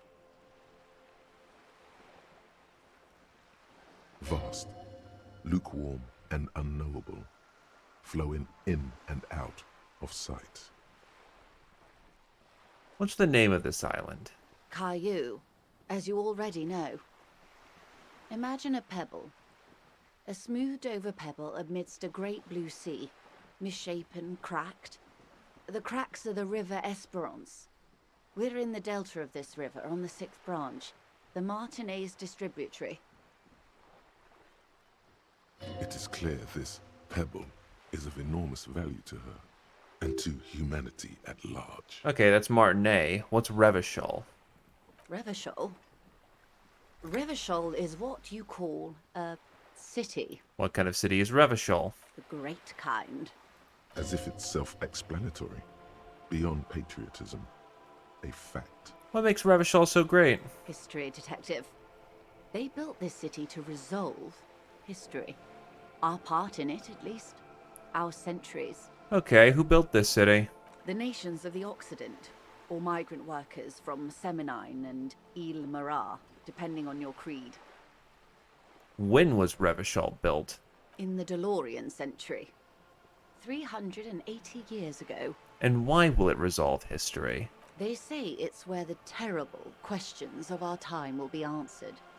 The tensions are highest, the fault lines deepest. By that I mean conflicts. Ideological conflicts. The stuff of men. Why here? We are standing on a fertile, self-sufficient island able to sustain up to 200 million people in the middle of the Insulindic Ocean, the world's connective tissue. It's where the money is. So we're in an unimportant part of an important place. I think it's fair to say so. Martinez is about... She points across the water where the skyscrapers rise. 22 kilometers from the center of the world. That soldering iron is the bank of the world building. The bottom floors are Insiacom. Coalition government, Insulindian Mission Command. Silence. She lowers her hand. We look to the sea. The water, the light. It's as though you're seeing it for the first time. There is no recognition, only the immensity of the sea and the cold radiating from it. Say nothing. Observe the large body of water sweltering. Cold. She observes your eyes scanning the horizon, then breaks the silence, slowly. Derealization?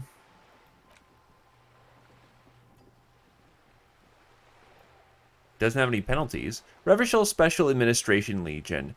De Calio, the Insuladian Ocean. Oh, Insuladian Ocean.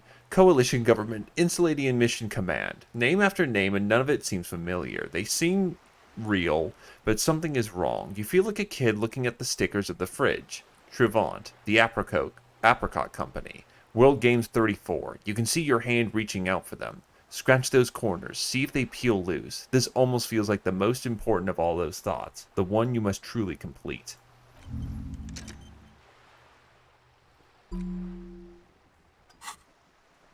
This is one thought you need to complete. Where are you? Was there something else you wanted to know? I remember something about a lowdown. This has been informative. Thank you, ma'am. I'm sure my memory-impaired partner has many more questions to ask, about even more fundamental aspects of reality. Might I suggest not asking them all right now? Ma'am, Messier will be here later too, and tomorrow. Isn't that true, ma'am? Absolutely. My commitment here is long-term. You're right, Lieutenant. I'll continue later. It's better not to eat all your candy at once. Indeed. I'm always at your service. That's all for now. Glad to have been of assistance. The little that I know. Anything else I can do? What can you tell me about this lynching? Quite a few things, I'm afraid. She falls silent for a moment, contemplating something. The information I'm to share with you includes sensitive trade secrets. For the sake of my employer, I have to ask for your names and badge numbers. Of course, ma'am. We should have introduced ourselves. I am Lieutenant Kitsuragi, from Precinct 57. And this is my colleague from Precinct 41, Detective Dubois. I'm afraid Harry doesn't have his badge at the moment. I hope mine will suffice. Oh, and what happened to yours, Detective? She turns the Lieutenant's badge, then turns to you. Awkwardness washes over the conversation. The woman doesn't like this turn of events. Remember when my partner told you I recently suffered from an unusual medical episode? My lost badge is related to it. I see. So, are you saying you lost your badge during the course of this episode? Yes. I can't hear you, darling. Speak up, please. It's possible. I could have eaten it for all I know. I don't remember anything. This world, this city, nothing. Oh dear. I suppose this does explain some of the more curious turns in our conversation. She sighs with compassion, sadness even. She must have been suspecting something for a while now. As I said, ma'am, his technique may be very unconventional, but he is an officer of the RCM. Of course, I sympathize, but I'm afraid I simply can't share anything more until I've seen that badge. Hang on. She's a professional negotiator. She should be open to some sort of mutually beneficial arrangement. How do I negotiate my way out of this? She's a negotiator. Just float a favor at her. Insinuate. Surely there's some other way to demonstrate our law enforcement credentials. I will be frank with you. If I'm going to break protocol, I need to be able to justify it to my superiors. They're going to want to see something very tangible. You're in, but expect her to drive a hard bargain. Like what? Reports from inside Terminal B suggest it's a hub for the local drug trade. This is an open secret in Martinez. The Union controls the terminal, so it goes to reason. They're profiting from this trade. The company has tried looking into this matter before, to no avail. Perhaps someone with your authority and resources might turn over the right stones. I've only got Sorry Cop right now. Or you can recover your badge. Though if I may be blunt with you, it sounds like that may be a lost cause. Detective, a word in private before we continue. Please excuse us, madam. This is not going quite as I hoped it would, Detective. How'd you hope it would go? Honestly, I was expecting you to use your unorthodox technique to keep her off balance, and not volunteer us to be her henchmen. Really? I thought it was going so well. This woman is running circles around us. She might have known about your misplaced badge all along, or she's simply an adept improviser. Either way, we've played straight into her hands. He doesn't let it show, but there is a limit to how much the consequences of your unprofessional behavior can cost the investigation. I was doing just fine. We could just, find my badge. Oh, that would be fantastic, but do we have the time? The world is large and your badge is 8 by 6 centimeters. The situation might have changed drastically by the time you locate it. Time is of the essence. You could request a new one from your station, but that would literally take months. What do you propose, that we don't investigate the drug trafficking? No. If there is reasonable suspicion, we must investigate. Otherwise, she could claim we are siding with the Union, or that we are on their take. We'd never hear the end of it. What I propose is, we ask her, then we investigate, briefly. But do not share the outcome of this investigation with her. We tell her it's done, and demand for her information on the lynching. I'm sorry for putting us in this situation. I'll handle it. I'm sure you will, Detective. Let's get back to her then. You're back. Good. What can I help you with? Tell me about Wild Pines. What do you do? What we do? I'm afraid I don't speak for Wild Pines as a whole. It's a giant undertaking. Yeah, because I've got Sorry Cop 6, Superstar 2, Boring 3. I'm also apparently a raging communist now, having thoroughly outdone my fascism.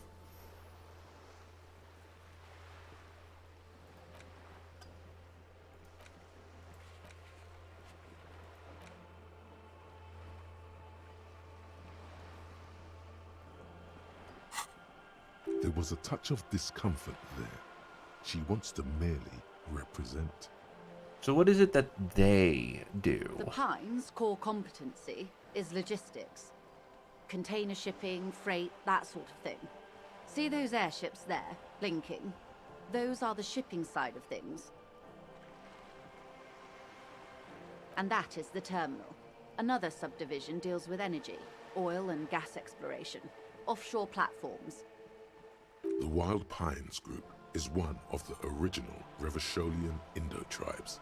Companies awarded royal monopolies by the king, the suzerain himself, centuries ago.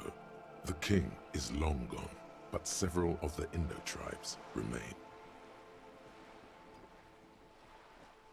Who are the other Indo tribes? Son Baptiste, Elysium, an unknown entity known as Brightest Star. You're in good company, it seems. Why, thank you. She does not register the real meaning of the remark. How much money does Wild Pines have? I'm not at liberty to discuss the company balance sheet, but I can tell you that last year, the company booked more than 20 billion real in revenue. A billion? Wow. What exactly is a billion? It's a number, officer. A big one. What's it made of? It's made of 1,000 millions. A million is made of 1,000 thousands. Wow. 20 billion is a large number, but the conglomerate employs 72,000 people. They all need to be paid. Then there are capital improvements, interest payments. A wave hits the sloop. She grasps the mainstay for balance. A conglomerate the size of the Wild Pines is like a shark. If it stops moving, it will die. Then what becomes of those 72,000 families? It's a tremendous responsibility. Where does Wild Pines get all those billions? They started as an exploration and cargo fleet conducting trade between the Samaran and Insulindian Isolas 250 years ago, when pine ships explored the South Seminese and charted Lomantang on behalf of the suzerain. Centuries of care, deliberation, and madness have gone into this endeavor. Vessels pass through the great unrest to re-emerge with apricots in tow. The logic of the system is totalizing. It's taken everything from its employees to build it. Probably helps to start with a royal monopoly. You know more than you let on. Certainly it helped, but most of the original Indo tribes have failed or been absorbed. To survive, Wild Pines had to grow and adapt. No suzerain did that. She takes a sip and looks at you over afresh. What does the huge system want with a place like this? Look around. You mean aside from being the terminal's legal owners, who are responsible for moving 8% of the world's cargo? 8% of all the cargo in the world. That is quite the endeavor indeed. There are no minor cogs in the system. Each terminal must be accounted for, lest the entire system break. Every hiccup in such a system means thousands lose their jobs, the world over. I'm here to assure that doesn't happen. With your help, hopefully, says her warm tone. What can you tell me about this strike? Everything. Right up to, but not including, trade secrets. But what if I want to hear the trade secrets? First, you'd have to repeal the Emergencies Act of Trade in Elements. That gives me the right to silence. It's quite the octopus. An octopus? I'll slay it then. Good luck. It's only kept in place by the vested interests of half the civilized world, including your own. What the ma'am means is that the Emergencies Act and the RCM both get their authority from the coalition government. You'd be shooting yourself in the foot, in other words. Leave it alone. But I am derailing us. You wanted to know about the strike. What's your role in this precisely? I believe the official title is Senior Labor Negotiator. In practice, I'm a grocery clerk. I relay the union's demands to Wild Pines and return with Wild Pines' counteroffer. And how are the talks going? Poorly. They're not. That's the problem. The union stopped all negotiations a week ago, after that awful lynching took place. Wait, she just admitted that the lynching and the strike are connected. Now they won't even let me into the harbour. There's a 2-meter 20 racist behemoth blocking the gates. So the strike is connected to the lynching. Yes, I believe there is a connection, but that's a subject for later. How are the talks going before the lynching? Let's say I was not making the kind of progress I'd hoped for when I first arrived. And when did you first arrive? I arrived 3 weeks ago. Yes, in the middle of February. The bay was still partially frozen then. I prefer to do these things on site, like the RCM. But the strike began in December. He looks at his notes. I wasn't the original negotiator here. I took over after Mr. Gaumont hit a wall with Mr. Clare, the union boss. Mr. Clare refused to speak with Gaumont despite concessions he'd granted the union in prior negotiations.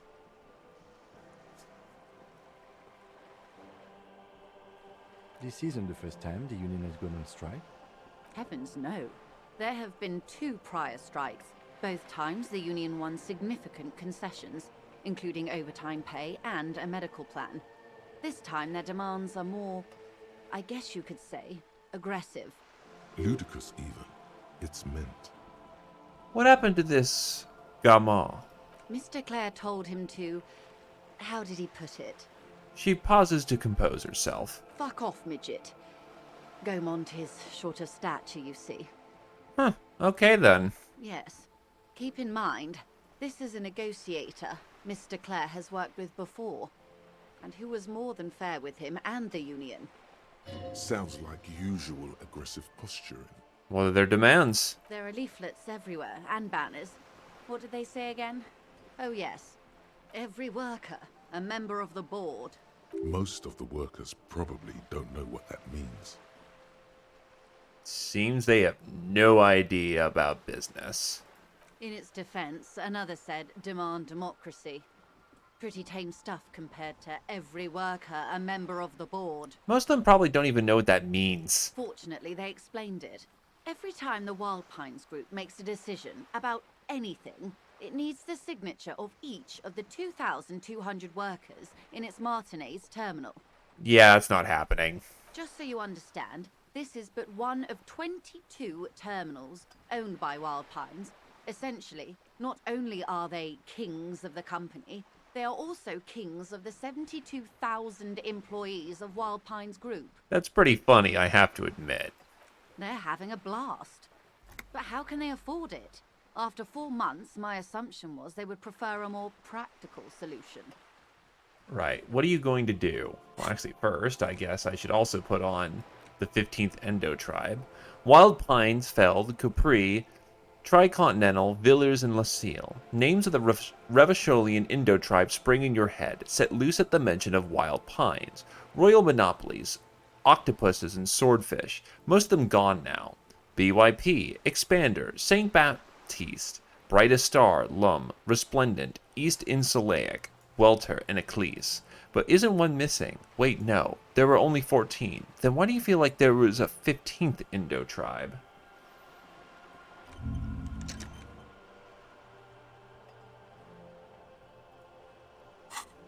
What are you going to do? I'm not sure. Naturally, I assume that was just their opening position, a hard-nosed tactic with a side of mockery. But there's been no follow-up, just the same nonsensical slogan repeated over and over again. And now, people are getting lynched, I hear. Behind the whirling in rags. A disastrous situation if there ever was one. Excuse me, from whom did you hear about this lynching? I first heard it from the boyar at the gates. The one whose very name advertises his aversion to work. I think he said it was, "Call me mañana." This checks out. The scabs at the gate. Did you put them there? The scabs?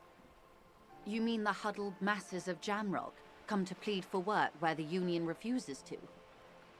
Don't let her answer it herself.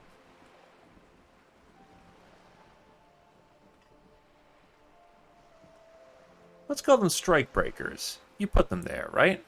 If these strike breakers were organized by Wild Pines or its affiliates, then it would be a company secret. I could not share it with you. Not yet, at least. It's implied. She's open to discussing this matter with you at a later occasion.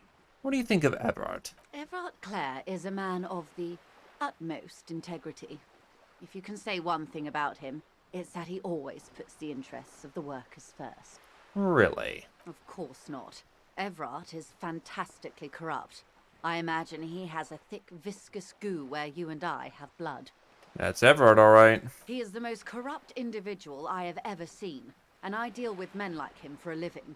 If there is anyone more venal, more irredeemably nepotistic, then it's his twin brother, Edgar. I remember hearing something about this Edgar. Have you seen him? No. Edgar looks exactly like his brother, except for that lazy eye. He also talks exactly like Everard does, and when one's term as foreman is up, the other takes over. Interesting tactic. It's how they circumvent the term limits, you see, with a funny little switcheroo. While in office, they've embezzled God knows how much of their workers' dues.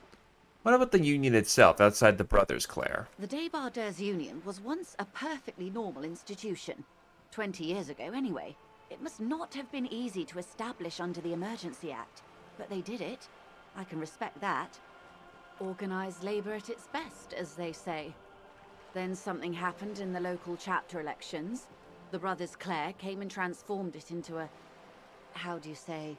She hesitates, looking for the right expression. A mob. The Debardeurs are a crime syndicate.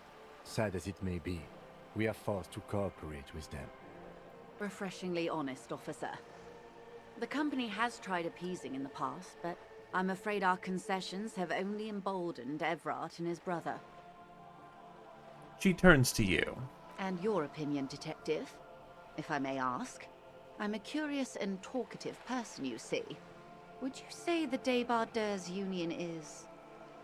Basically a socialist mob. Thank you for being candid. Sadly, Wild Pines have cooperated with what amounts to a crime syndicate for 2 decades. However much you feed the wolf always hungers. Ah, yes. I'm becoming even more ultra-liberal and fascist. One more thing. You said something happened in the elections? I'm glad you asked. There was a woman, the previous forewoman of the Union. She disappeared. Disappeared? Yes. On the last day of the local chapter elections, her daughter phoned in and said she wasn't running anymore, or coming to work. Ever. End of story. This forewoman, her name? This forewoman. Her name? Sadly, the company records do not even give a name. She's just forewoman in private correspondence, Holly. I don't even know if it's a sir or given name, and I don't have access to the Union's files. Some kind of extortion, probably. Indeed. The company suspects foul play, but there's nothing they could do. It was a Union matter. The point of the presentation is, these kinds of things happen around the Clares. Watch out when you're dealing with him. Thank you for your concern, man. We'll be just fine. That's all I need here. Let's change the topic. Of course. How else can I help? By the way, I've talked to Everett Clare. You have? And how did you like Mr. Clare? It's not important if I liked him. I was just doing my job. Of course, Detective. Excuse me for implying otherwise. The RCM does not pick sides in this. I hope it doesn't come off any other way. Of course. And I don't expect you to share anything he told you with me. I'm not a corrupt verm myself. However, if you felt like discussing something, how could I stop you? Are we not human? Are we not curious to hear another person's take? It's only natural. We would only be gossiping. She smiles. Intellectually speaking, it would be quite interesting to hear what she has to say about these things. Yes, your disgusting necktie agrees completely. Let's gossip. Mr. Everett is helping me find my gun. Oh. That's so helpful of him. Her eyes become large and round. The lieutenant looks at you, and you can swear his jaw muscle is trembling. When I said be wacky, I didn't mean wildly, grossly irresponsible and damaging to the RCM. Unconventional police officers sometimes lose their guns. They then go around and tell people about this to gauge their reactions. It's all part of detecting. Incredible. Simply incredible. And how is it going? Has this detecting produced a gun? Mr. Everett is helping me find my gun. Yes. As you said. She looks confused for a moment. Please, don't get him in a loop. If he gets in a loop, it will last forever. Ask him to say something else, please. No! That's wrong. You don't get into loops. Totally slanderous. Maybe you've gotten into one tiny loop once. Of course. Thank you for the advice. I'm glad you are here to assist. Your other dealings with Everard are still of considerable interest to me. Hey there. I'm just embarrassing my partner in the middle of the open. The lieutenant will be more lenient toward sharing those, hopefully. I don't got anything else to talk about, Of so... course, Detective. Should something come up later down the road, don't be afraid to drop by for a chat. Until then, is there anything I can help you with? Okay, tell us about this alleged drug trafficking. It's quite straightforward. Someone is using Terminal B to smuggle raw ingredients from the Samar and Isola into Revachol with the Union's blessing. Wild Pines has suspected it for years. But I'm going good. How about you, my dude? Ingredients for what, ma'am? Meth and dextroamphetamine, GBL, and various synthetic psychedelics. Honestly, it might be quicker to say what you can't make from the stuff. Let me get this straight. The materials come from Samara to Revachol through the terminal. Yes. After they clear the terminal, we lose track. The actual production is taking place at various sites in and around Jamrock Quarter, north of here. Wild Pine seems to be well apprised of the local drug trade, ma'am. Do you mean to say the Union also produces the product? Sells drugs, I mean? We're in logistics. It's our business to know. And no. As far as the company knows, the Union does not produce it. They transport the ingredients for a cut. And you want us to investigate? Yes, but you won't get anything out of Evrart and the Dockworkers Union. Still, every chain has its weak link.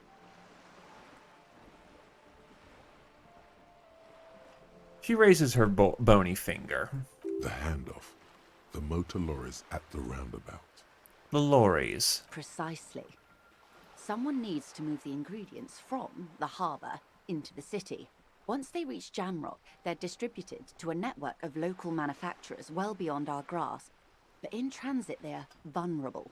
We are playing Detective Simulator. Or rather, insane screwhead tries to be a cop. It is actually in character for him to be a wacky loony. And yet, he is the best hope of trying to figure out a lynching that happened. Perhaps you've noticed that a number of lorries are tangled in a traffic jam at the roundabout just now. Interview the drivers who are still hanging about. One of them might be waiting for a crucial shipment. She gives you a knowing look. I'll be explicit. If you find this driver, I will share company secrets with you. Why didn't you come to the RCM earlier? We did. On more than one occasion. Apparently, there's some sort of inter-precinct disagreement about whose jurisdiction this area falls under. In a loose sense of the word. Like, it's only real-life based, not as real-life based as it could be, because we woke up blackout drunk, naked in a hotel room after we smashed the place and went around shoving our gun in our mouth to make a point to people. Needless to say, cops are crazy, but they're not that crazy. We hope. We know the company has launched its own probe into the Union's alleged involvement. We also know it's come up empty. It's not just the RCM. No one's been able to find any hard evidence.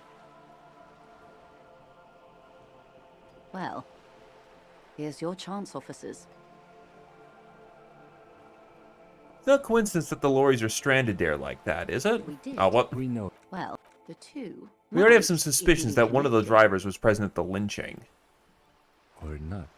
Though, if you have evidence to the contrary, I'm eager to hear it. That was a misclick. As eager as I am to share it, Lieutenant, once the job is done. It's no coincidence that the lorries are stranded like that, is it? No. We asked East Motor Track to raise the drawbridge. The road company is a partner of one of our subsidiaries. However, She pauses, looking out to the sea. This is a limited time opportunity. Once the complaint has been processed by the Trade Committee, they'll have no choice but to lower the drawbridge, and the operation will continue.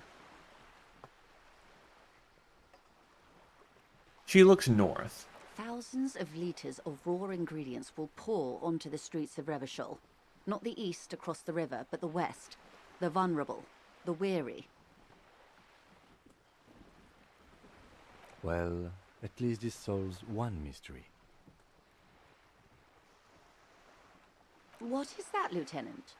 Why I had to call East Motor Tract and beg them to open a drawbridge for me. I'd wondered since I first drove in, on my motor carriage. I am sorry for the inconvenience, Lieutenant Kisaragi, but we need them trapped here. This is a unique opportunity. I'm sure you understand. What proof do you have that the Union isn't already involved? How do you think they're financing this strike? There are thousands of unpaid dock workers going strong for the 4th month straight. There was a shakedown of local businesses preceding the strike. Many were squeezed to bankruptcy to fund it. With all due respect to these desert cacti, the contents of a few cash registers cannot provide for 2,000 men. The local businesses can scarcely provide for themselves. So you think the strike is being funded with source ingredients for drugs? Precisely. Smuggled out of that very gate at night, most likely, then loaded onto lorries and driven to Jamrock. You simply need to find one driver who will open up to you. I did find my police clipboard. I even knocked myself unconscious from post-traumatic stress disorder regarding it. And ooh, a female carnivore name. Safely away from the Dojins too, I assume. That's 2 points in her favor. Okay, I've made up my mind regarding the smuggling investigation. Yes? We'll take the case, probe the driver, see what it yields. Excellent. She takes a long sip of tea. There are at least 3 lorry drivers lingering near the roundabout. Hopefully one of them will know something. It may come to nothing, or it may just blow the case wide open. I can keep the drawbridge up for a few more days at least. You should have the time you need. In the meantime, let me know if there's any other way I may be of assistance. She takes another long sip from her seemingly bottomless thermal cup. Thank you, that's all for now. Detective. Take care. Wow, you work hard. I do? Oh, yes. You hustle. You're a provider. It's tough out there, but you keep it real and provide. Bina. So what? This carnivore sips on tea and calls you incompetent. I guess I do. Yeah. Oh yeah, like a horse, a workhorse, for hard work. What hard work do I do exactly? Look at yourself. You're a human pedometer. You must have walked 200,000 steps down cracked asphalt, mosaic, sand, and linoleum after you re-emerged. That's just what it's like. Life and death. Shit. But you got gills on your side, baby. Got those black papers with the faces of the innocents on them. You bring in the Franco-Negros and the Solas. That's the sign of a hustler who never gives up. The world is harsh and people are evil. You didn't make it that way, and you won't let it break you. You ride. I fucking ride till I die, bitch. It ain't easy, but you do it. Day in and day out. You didn't make the rules, but you won't lose. You're a cop, and a sprinter, and a money printer. Oh, then there's pawning stuff off to that suspicious Roy guy. Yeah, you're in the sales business. Shake 'em for shit and then pawn it off. Law officer style. Guess I've made some gills, sure. Sure. And has it been easy? Is life easy? Have you not gone into cardiac arrest? Are you not about to have an anxiety attack or shoot yourself in the mouth? But you still hustle 24/7, ride or die. Now, ask yourself, are you rich?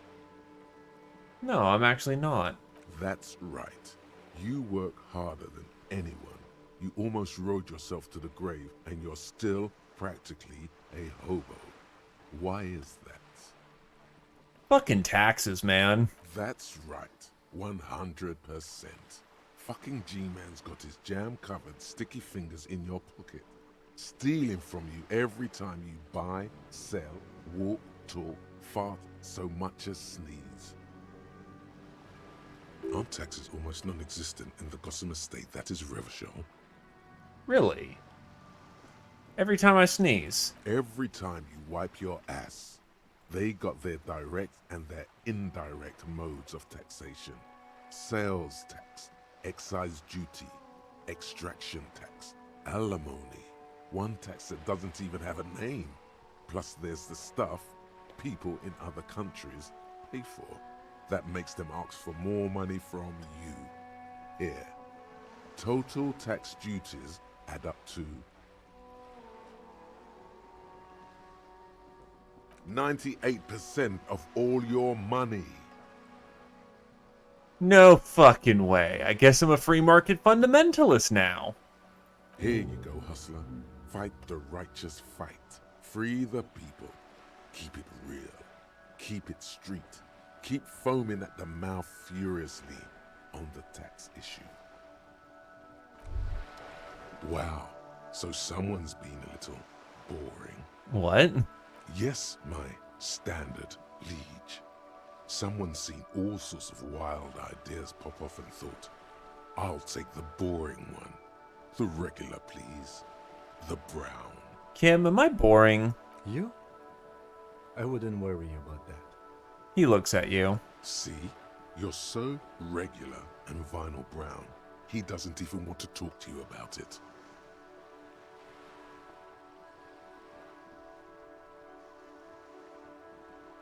What is this? Picking on me for not being crazy enough? That is the least of my concerns. No need to be defensive. The regularity, the brownness, the cut and dry have their appeal. A very standard appeal. Look, I'm just trying to do my job, but no need for extravagance. Of course you do. Let's get right to it. My lord's copper type is regular cop. I'll let everyone know. I'll send out a telefax. Wait, this will be my capo type now? Yes, the type of cop you are, sire. Think of it as a caste, a class even, a nation of regular law officials that you belong to. It comes, of course, with the usual benefits. Why not? Send out the telefax then. I'm not ashamed. Opt in. Done and done. No actual communiques will be sent, of course. That would be too dramatic. Too dramatic.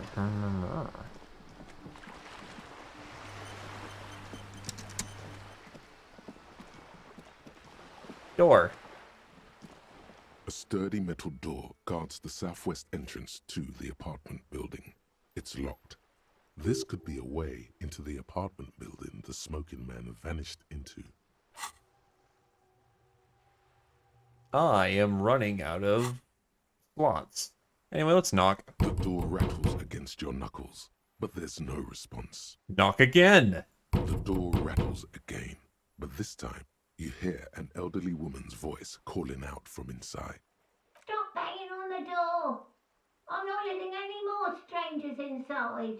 This is the police. Open the door. The police? Everyone knows the police don't come round here. I need to talk to a young man in this building. No, I already told you. I won't be responsible for any more strangers getting into the building. Go check the backyard door. Maybe someone there will. She trails off, leaving the sentence unfinished. Backyard door. With the smoker. You already were there. Didn't work. Hey, are you there? I checked out the backyard, but I couldn't get in that way. Good. We had enough problems with bums and drunks and thieves loitering in the hallway. You have no business here. You're well versed in the kind of threatening legalese that implies criminal liability, but in fact has no meaning whatsoever. Am I? Obviously, look at that vague yet threatening stuff spewing forth from your mouth.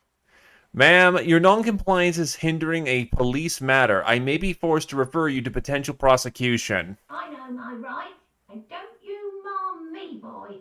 The voice snaps back. Miss, would it help if we offer to show you our badges? Ah, it's like a carrot to the stick, sort of. Hold your horses. You hear the click of the night latch before the lady on the other side gets caught in a coughing spasm. I don't care about your stinking badge. Just come in. She manages to say with a wheeze. Somehow we got a key through the door. Somehow.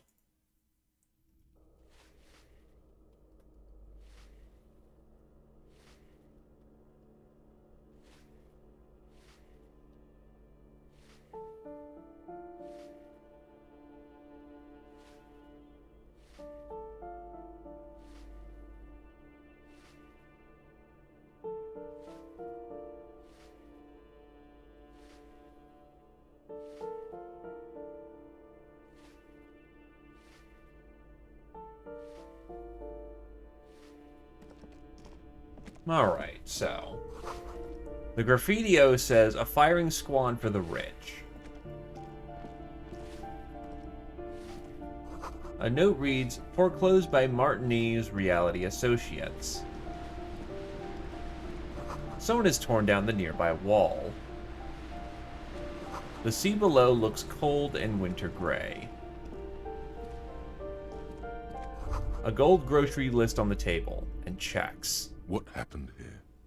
Can't foreclose on an apartment with a hole in the wall. It will still be accessible through the apartment next to it. That one didn't have a door. Sadly, nothing of great value remains here. And here's the other thing, Zephyr, coming back to that. Boring, apologetic, raging, liberal fascist that just decided that he might want to hustle on the side as well.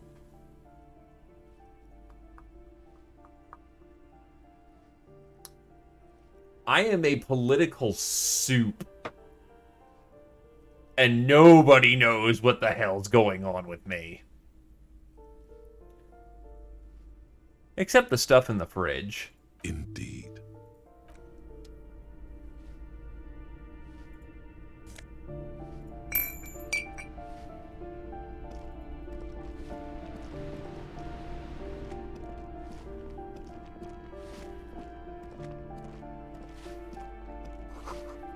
Apartment 8, their mailbox is overflowing.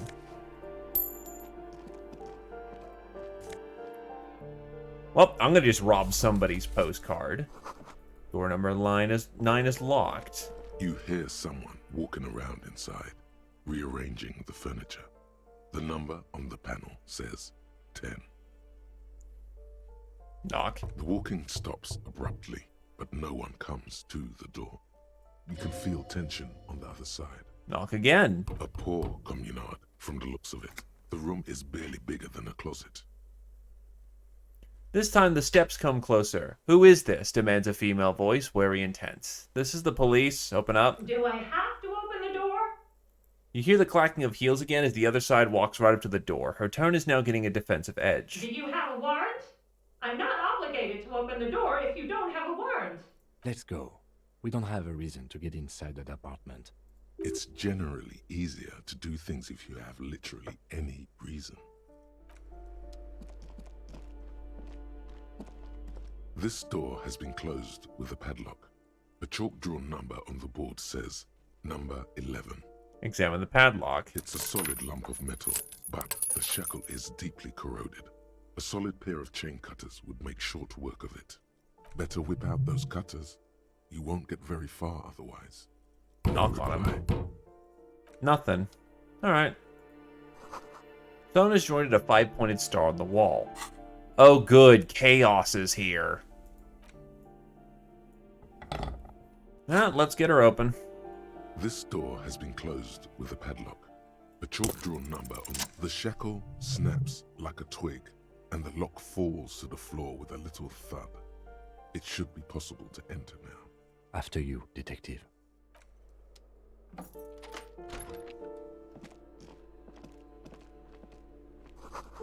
Flamboyant poster of a white star. Real lithography. Pictures of revolutionaries posing with guns. Revolutionaries love to pose with their guns. Books of critical theory on the monstrosity of capital and such. Oh, you know, I remember the other thing. Right, 5-pointed, not 8-pointed. Yeah, yep, don't mind me. I'm an idiot.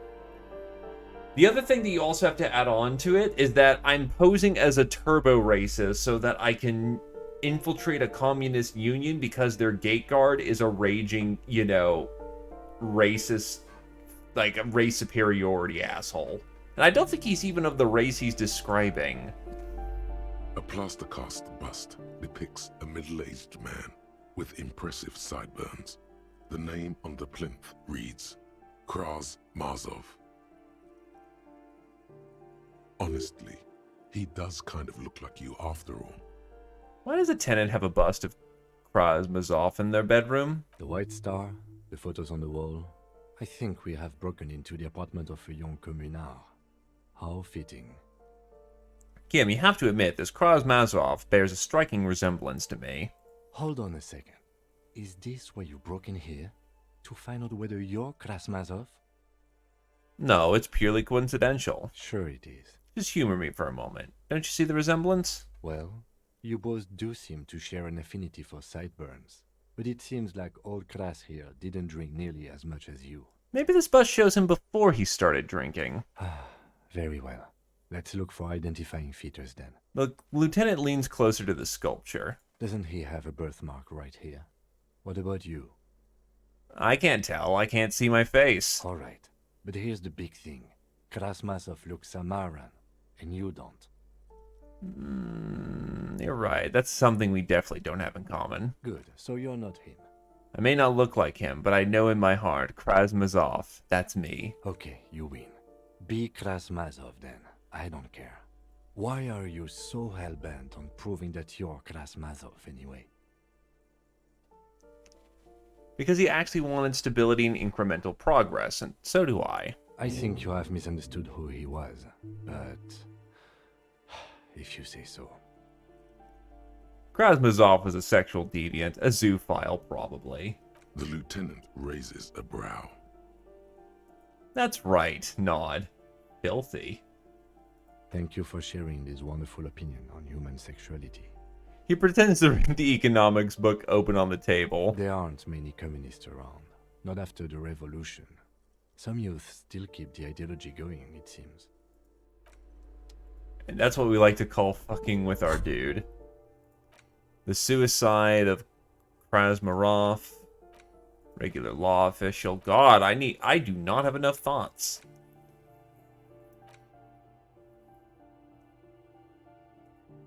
Oh god, it takes skill points to remove thoughts too. That kind of sucks. That isn't just a 5-pointed star. It's an inverted white pentagram cradled in a wreath of antlers. The iconography of communism, in other words. No, too many thoughts. Head jumbling around like crazy.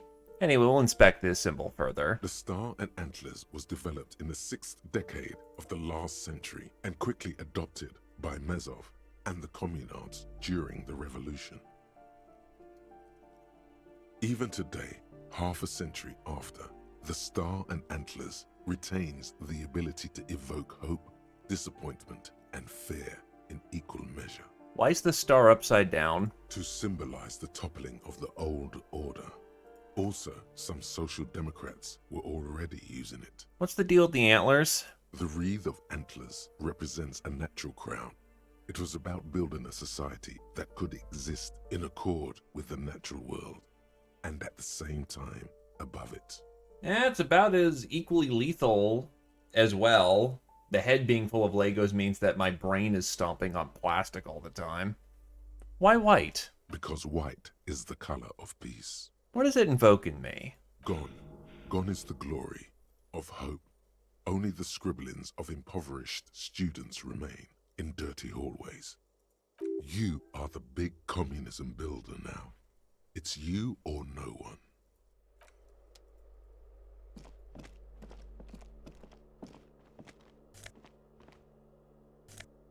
Huh. Flip-up glasses the auditor.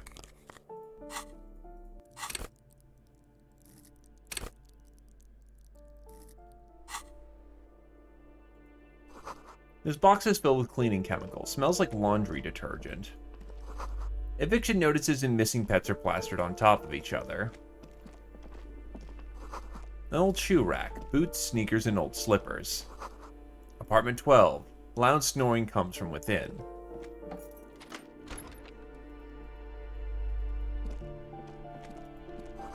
These shower curtains are covered in some sort of slime.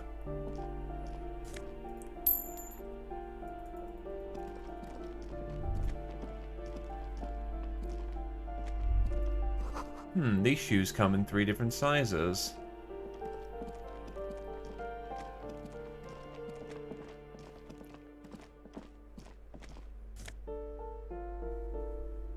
Oh, there's just a bullet in there. Jesus.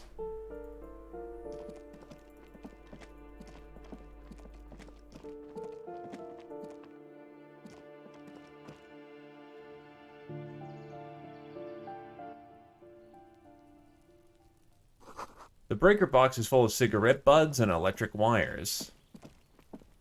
Just a door, nothing for you here right now.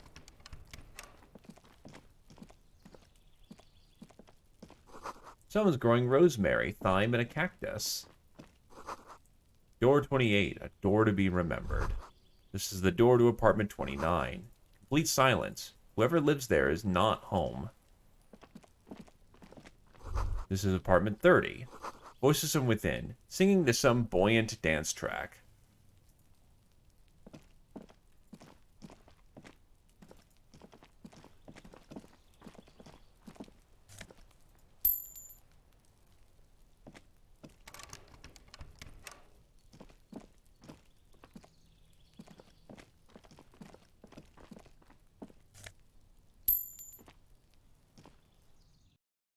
Very hardy, apparently.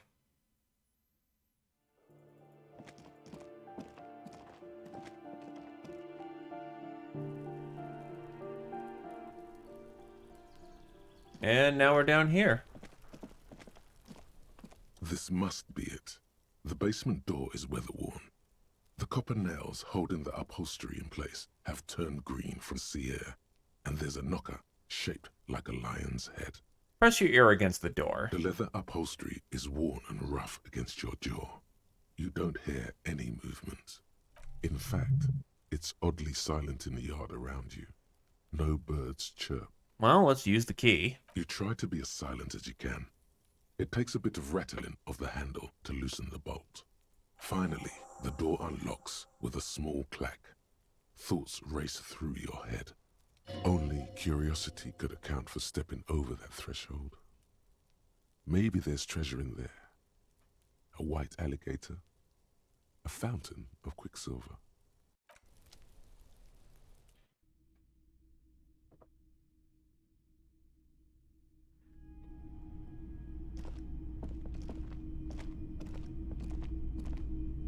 A row of mugs sits on the shelf. Each one depicts a human figure. A dark-skinned woman grinning amidst mysterious symbols. A broad-shouldered man shoveling potatoes, and others. Tap on mugs. A little ring. Though cheerful, the images on the ceramic make you vaguely uncomfortable. There's something disdainful in the way the curves and lines of the bodies were drawn. The images betray a lack of interest in human beings. They are merely unflattering caricatures. What do you mean uncomfortable? What do I mean uncomfortable? The owner of these mugs doesn't like people of other ethnicities very much. Typical asshole. This person is unhappy. The lieutenant picks up one of the mugs, then puts it back down with a look of disdain. I'm beginning to feel better about breaking into this man's apartment. What about your yellow man mug and compare? Yes, your broken mug friend would feel very much at home here. The same humor, the same mocking lines. There's the missing tin soldier. Whoever lives here might have used the Whirling's container to dump his trash. And now they've drawn the ire of the Union. The plot thickens, as they say. An interesting little clue. Let's see where this goes.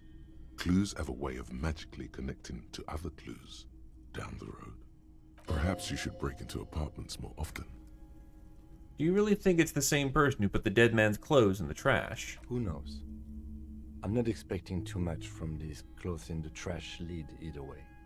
It might turn out to be some random local matter, but still, a nice coincidence.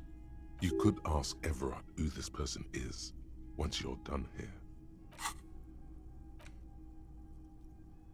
Unlock another slot.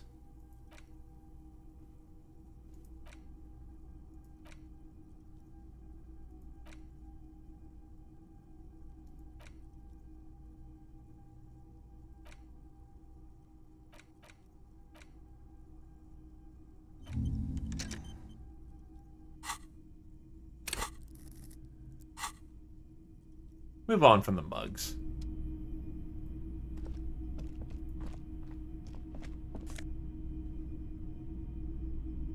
Now let's not rob him.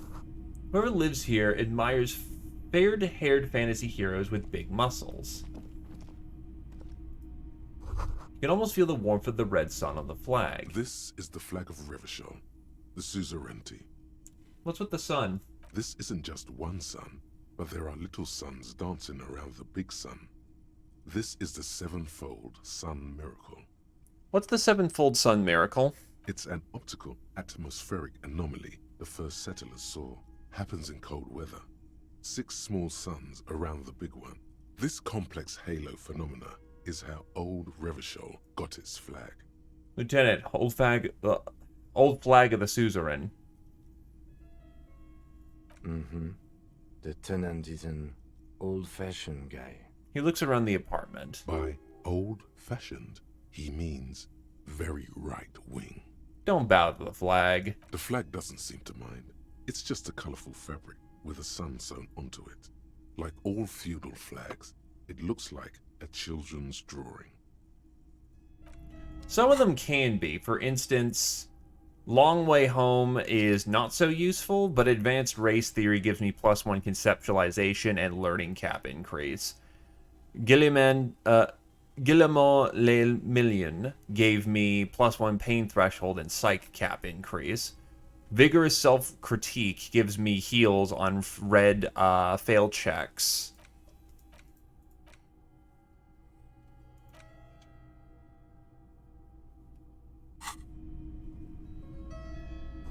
A book titled The Hidden World of Walking Sticks lies open. A small suitcase full of clothes. Guests are staying over?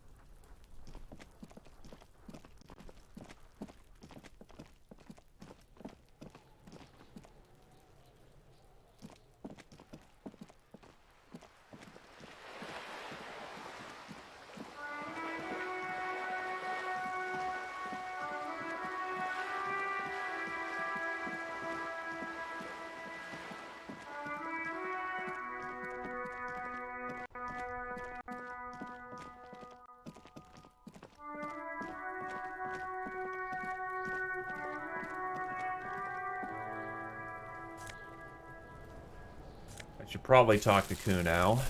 This is not going to go well, I feel. Look, see? It's the fucking war pig! Try not to knock yourself out. I've come to ask questions. I have a case to solve. You belittled yourself before the Kuno. Now you must seek his forgiveness.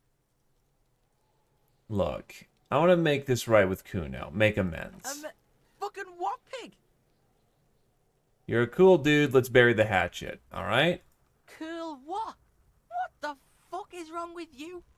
I think you broke his brain when you fucked him up, Kuno. You better come up with a way to make Kuno forget you tried to fucking hit him, piggo.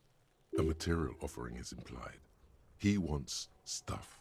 Only stuff can make it okay again. I don't have anything. What can I offer you, Kuno? Please don't waste time on nonsense. The lieutenant does not approve of this at all.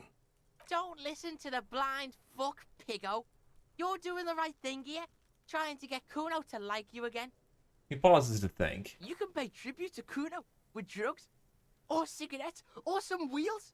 Kuno could use some wheels. Motorized carriage shit. Whatever then. What are you doing? Nothing, Lieutenant. I don't want to get into that. I don't want to get into this.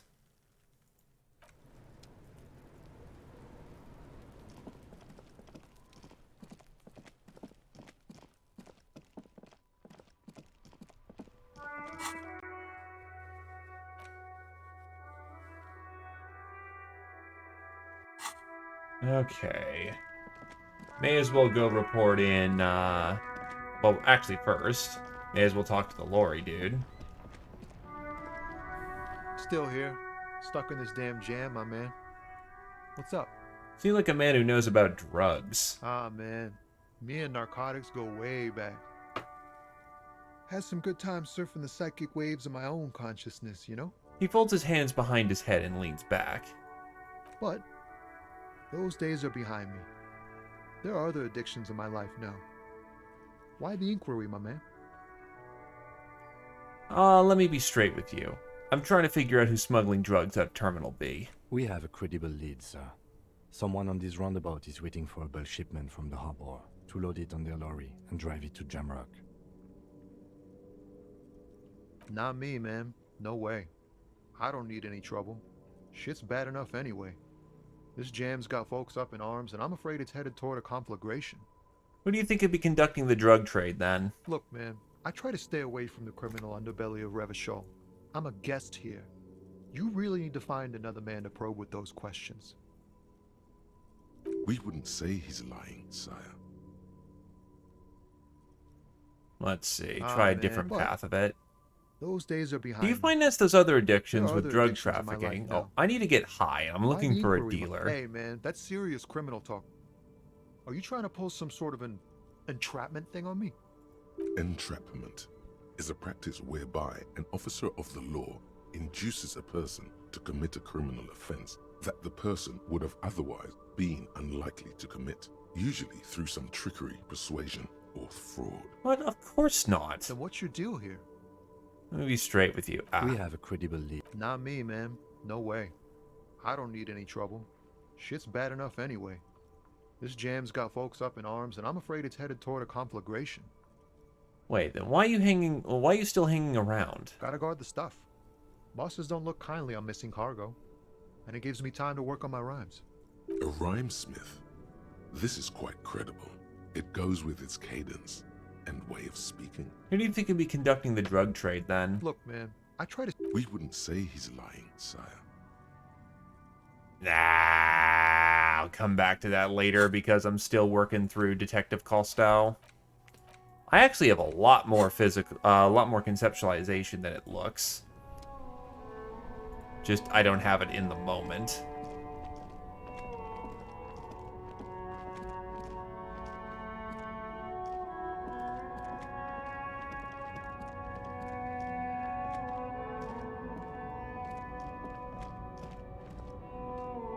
A bold slogan, Humanox, covers the truck.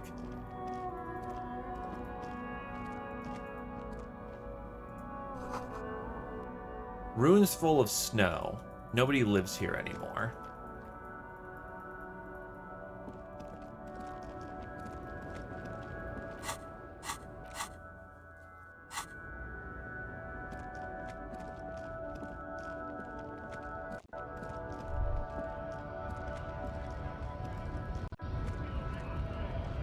Right to work!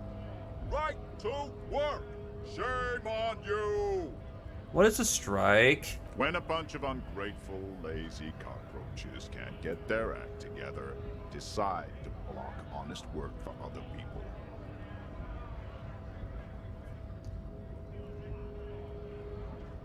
He shifts uncomfortably in his workers' overalls.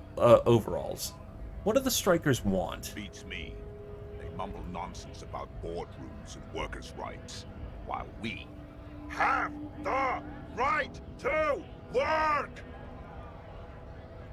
There's something odd in the way he carries himself. His set of clothing looks vaguely mismatched. The different pieces of the attire seem ill-fitting. Ill-fitting? What does that mean? His shirt is far too small and an unpleasantly tight fit, while the overalls, held up by a belt, seem to fit a man with much more corpulence. You wearing new clothes? He ignores your question, choosing instead to turn to the emaciated workers, raising both fists in the air. The clothes are obviously not his. Silence is the answer. There's something off here, but he won't say what.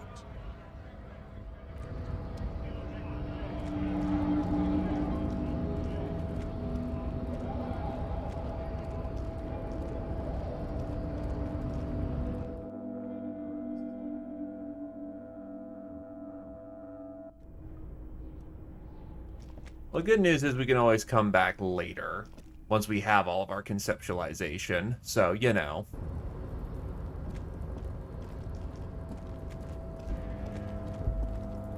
We'll get there when we do.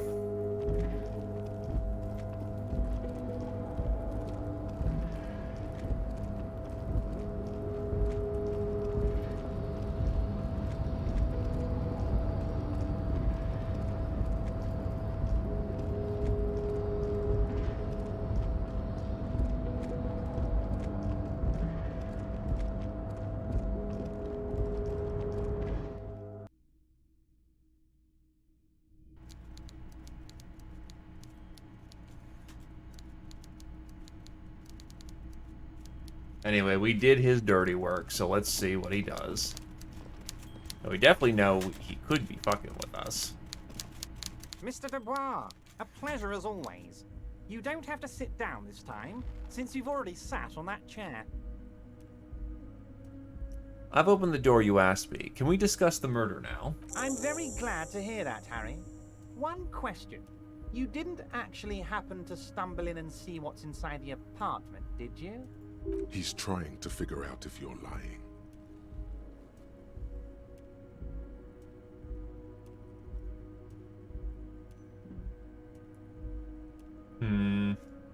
Thing is, they've seen...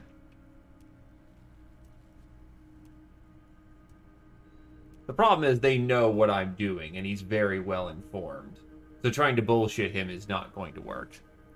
I may have gone inside and seen a collection of racist mugs. Just as I thought. Culturally antiquated mug collection. What a weasel.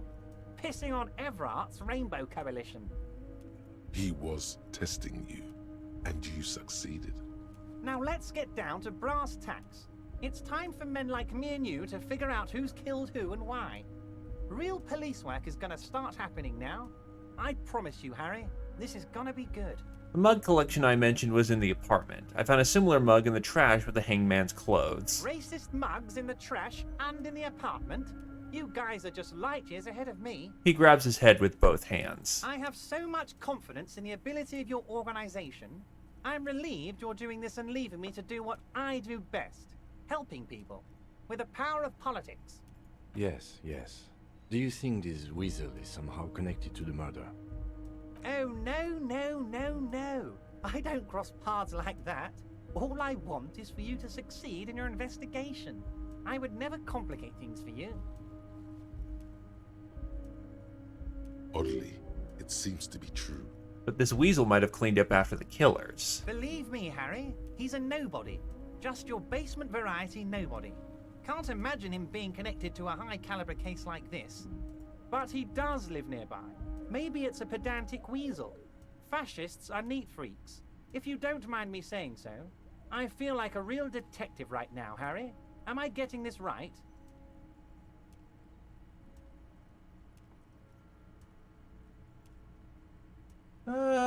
Great technique. You'd make a great sergeant. Would he? I'm not so sure about it. Oh, you're too kind, Harry. Way too kind. I know I'm not a real police officer. You are. That's all he's going to say on this subject. You said the lynching and the strike are related. How? By now, I'm sure you've figured out who the dead man was working for. The bad guys. Wild Pines. sent to scare us. Another violent measure of the top hats against us flatcaps. It's already been 20 months, huh?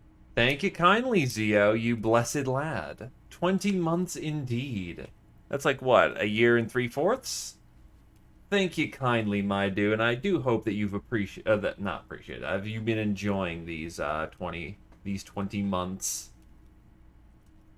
I do very much enjoy, and yeah, fuck, words. I can do them, I swear, but no, thank you kindly, my dude. Hopefully you had a good time at work, and welcome home, my man. Yeah. Ah, yes, the ever-classic doubling that does not stop doubling. It's already been 20 months, huh? Harry, this strike is the culmination of many, many mistakes made by the Wild Pines group. They tried to shut the strike down by sending in armed mercenaries. You mean our victim? A security contractor? Can you imagine that? Workers standing in peaceful protest, united in the spirit of fellowship, and they send hired killers to mow us down with machine gun fire? I'm talking beasts, hardened killers from proxy wars in Yisut, Semenine, Saramaritsa, you name it, they've done it. Raping, killing, burning villages, killing little children for the Senorita Pineapple Company, Harry. Everything they did there, they brought over here. They want to turn Revachol into a third world slum.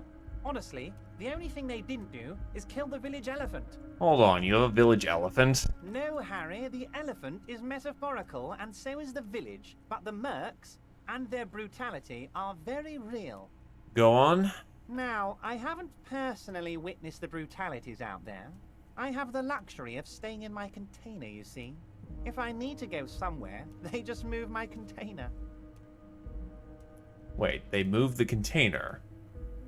Yes, I'm an old man, Harry. My legs aren't what they used to be. They lift my office with that big crane. It's actually very fun. You should try it. Uh-huh. But enough about me and my fun container. The killers the company hired, I think there were 3 of them, all hardened commando types. One of them got downright suicidal, getting drunk, violent, a little rapey. Even their own negotiator couldn't control him. That's your boy, the one who likes hanging out and trees. By negotiator, you mean Joyce? Harry, what you need to realize is, we dock workers are not pushovers. We got grit, Harry. This whole neighborhood does. Push us hard enough and we push back. And when we do, we push to kill. Who exactly did the pushing? There's a militant wing inside the Union.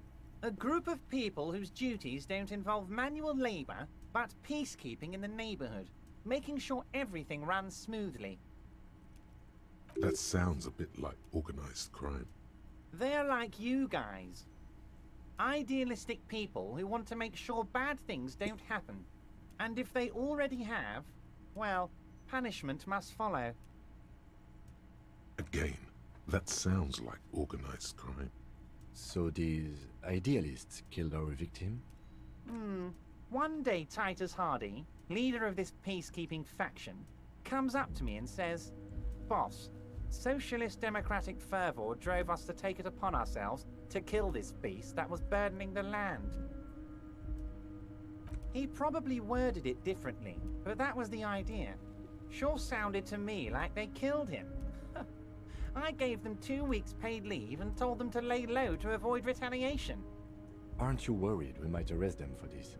Oh, I'm not at all worried about that. These are not the kind of men who get arrested. They're Martinez boys, tough and gritty. I'd like to see the man who takes them in.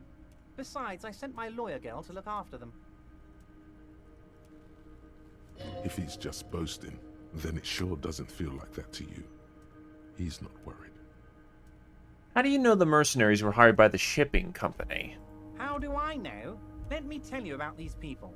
That's their MO. It's what they do.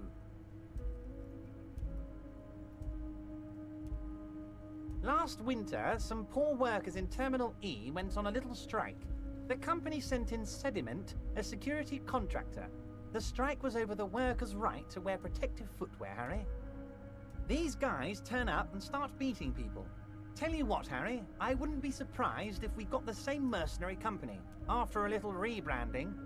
And I'm sure as hell not surprised to see an army of scabs under my gates. So you believe the scabs were organized by the security contractor? You said it. Hell, one of those guys looks big enough to take down that proverbial elephant. Boys like that don't just happen to show up during strikes. That does sound quite unlikely, yes. The big guy leading the scabs at the gate is colossal. He's not scared of them. If anything, he likes them being here. Strange. You hired a lawyer girl. Well, you mentioned a lawyer girl. Oh, Liz is a bright one. I paid for that law degree myself, thinking it'll probably turn her all fancy. But hell, Harry, she came back a firebrand socialist. Sometimes she scares me with her zeal. Wait, the girl by the whirling, who was keeping an eye on you. Is he talking about her? Don't give him the pleasure. Did you send her to spy on me disguised as a gardener? I did that, didn't I? She thinks of herself as a guerrilla fighter. These middle-class kids and the books they read are crazy, Harry. I think she would rather be an insurgent than a lawyer. I hope it's a phase. Tell me about Titus Hardy and his crew. Oh, they are simply fine young men, all 7 of them. Exemplary union members, always working to advance their position in the local socialist democratic movement. Core members. Old Theo used to run them, but things really kicked into gear when Titus took the reins and named the group after himself. Gotta love his initiative. Interesting. Who's second in command? They're almost all of them great guys, born leaders.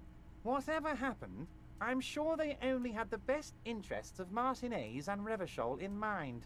Work with them. Hell, interview them. But don't fight them. They really are just like you. Men who like beer, women, and some order on the streets. Where can I find them? You know what, Harry? I got a feeling they're gonna show up in full force tomorrow. The lieutenant marks something in his notebook. Good. Let's conclude for now. Was it a good talk? I'm not sure we made much headway here. I was hoping we'd bust the case wide open. Heck, I even wanted to tell you what I really want to achieve with the strike. He leans back, suddenly worried. I don't know what happened, Harry. I wanted you to feel like Mr. Martinez. And of course, I also wanted you to find your gun. But it's like I can't completely trust you. Yet. Yes, Harry. It's like I can't fully trust you if you're not a man of the left. I want to, but I just can't. He says, slowly shaking his head. A man of the left. So you have to be a social democrat. He's been hurt too much in the past by men who aren't social democrats. This is another corrupt scheme, isn't it? I'm neither right nor left. I do what my heart tells me to do. What does your heart tell you about your lost gun, Harry? Does it tell you to forget about it? Or do you think it wants to be found? I think it's lonely and cold. I think it wants to be found, and I have a proposal for you. And what would this entail? Once again, I require nothing unethical or illegal of you. You just need to get 2 little signatures on this piece of paper, and then mail it to my accountant in La Delta. Cam, what do you think of this? It depends. I don't think what we just got from Mr. Clare was very useful. He studies Everett. But he thinks it's your call. As I said, it weighs on me heavily. But once we get really talking, well, I'm gonna hand you the keys to Martinez, and maybe even help you figure out who's behind this killing. He's saying as little as possible, as vaguely as he can, deliberately omitting things. What are the signatures for? I'm glad you asked, Harry. The Union is going to build a modern youth center in Martinez. It will be righteous. We're gonna get those teenagers off drugs and on roller skates. There's a nameless little street on the coast with some old houses around it. Most people have already signed. I just need 2 more signatures to get this mission off the ground, Harry. Where's this place exactly? On the coast, Harry, across the canal. There's a cul-de-sac there, a little village they're calling it. A gloomy place. You'll find it. I trust your detective skills, Harry. What will happen to the current occupants? They are just gonna have to deal with the construction noise for 6 months, and then they'll be living like kings. Right next to a fancy new youth centre, designed by the best architects from Stella Marie. Is he absolutely sure the tenants won't be thrown out in the street? Hey, you are 100% sure no one's going to end up homeless. Am I? Harry, these people, Martinez is the most important thing in my life. I would never let anything bad happen to them. We're gonna build a youth centre there. The value of their properties goes up and kids have a place to play in. I'm looking out for these people, not pulling the rug from under them, Harry. I'm looking out for all of Martinez, not just the harbour. He means it. Fine then, if I happen to be there, I can ask them. You bring joy to my heart, Harry. Such a pleasure to be working with you. Here. He hands you an open white envelope. You need to get signatures from Isabel Sadie and Lillian Carter. The cul-de-sac is right past the pawn shop and across the canal. I hear there is some trouble with the waterlock, but they should fix it by Wednesday morning. Once you have the signatures, mail this to 13022 La Rocca in La Delta. Then we can talk about your gun. What's in the container outside your office? My dear Harry, there are literally millions of containers in this harbour. I couldn't possibly remember what's in all of them. There's something special about it. It was attached to the Coulson crane. Harry, you smooth-talking son of a bitch. Time is a precious resource, and I don't have enough of it to count containers with you. He says with the fondest of smiles. Smooth talking. Maybe that's the way to go about opening the container. You should at least try convincing it. I met Joyce, the company representative. Oh, that's very nice. I haven't gotten around to her yet. I'm very, very busy, you see. I hope you're getting along. He had just a button on his sleeve. One thing I want to make very clear, Harry, is that this is not some kind of union versus corporation situation. Everyone is just pals here. Just pals. We're all trying to do what's best for Martinez here. Don't feel like you can't cooperate with her, because you and I are such good friends, and I'm helping you get that nasty body down from the tree. And with finding your lost gun. I'm not a jealous guy. Joyce said the previous union leader vanished under suspicious circumstances. Vanished? Harry, the woman left her casserole in the oven and couldn't make it here in time for the voting. Oh, did I leave my casserole on? Better go home and check. The election can wait. When she got back, the whole thing was over. He frowns disapprovingly. Wait, there was no mention of a casserole from Joyce. Funny, Joyce didn't mention any casserole. Harry, Harry, Harry. Do not fixate on this little matter. Maybe it was a rabbit stew, or a hairdryer, or an iron. The point is, her heart wasn't in it. Mine was. If it's spilled blood you're looking for, then there certainly isn't any in his expression or demeanor now. What happened to the previous negotiator, Mr. Gaumont? What do you mean, Harry? Nothing. I let him go. He made concessions for the company in previous negotiations. Why would you let an ally like that go? He's an old man, Harry. I wanted him to spend more time with his family. God knows how long he's got left. You called him a midget. Harry, I have little people in my organization. I would never call someone a midget. What is this? Honestly, I'm beginning to think you're a midget, Harry. I'm only kidding, Harry. You're not a midget. No one is. We're pals. Abruptly, he smiles and changes tone. Why haven't you let her in to see you? If she actually wants to see me, she will find a way. Any good negotiator would. And I just don't have anything to discuss with a bad negotiator. He doesn't want to see her. It's as simple as that.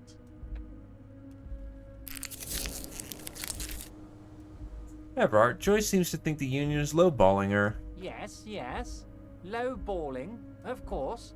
This isn't a casino, Harry. Real people, real livelihoods are at stake here. But everything's a casino for those rich types. His expression makes it clear. This is childish and irresponsible behavior. Okay, let's talk about something else. Of course, Harry. Let me just assure you one more time. It's perfectly okay to share anything we discuss here with this Joyce. This is a completely transparent organization. Translation. He wants me to, say what he's talking about here. After all, she's here to stop a strike or negotiate with the strike, and he won't talk with her unless she comes in through the front door, and yet you're more than willing to have me be the messenger. Mm-hmm. I have no interest in what she is doing, but I myself have nothing to hide. Your business is your business, and I respect your privacy. Just remember, none of this is secret. Tell her about all of it. My brother's picture, my singing swordfish clock. Tell her how overweight I am and how I'm helping you find your lost gun. Tell her about everything. Everett doesn't mind. It is rather interesting to tell people things about each other, isn't it? It was nice telling him about her right now. I'm looking into your shady brew. I don't know what that means, Harry. Shady brew? There are so many moving parts in my operation, I can't keep track of them all. You know what? Don't even tell me. Whatever it is, do it. Surprise me. Just one thing. If you can, make it even shadier. He sincerely has no idea what you were talking about. And he doesn't care either. I'm told the Union is involved with the local drug trade. What? Harry, how could you say that to me? You know I appreciate a joke as much as any Johnny Fat Guy, but I can't take slander. Are you actually investigating this? The reaction appears to be sincere, but it's impossible to tell with this guy, honestly. No comment. Harry, you wound me, Harry, in the heart. But I trust you to put this to bed. Do what you must, and let's change the subject, shall we? He's hiding his real reaction beneath courtesy. Thank you for your understanding. We will continue to do what we must. You too, Lieutenant. You know, I like you, but you never were my favorite. I'm a Harry guy. I'm Team Harry. None taken. Did we have anything else to do here, Harry? Everett, I'm going to take my leave now, but we might talk again later. See you soon, Debardeur. Just kidding, but not too much. The big man raises his hand in farewell.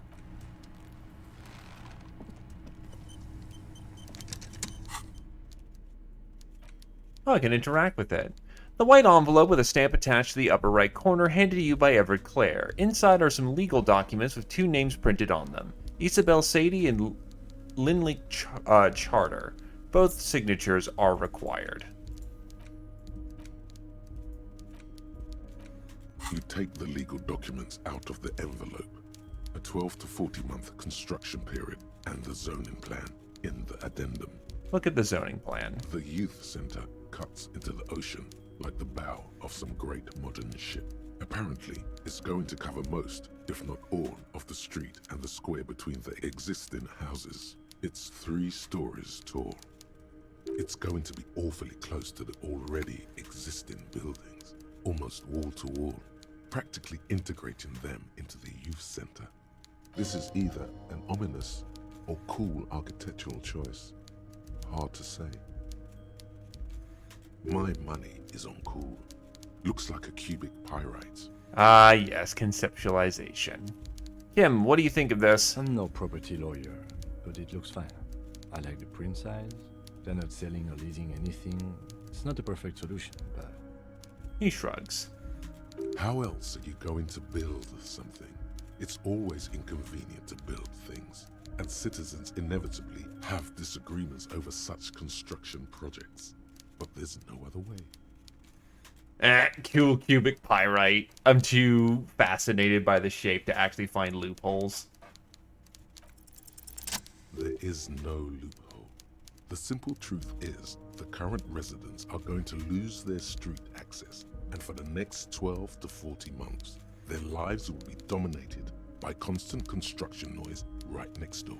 Wait, what are the ramifications of this? Once the construction starts, it'll probably take a few months, a year maybe, for even the most stubborn occupants to get tired of living like this. After that, they'll sell their property for cheap and move out. Look, Kim, these people are going to have to move away. Can we do something about it? I should have seen it. The lieutenant frowns as he reads over the document again. Everard probably has eyes on us, but we could try to get other people to sign this instead of those listed. Or you could forge their signatures yourself. By the time he finds out, we'll already be gone. However, we'll need access to the coast before we do anything. Evrard won't believe you got villager signatures if you can't even get to the village. You can try a forgery as soon as we can cross the waterlock. Back in the envelope it goes.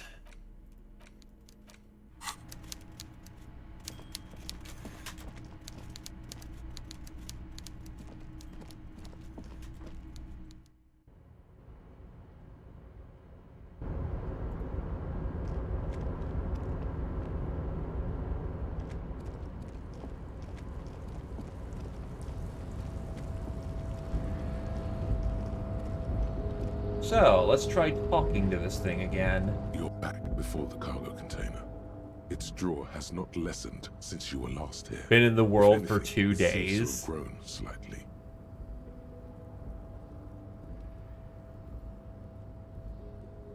Okay. And as it's always been, it's impossible to open a container with rhetoric. Maybe you're losing your mind. Nothing for now.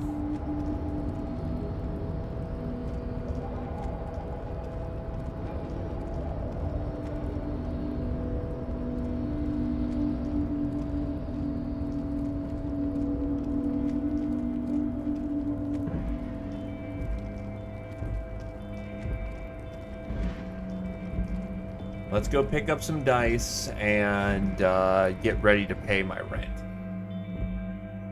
Oh, did I roll a 6-5? Oof.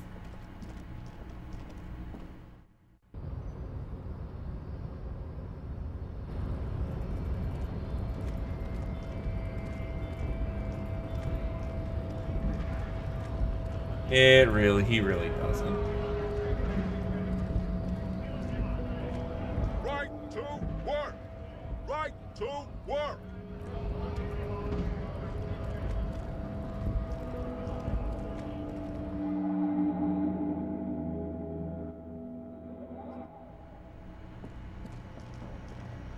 The tear machine stands in the corner. Your bottles clunk into the machine, and the money Hey, appears money. with a satisfying jingle.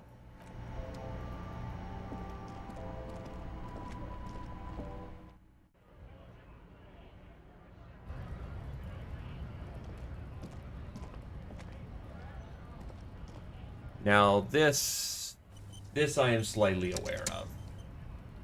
Looking for something, Hunt? Come to tell me to fuck off again? You could push him by asking him to show you the soles of his boots. He definitely looks like someone capable of a lynching. You're a lorry man, right? What's your stance on drugs? Drugs? They're shit, man. I don't let anything pollute my body. He takes a long drag on his cigarette. Why not? You know where that shit comes from? Sarah Miriza, Safre, Ilmara.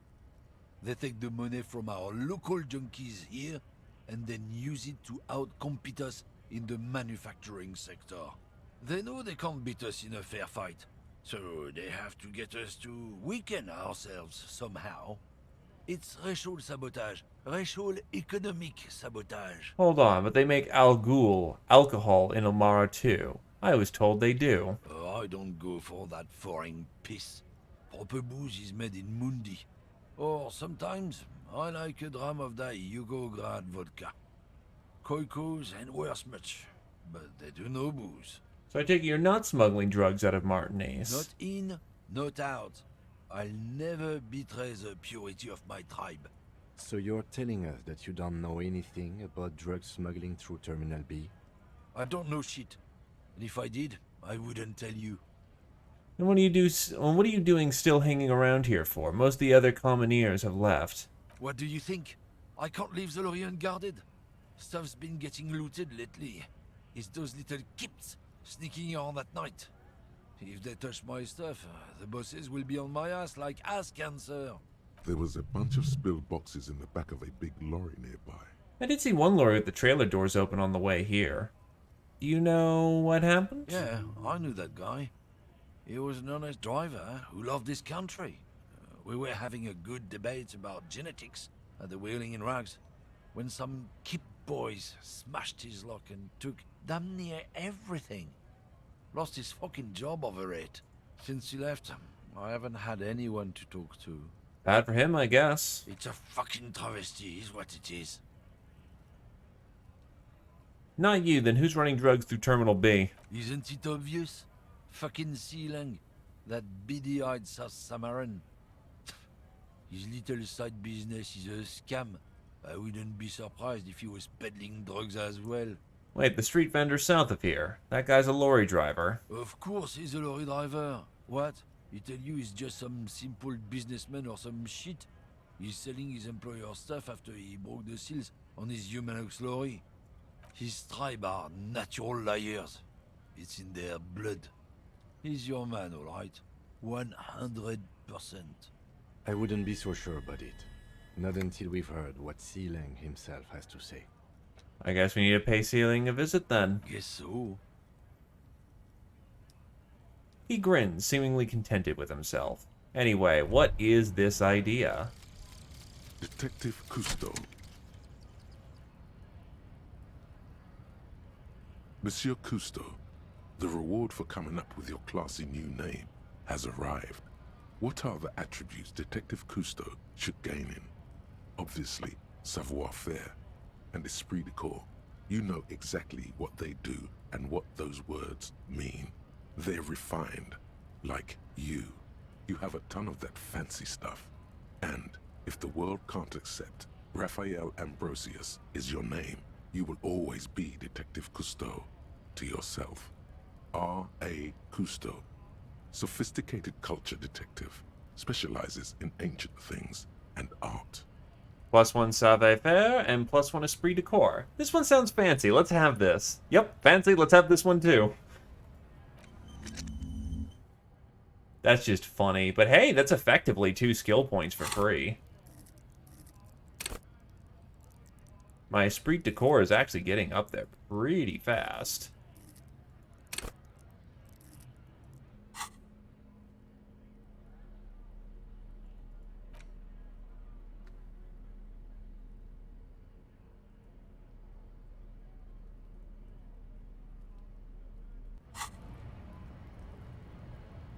Looking for something, Hunt?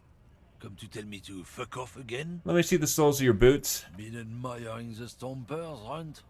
For sure, I can demonstrate them. He lifts up to show you his left foot, then his right. On the bottom of the man's boots, you see an intricate tangle of treads with no immediately discernible pattern. What's up with your soles? It's Revachol. But where did your boots get like that? Custom made. Cost me a pretty penny. He rubs the back of his balding head. But why? You'll see when the time comes, officer. True patriots carry Revachol in their very souls. He grins and caresses the side of his boot. Technically, you're stomping on Ravachol every step you take. Huh. I know you people don't understand poetry. That's nice, asshole. You do you.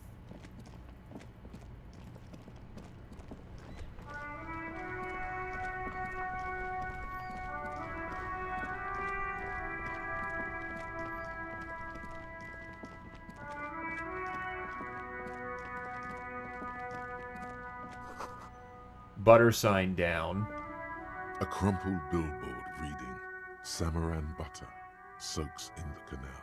2 ugly lines mar the bright countenance of the blonde boy depicted.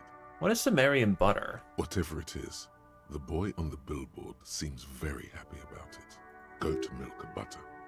The Samaran terrain makes it easier to raise goats than cows, and the local goat farmers produce high-quality meat and dairy staples that add variety to other nations' diets. It's an acquired taste. Judging by the size of the impact and the parallel lines of burnt rubber, the cause was probably a motor vehicle. What? So a guy vaulted off the top of a building and an old-style motor car impacted the sign and cleared the... Wow. Look at the crater. Side slip marks indicated that the vehicle was traveling up the crater at 35 kilometers an hour. Look at the roof on the shack. The black marks on the roof indicate that the vehicle vaulted from the crater to the roof of the shack. Look at the sloping metal roof panel. The panel served as a takeoff ramp. Look at the broken posts. The vehicle soared through the air, hitting the billboard and upsetting the posts. Then it continued its flight, taking the billboard with it. Look at the sign. The sign broke the vehicle's fall into the canal. The salmon and butter billboard still looks freshly painted, suggesting it took the plunge recently. How recently? Within the past 72 hours. Look at the opposite bank. Still speeding, the vehicle made a loop and vanished into the fog along the coast. What was the model of this phantom vehicle? There are two good candidates, the Caprice 40 and the Linéaire G22. Why the Capri 40? It's about the right size, and the tire marks look like they came from the skinny tires frequently found on that motor carriage. The Caprice 40 is a very popular model, with bank clerks, topping pie delivery drivers, secondary school teachers, cops, strippers dressed as cops, undressed strippers. Why the Lena G22? Very sturdy but light motor carriage. More likely than most to survive that jump. The Linéaire G22 is not a particularly popular model due to its peculiar proportions, which the manufacturer's design team probably thought about for too long. What now? You'd have to follow the tracks to be sure. Blink, the leave. Lieutenant looks on, waiting for you to wrap up your analysis. Any theories about what happened here?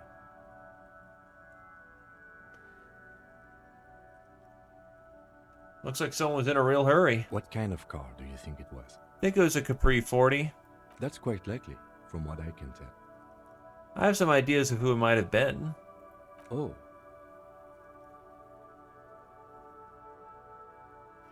It had to be someone dangerous. Perhaps this is connected to the murder? The traffic hooliganism? I hope not. Fortunately, we are not traffic cops. Should we get back to the murder? Try to come up with a convincing explanation for the driver's actions. Somewhere in the depths of your alcohol-addled soul, you find a few threads that you can weave into a story. This can only have been Jacob Irv. The tip-top tourney champion?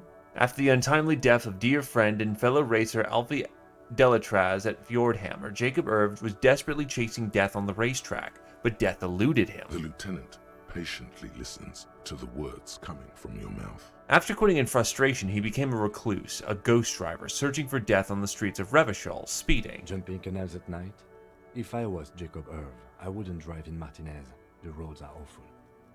Shut down. In conclusion, it's a colorful theory, but I don't believe Jacob Irv did this. Should we go? No, we need to find this Jacob Irv before tragedy strikes. If we must. I'm not expecting him to get far with this. The lieutenant consoles himself. G'day to you, officers. He's still hard at work.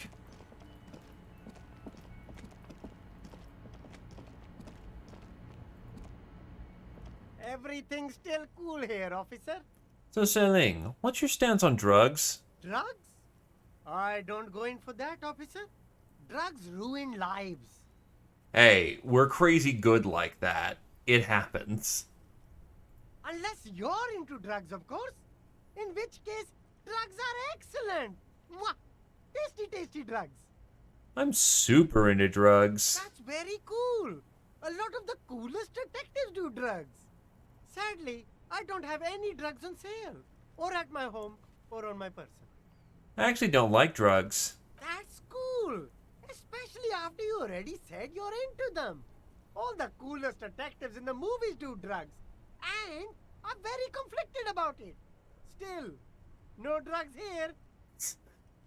We're looking for a lorry driver who's transporting drugs out of the harbor. He or she is in this traffic jam. That's even cooler. You investigating that and all. But, I am not a lorry driver. I'm just a street vendor. I don't know anything about that. A blatant lie, sire. Yet he tells it with such conviction. We'd believe him if we didn't know better. Well, you are a lorryman. Another driver has identified you and your lorry. Who said that? It's the fat racist, right? I bet it's him. He has an agenda against me because I'm an immigrant who works harder than he does. He's a hater. So you admit you're a lorry driver? No, I just said I work harder and he's an asshole. He stops to think. Realizing he can't get out of it. Smart man. Okay, maybe I'm a lorry driver too. A little. But that's not the most important thing about me. That's my day job. This is my dream. So you were embarrassed to tell me? No, I just forgot. It's such a small part of my life. It's in the rear view mirror now. I'm climbing out of that hole with ingenuity. Sailing, my source tells me you're the one transporting drugs for the Union. No! That's insane! It's the fat hater. He's been eyeing me for a week and he sent you here. Maybe he's the one, huh? Have you thought about that? Stop squirming. What do you know about the drug operation at the harbor? Nothing. I told you. I'm not a dumb guy. I don't get involved with that crowd. And what crowd is that? Crowd? You know, the drug crowd? No, he wasn't talking about an abstract crowd. It was that crowd. He doesn't want to talk about them. He's afraid. Who are you afraid of, Sailing? Look, there's bad people doing bad things here. That's all I know. Please don't get me into this mess. I've spent 15 years working my way up. He looks around and lowers his voice. Here we go. There's a tiny bit of truth on the table. Zoom in on it. We're buddy, Sailing. Help us out. No one will know it was you. Or, if you don't want to get into this mess, you have to give us a reason to move on. It's a she, okay? The other drivers call her the lady driver. You're better off staying away from her. The way they talk about her, she's no lady. Who are all these other drivers that talk? All of them. I don't know. I told you all I know. Are we cool now? I really want us to be cool now. Who exactly is talking about this lady driver of yours? The racist or the other one with the tattoos? He points north. All of them. Even the ones who've left. I don't hang out with them. I don't remember who has tattoos. Is the lady driver the old woman back there? Point to pale driver. Dazed out? Strange? I don't know. Maybe. If she is, I haven't gone near her. I don't get involved. I told you. It could be. She was strange. He's not ruling her out. Okay, we're cool now. All right. I scored. Let's cap this off with a purchase. You can walk away from here with funky sunglasses, detectives. Both of you. You deserve it. I'll leave it to you. I'll leave you to it now. You keep coming back. That's good, officer. Keep browsing those clothes. Keep saving that economy. You find your hat. Economical, but also trendy. Look first hand. Buy second hand. Keep the economy moving. The shine on these sunglasses lasts a lifetime, officer. 100% guaranteed. The speakers below are banged up and worthless. The sneakers triumph over them. Yeah, the 50 real fucking sneaker brick would be great for my skill set.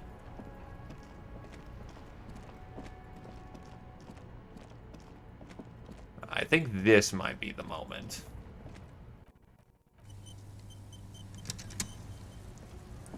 Looking for something, Hunt?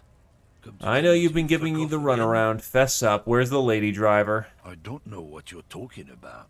First, you knew Sailing didn't do it. He did something. He stole his employer's goods and another lorryman's job. You should be thankful for the tip. He grins, a wide smile. He's been expecting this.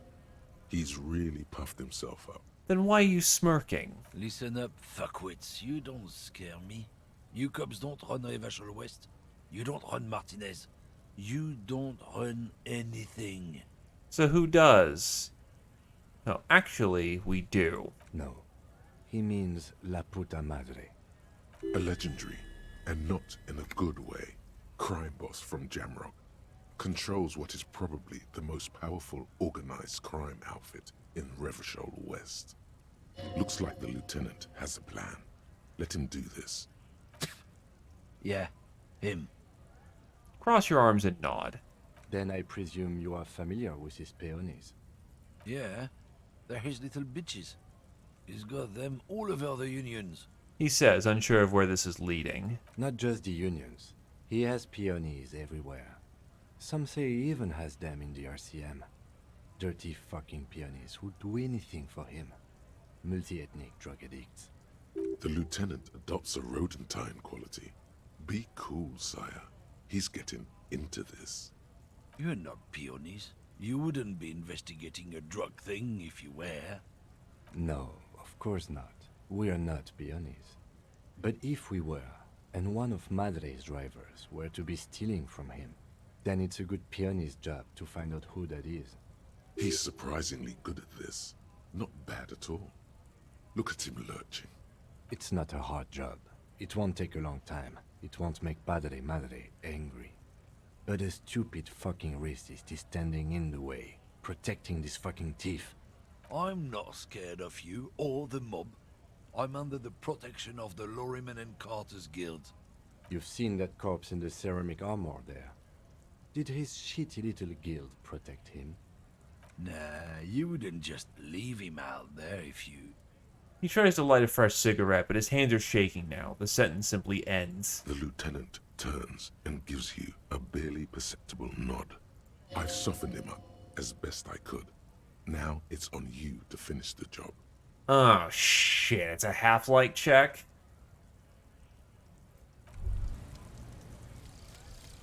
Jamais vu. Derealization. Jamais vu. The opposite of deja vu. Oh, Not fuck. already seen, but never seen. Everything that should be familiar appears strange and new, like some half-forgotten day in your childhood. Only now. That's the feeling you've been having. And for who knows how long. You should go and ask Joyce Messier about this. What world are we in? This is a fundamental question. 1 XP for every orb clicked. That is very good. That will add up quickly.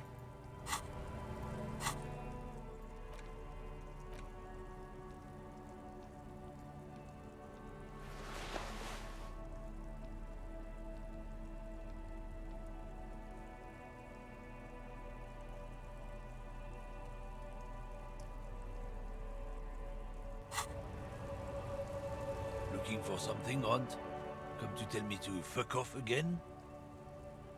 Well, let's see how this works. Men like this Nice. only respect two things. Strength and fear. Difficult, but it was what I needed. Show me her lorry right fucking now. The lady driver's lorry. Where is it? Fuck you, I told you. I'm not gonna... There. His voice grows smaller as yours. I've been to your fucking lorry. I know where it is. I'm gonna burn it down. You hear me? Look, fuck you, man. It's some lorry down there. Green, banged up thing. I don't fucking know who she is. When did she go away? I don't know. I don't even know her name. She just rolls with the fleet and acts like a big shot. Some dyke, probably. I haven't even seen her for days. Now it's not a big deal for him anymore. This is how he saves face. Where exactly is her lorry? Past the monument. Down there. The Green Temple. Now leave me the fuck alone, okay? A small temple by the monument. Green. Let's get into that lorry. Looks like he got his adrenaline up, too. Right, I'm going. Well, hey, look. The option is quite literally using your flight or fight response to spook the shit out of him. May as well put some muscle into that wording. Now give me back the fun gloves. My big, poofy green gloves. Well, not green, yellow. Big gardening gloves. This screen found, A to Z, Contemporain, is parked in the shadow of the ruins looming overhead. It's seen better days. This must be the one he told us about, unless he was lying. Try to peek in the window. The glass on the side windows is tinted and covered with dust. You can barely make out the shape of a seat and 2 steering levers. Try the door handle. The door is locked. The handle looks shiny, like it's recently replaced. How are we gonna get this open, Kim? Use the pry bar to smash the window. Open it from the inside. Really? This has been hard enough. No need to make it any harder. Okay. Pry bar away. This screen found, A to Z, Contemporain, is parked in the shadow of the ruins looming overhead. It's seen better days. Right, I'm still recovering from my alcoholism.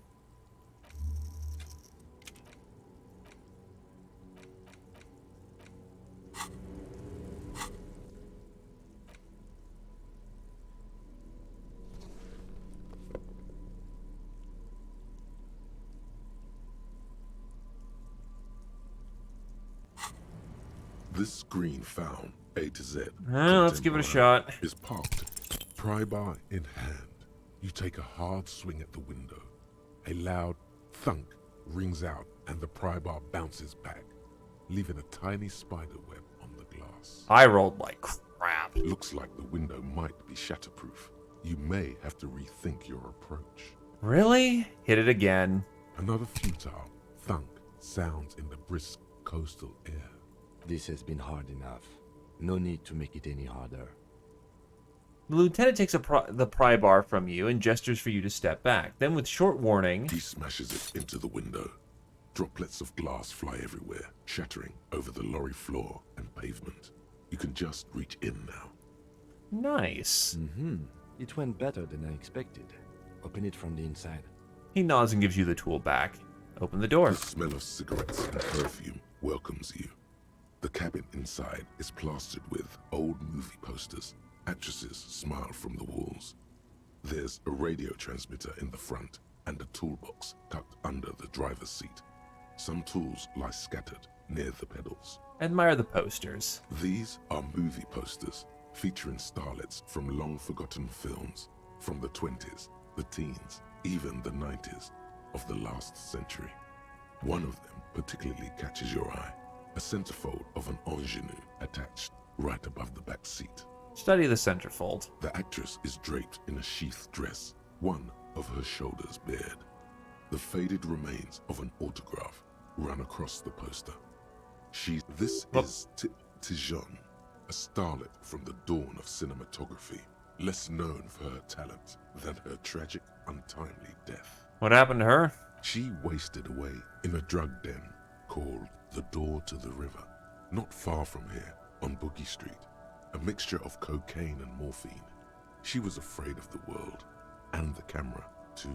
Enough of the posters. The actresses and the rear actor all smile you a warm goodbye. A radio transmitter is attached to the dashboard, and a toolbox sits under the driver's seat. Down with the radio. Looks like the frequency dial is absent. It requires a key to work, but the key has been removed. Likely by the missing lady driver. Strange. There are so many radio stations saved here. Must be over 100 at least. Why would anyone need so many radio stations? For contacting an entire fleet of lorrymen, for example. This is all shortwave, UW and UKV. Looks like we are dealing with an impressive organizational tool. The nerve center of a huge operation. With quite a range too. Is there anything we can do with the radio? Doesn't look like it. It's completely inoperable without a dial key. Okay, what else is here? The smell of 1,000 cigarettes, some dead actresses, and a rusty old toolbox under the seat. Check out the pedals. You wedge yourself under the steering wheel to get a better look. Seems like the few tools lying around here. A hammer, a pair of pliers, a rusty wrench have been casually thrown there by the disorganized driver. But one odd detail does catch your eye. A piece of sandpaper has been glued to the throttle. Sandpaper adds extra grip. Looks like the driver has glued a piece of sandpaper to the throttle to offer some extra grip. Sandpaper? A novel technique? Sandpaper will also rub off the pattern of the driver's right boot sole. Yes? He likes where this is going. Do the honors, he thinks. Connect it yourself. One of the footprints at the crime scene had an aberration. One sole was smoother than the other. Which means that the missing lady driver was present at the lynching. The lieutenant's eyes light up behind his prescription lens. First drug smuggling, now this. How deep does this rabbit hole go? We've identified one of the footprints, but there are still 7 to go. He writes something in his little blue notebook. The movie stars are still smiling from the walls. There's a radio transmitter in the front, and a pull-out toolbox tucked under the driver's seat. Some tools lie scattered near the pedals. Pull out the pull-out toolbox. A metallic drawer slides out from the seat. It's empty, except for a folded newspaper. Alright, what's the newspaper? It's an issue of Petit Férique from last Wednesday. A piece of paper falls out from its pages. Pick up the note. It looks like an article ripped out from a radio enthusiast magazine. Complex mathematical equations explain the basics of something called the Ulan frequency system. The Ulan frequency system? I've never heard of that before. I know of FM, AM, UKV, but... His thought trails off. Push in the pull-out toolbox. The pull-out toolbox slides back into its nest. The rest is as it was. Radio, posters, a trace of motor oil smell under all the cigarettes. Close it. Close the rusty old lorry door. Great. I think we got everything. A word, detective? Before we return to Joyce? He steps away from the lorry. Alright, we've finished here. Let's quickly debrief and go over what we found, so we don't do it in front of the company rep. Seems like the police something would do. What do you think of all this, Kim? Honestly, I'm quite worried by what we've seen so far. The evidence seems to point to a rather extensive and well-organized operation. I'm especially intrigued by that radio transmitter, particularly the sheer number of stations it can connect. Looks like this alleged drug trade casts a wide net. This means it's well-funded. Technology like that, a major player must be financing it. I'm not sure what the Ulan frequencies are all about, but they may hold some significance. Perhaps it's a better way to connect between fleets while avoiding frequency bleed, or maybe it's used to tap into RCM networks. How do you think this is connected to the Union? We didn't find anything conclusive linking them to the smuggling operation. But somehow, I doubt that Evrard Clare would be oblivious to something like this happening right under his nose. My suggestion is, we use it against the Union in any way we can, to our own ends.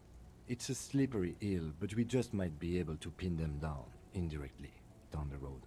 In short, this is a future angle. Possibly a good one. What about all the movie posters? How do they factor into all this? As elegant as they are, I don't think they are relevant to the drug trade.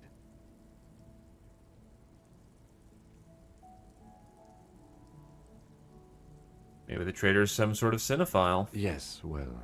He doesn't say anything more. Unimportant. Will the RCM open an investigation into this? We should return to the murder case. See what Joyce tells us about the lynching. When we are done for the day, I call my station and suggest our narcotics department look into it. There are more than enough grounds to start an official investigation, sometime later when we are done here. We do not want to get caught in that. He stops to think. What are you thinking? The fact that one hasn't started already gives me pause. An investigation, I mean. Especially if the Madrid grouping is involved, and I can't imagine they aren't. It's certainly worrisome. Corruption?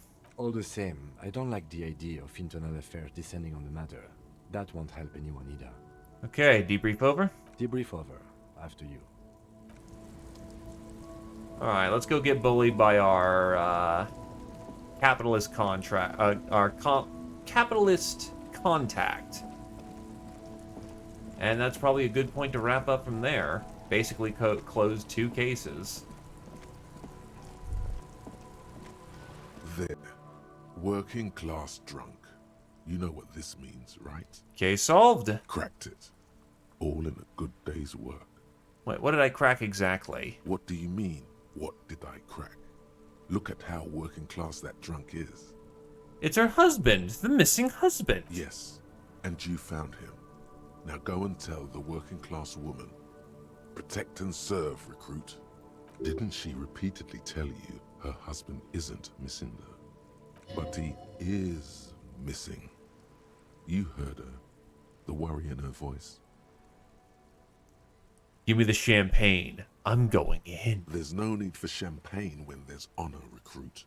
Go and tell the working class woman what you found right now.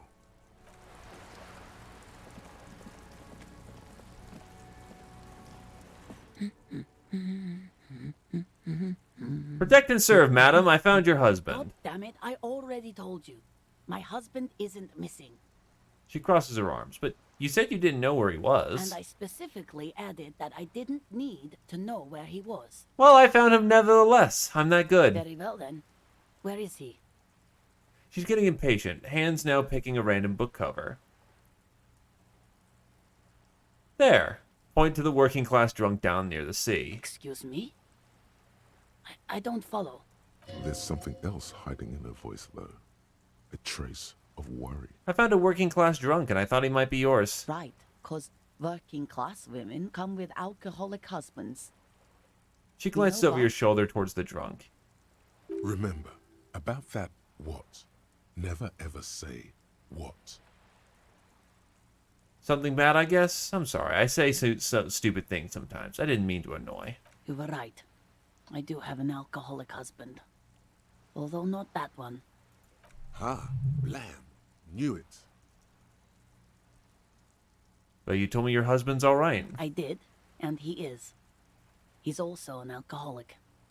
So he is missing as well? No, he's not. Or maybe he is, I don't know. He's probably in the park, or in Shamrock somewhere, drinking with his friends. She looks away. I haven't seen him for... Well, to hell with him. She's completely forgotten about her book, staring blank into the distance instead. There. She's worried now. Kim, is it just me, or do we have a missing persons case here? I wouldn't be so sure. He replies before turning to face the working class woman. Man, just to be completely clear, do you want to report it to the police? Report what? He's just out drinking with his friends. I'm sure the police has better things to do than to chase down local goofballs. Not at all. The RCM is ready to chase down every goofball in town. We care about you. She sighs, but you can detect a slight hint of gratitude and relief from her face. All right, go ahead. Do you have any questions? When did you last see him? Yesterday morning. He went to the library. He went to retrieve my book, and he promised he'd walk straight back home. Her eyes become cold with recollection. Because we talked about this.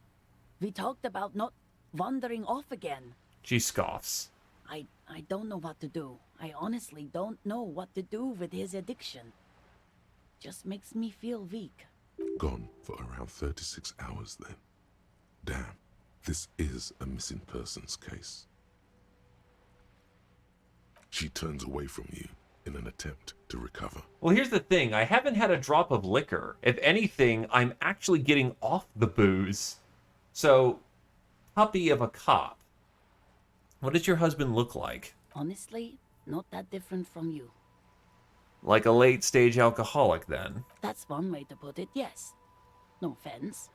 I'd also add he's a little bit chubby. I see. What else? What else? He was wearing a dark brown leather jacket with a bright blue inner lining. The lining is hand-sewn. I made it myself. She sighs, her voice slightly quivering when she adds. It's his cool jacket. God knows it's too cold to run around in this, but he refuses to change.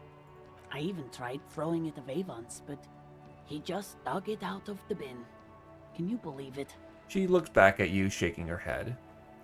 Well, if that jacket is really cool, then I can totally understand. Well, what can you do? I hope that at least that extra lining helps him keep warm at night. I wouldn't like him to catch cold. She's thinking about him out in the cold, in some park, or on the coast.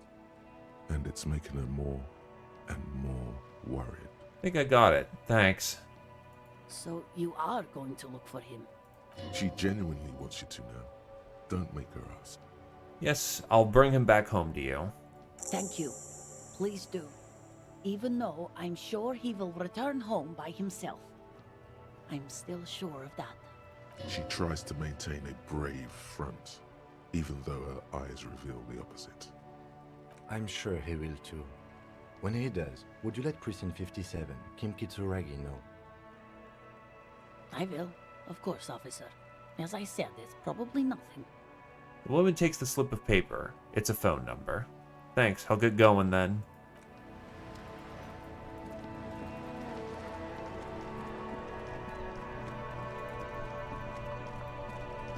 Still the hippie wanted to talk? I saw you poking around in Lady Driver's lorry. She in trouble? Wait, so you did know something, sorry, man, no trouble, she's gonna be fine. Oh man, that's like a load off my mind. All that stress was messing up my rhymes. He chooses to believe what's best for her. What's the plan with those rhymes anyway? Oh, you know. Tommy Leham's gonna be a musician. Sprechgesang, but with beats. I've got a lot of free time on the road to hone my craft. The correct grammar is Tommy Lahom. Why Tommy Lehom? Tommy Lam was taken. My real name's Jerry Lafitte. Tommy's way better. It's more him. I had another question, actually. The man taps his fingers rhythmically against his arm. He's a poet. Hit him with your best verse. Wait, there's something here, stored away in some dusty corner. It starts like... A mirror's temperature is always 0. It is ice in the veins. Its camera is an X-ray. Whoa. What else? He leans in, his eyes bright with attention. It is a chalice held out to you in silent communion. Silent communion? That's good. He's transfixed by the words, where graspingly you partake of a shifting identity never your own. Dang, that's some great shit. You came up with that yourself. I think the words are mine, yes. Fucking A. Seems I got you all wrong. Cops aren't much known for their artistic sensibilities these days. It's good to meet a fellow poet. Someone with an appreciation for real text. The others here, so you don't really get it. Hey man, cops are human too. Yeah, I guess I owe you an apology for thinking otherwise. And again, great shit. He gives you a thumbs up. You found some common ground with this man. Even impressed him. The next time you look in the mirror, though, remember those words. Why does art inspire you so much? It does yet, but what is art? Excellent question. Art is a diverse range of visual, literary, auditory, and performative creativity. It's an expression of imagination and technical skill. Additionally, it's history, criticism, and pure enjoyment. In short, art is the highest form of human communication, representation, narrative, emotion, and agency intertwined. Would I fit in the art world? I mean... Have you looked in the mirror lately? You have the exact features of a savage art critic, with that beard and those clothes. Disheveled and prophetic. Perhaps you should try to critique architecture too. Hold on, is architecture also art? Of course not. It's autism, box drawing, masturbation with a ruler and a sextant or whatever they use. You should demean and criticize the genteel institution of architecture while extolling the virtues of the pure arts. Wait, but what about music? Is it art? Only the most experimental kind. I guess I have been feeling critical lately. Yes, you seek substance. No vapid representations and reproductions of social mores as made manifest in stuffy biennials. We're talking real, living art here. Become the art cop. Half art critic, half cop.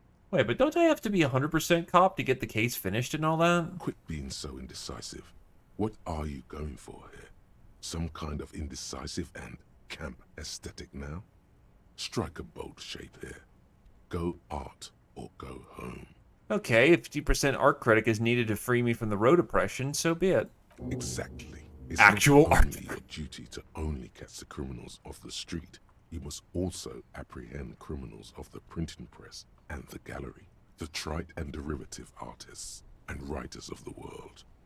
Go ahead and provide savage criticisms, art cop. The world is yours to rip to pieces and reassemble.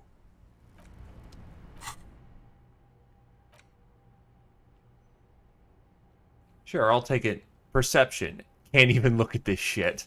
Yeah, it's another cop type, the worst one, the most brutal and savage. The most savage and brutal. The art cop. Nothing is good enough for him. Everything is shit. You have to employ an armada of adjectives to describe and bemean the mediocrity of the works and visual institutions around you. Really flex that critical muscle until the vocabulary for punishing mediocrity becomes second nature. Here we go.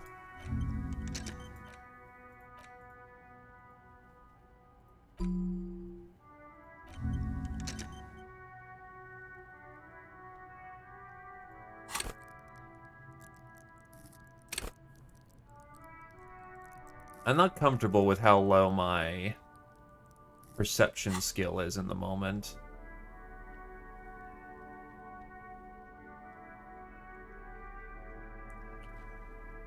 Not much I can do about it.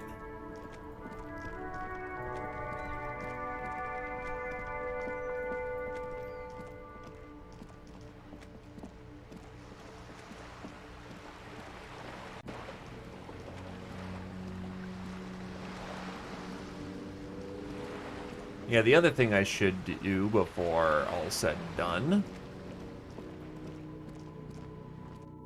get my dice.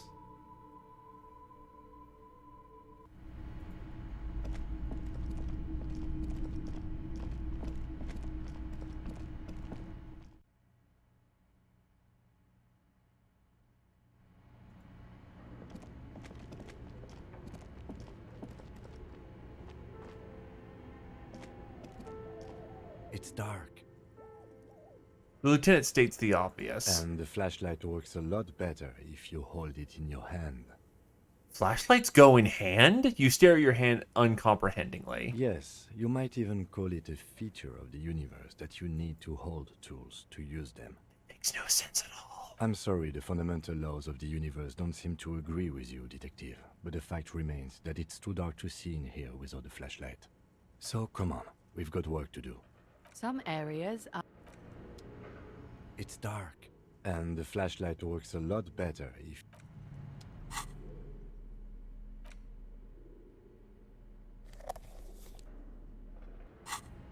Yes?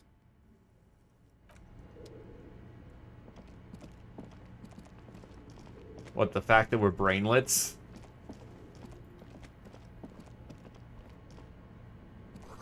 Or that he has to deal with me?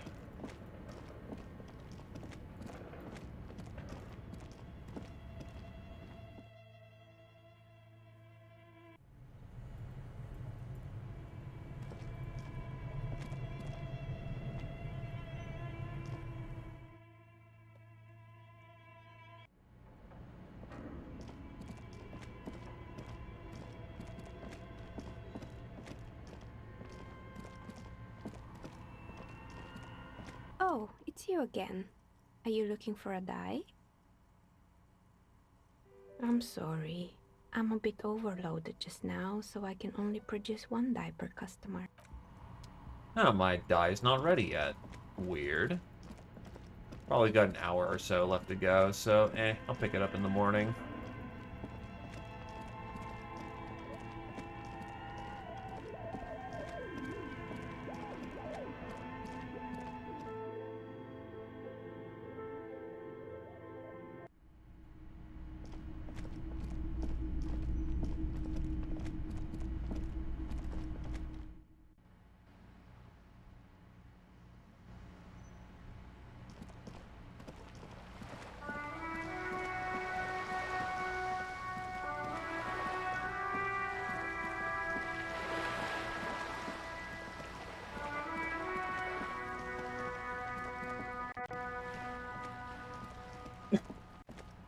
Just an ordinary war.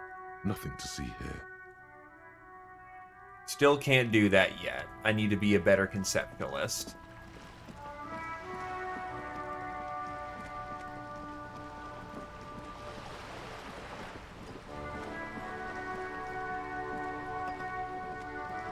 You're back. Good. What can I help you with? I spoke with the lorryman at the roundabout. Yes, my eyes on the harbour have sent word to that effect. What have you discovered? Wait, what exactly are these eyes? Where exactly are these eyes located? It doesn't really matter. And I do apologize for the surveillance. Wild Pines can't afford to be blind at a time like this. In any case, it's a relief to know someone has looked into it. If I may ask, will there be an official investigation? I assume you discovered there is an operation. The lieutenant is about to interject.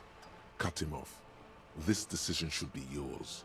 I'll let the lieutenant handle it. If there is an investigation, it will be part of an ongoing operation, subject to confidentiality.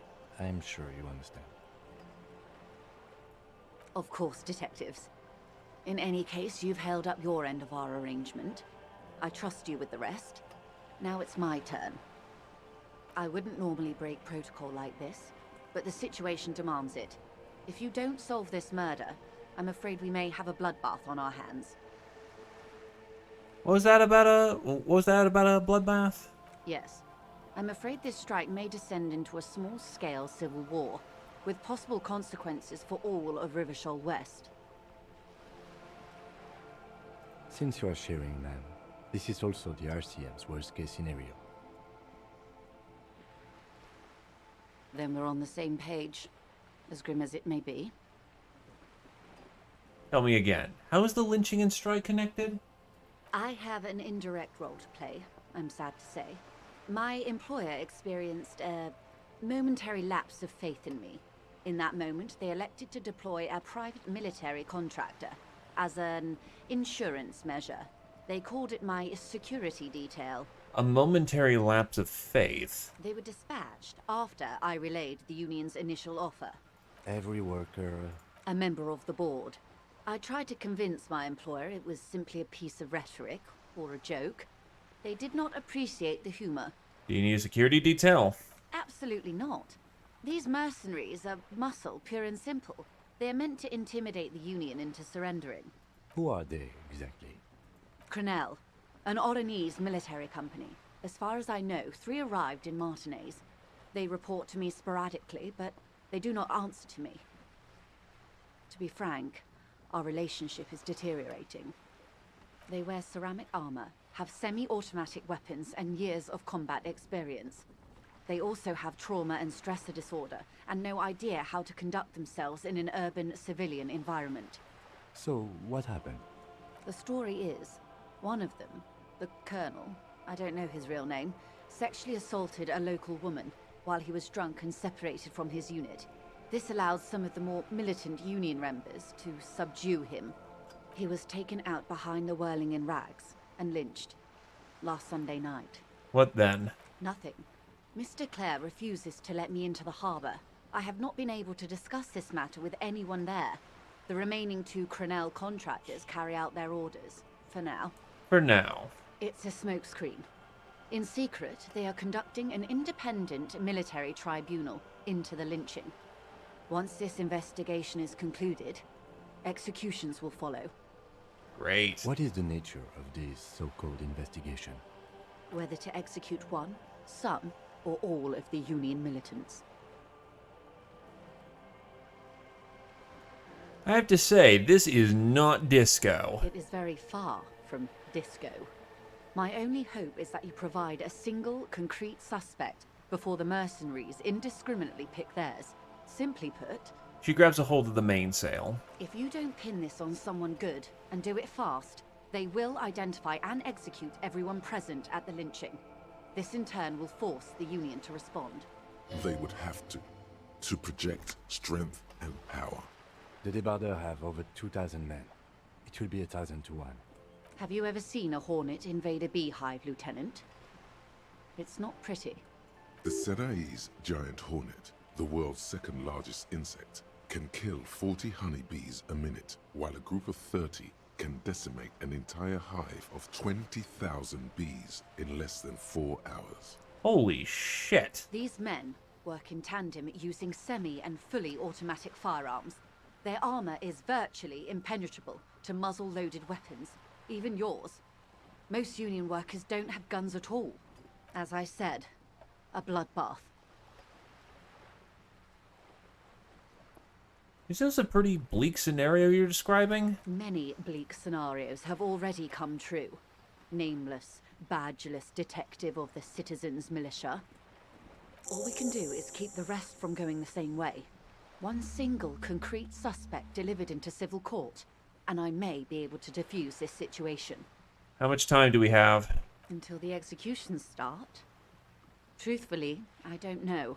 It depends on their progress identifying the members of the lynch mob, and their impatience. They don't report their progress to you? Not on this matter. I'm afraid they consider this a personal initiative. There's a brief silence. Seagulls squawk over the bay. It's a matter of days, not weeks. Where are the 2 remaining mercs now? They've gone to ground, as it were. I don't recommend seeking them out.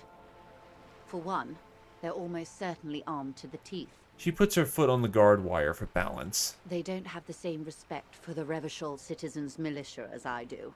To put it bluntly, they think you're vigilantes. Ghetto savages. It will not be a fruitful meeting. Vigilantes. You're a professional officer of the only legitimate authority in Revachol. Vigilantes. The RCM gets its authority from the Coalition. Where does theirs come from? Somehow, I doubt that lecturing them on the legitimate use of force will persuade them to stand down. We still need to know where they are. You're likely to run into them eventually. When that happens, I'll be in a better position to mediate if I don't appear involved. Where are these mercenaries? One is obviously the scab leader at the harbor gates. The one chanting the idiotic slogans. He's barely maintaining his disguise. The other has a vantage point in a building south of the roundabout. They were keeping tabs on you while you were canvassing the lorry drivers. One must be the goon in the ill-fitting work clothes by the harbor gates, the scab leader. That may be so.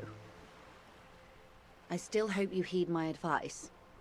There's no need to kick the hornet's nest. For all your talk of averting this catastrophe, the situation at the gate is a powder keg. Does this not bother you? Of course it bothers me, Lieutenant. But my hands are tied. How would my employer react if it appeared I were intervening on behalf of the Union? Your concern may be appearances. Ours is keeping the peace. One is probably in a building overlooking the roundabout. That would afford a good vantage point. In any case, it's practically inaccessible. Where is your radio for contacting them, if I may ask? Do you have an earpiece? Heavens no. I'm not an undercover agent. There's a short wave at the ship's wheel. I had another question for you. I hope I can answer it better. What can you tell me about Cornell? Not much. Their public resume is relatively good, as far as private military contractors go. I believe they were once called Downwell. They boast a long list of clients. Saint-Baptiste, Welchman-Lorenz, Eintracht. A warning sign, however. The operations concerned all take place in third or fourth world countries. Fourth world? Guarding facilities, escort missions and such. Meaning they're used to operating in war zones. Yes. All the good conflict corridors, Supramundi, Yesut, the Seminese Islands, countries that don't have a good record reporting atrocious military conduct on their soil. Sounds like maybe the Colonel went a little native during the course of his duties. I wouldn't go as far as to use that term, Detective. It's the expression she objects to. What? Going native? Yes. She picked a strange hill to die on. Strike. It sounds more like you object to the words going native more than him raping and killing people that here. She's silent. What is the purpose of this, Detective? Is this where you draw the line? Going native, not hiring a paramilitary death squad. Paramilitary death squad is a bit rich.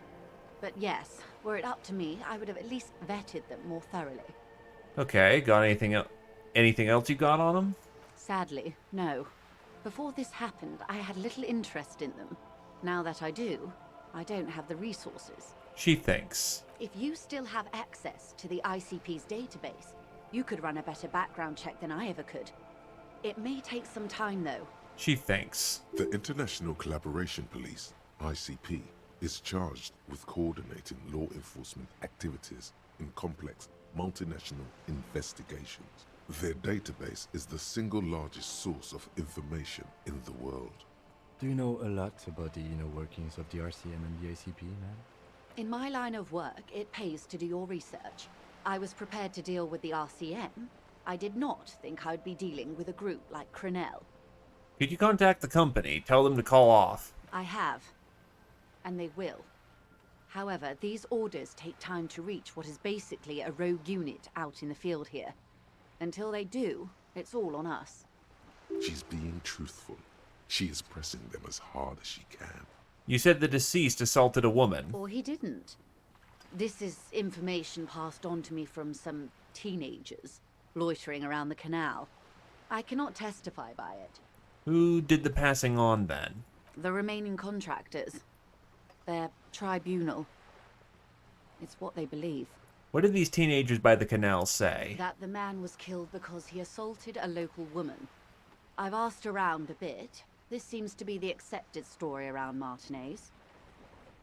The lieutenant consults his notebook, his eyebrows knitted in concentration. Odd. We haven't heard any reports about an assault in connection with the lynching. Where did it take place? And when? Last Sunday night, at the Whirling in Rags, the hostel by the gates. Supposedly, the colonel was drunk, maybe on narcotics too. Either way, he's alleged to have sexually assaulted a woman. Sometime later, a group of dock workers got their hands on him. And who was this woman? That's a good question, officer. I don't have the slightest idea. As I said, it's a rumor about a rumor. In any case, it's what the colonel's remaining colleagues believe. You meet her soon enough, you feel. This colonel, the one who was hanged, did you know him? If you mean did I see him alive? Yes. But I did not know him. His name was... Lely. His service name. A nom de guerre, most likely. He wouldn't divulge his full name. Only one of them did. A bad sign if there ever was one. Tell me about the others first. One is a man. Corty, they call him. A nickname as well. The other a woman. Phyllis DePaul. Corty is the gunner, I believe. DePaul is a radio operator. What would you say was his eye color, the deceased? She closes her eyes, trying to picture the man's face, then shakes her head. I can't remember. There's a pang of regret in her The voice. lieutenant was testing her, asking a small detail first to see if she knew him better than she let on. She passed. That's all right, then. Anything else? Nationality? What would you say was his age? He was 40. Or 50. It's hard to say which. He had a combat injury on his lower jaw. It made it difficult to estimate his age, or gauge his facial expressions. What else? Nationality? Accent? He was, Occidental, I think. Light brown hair, a mixed accent, Oranese, or Messinian, maybe. His injury gave him an accent all his own. In a way, it was humanizing. He had to learn to speak through it. Through the injury. She nods. That's all I know, I guess. I only met him once. That's enough for now. I am sorry to have been the bearer of bad news. If there is anything else I can help you with, Now can please you ask. tell me about these tattoos? Of course. Excuse my hesitation before. She reaches over the guard wire and takes the photo, holds it in her hand. For about half a minute, in silence. It was taken with a trigette not long ago. This is the man's upper body. There were no more markings on his hands or legs. Stay silent. Observe the woman's expression. Her mouth is relaxed. The accordion lines near her mouth vanish. The pearls of her eyes move slowly on the photo's surface. What do you think? Sorry. I was trying to see if I can read the web of interdependencies between these points. The stars. She points to one on the photo paper. I can't. But that's how you read this story. The points themselves don't have letters, numbers, anything. Their size, location on the body, and distance from each other tells you what they represent. Like blooms in a pattern. Close. Port cities. This is an Oronese map of the waterways, a sailor's tattoo worn by wayfarers of the Dolorian century. Over 300 years ago, the sailors would mark their bodies to map their travels. What use is this map? The sailor's soul would use it to fly back home if they should die abroad. This is a sort of contraption to be reeled back in by. The silver cord, they would call it. Where is he now? I've spoken to him, for now the soul is faceted inside his corpse. That is precisely what the sailors feared when they drew these maps. A fear of drowning within one's own corpse. What travels did the dead man take? Quite a few. Vredefort, the Oronese capital, traditionally stands on the right shoulder. He started somewhere near here, I think. She points to it on the photo. What next? Then he made his way to the Preto Grande, through what I think must be the Stutz Canal, an artificial channel through the Occident. From the Preto, he sailed to the Insulindic Ocean, first the Semines Islands, then this. She points to his heart. What is that? Revachol. Those are the two constants. Vredefort on the shoulder, and Revachol in the heart. They started the tradition of these maps right after the discovery of Insulinde, at the dawn of the Interinsulary Age. The old world passing by, and the new world already here. You said you can't read it. I can't. This man was no sailor, and these are no ports. I can understand geographic fragments, but not their meaning.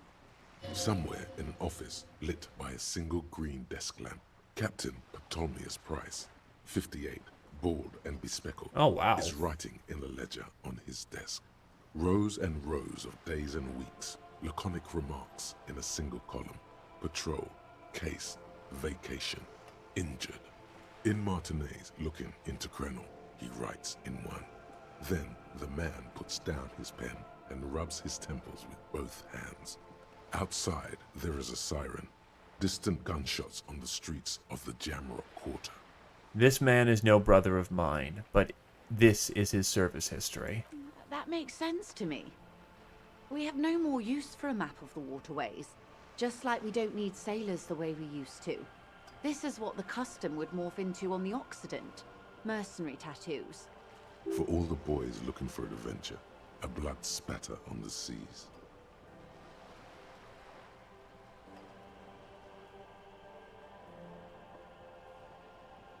Who could tell me more? His platoon members?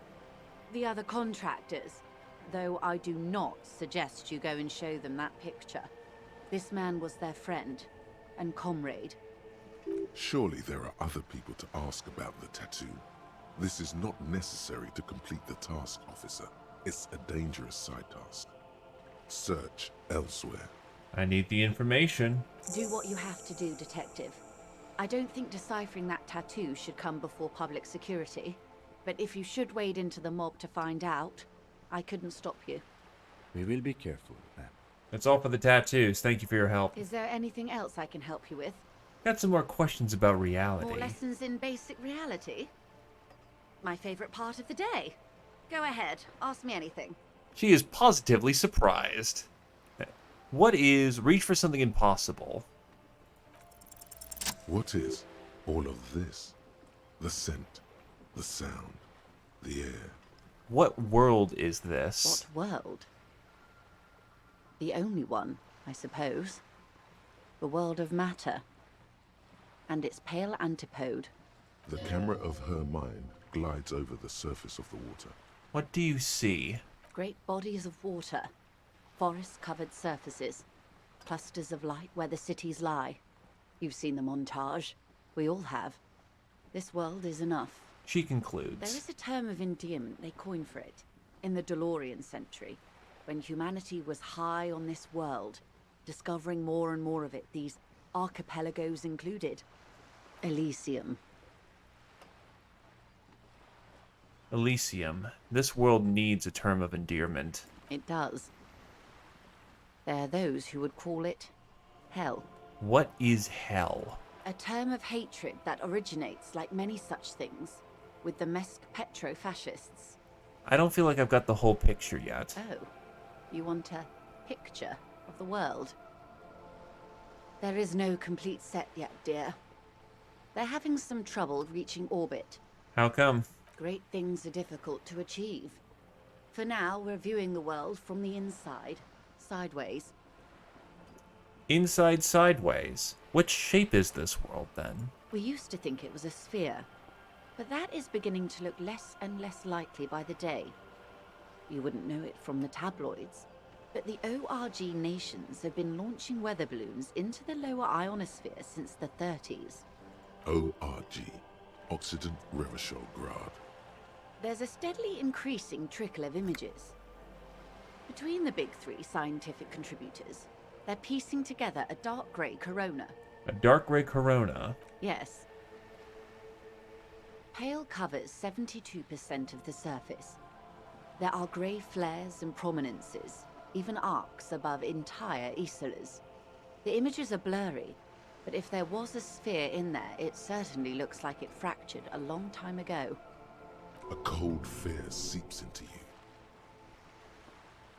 Oh my god, wait, what the hell are you telling me? You seem to be spooked. Please don't be. Her voice becomes homely, calm. She lets a moment pass. The pale, and what do you mean corona? They say there is a rarefied envelope of matter surrounding the darkened disk of our planet. That is, if we are still living on a planet. Or, to speak more plainly, imagine vast swathes of land disrupted by nothingness.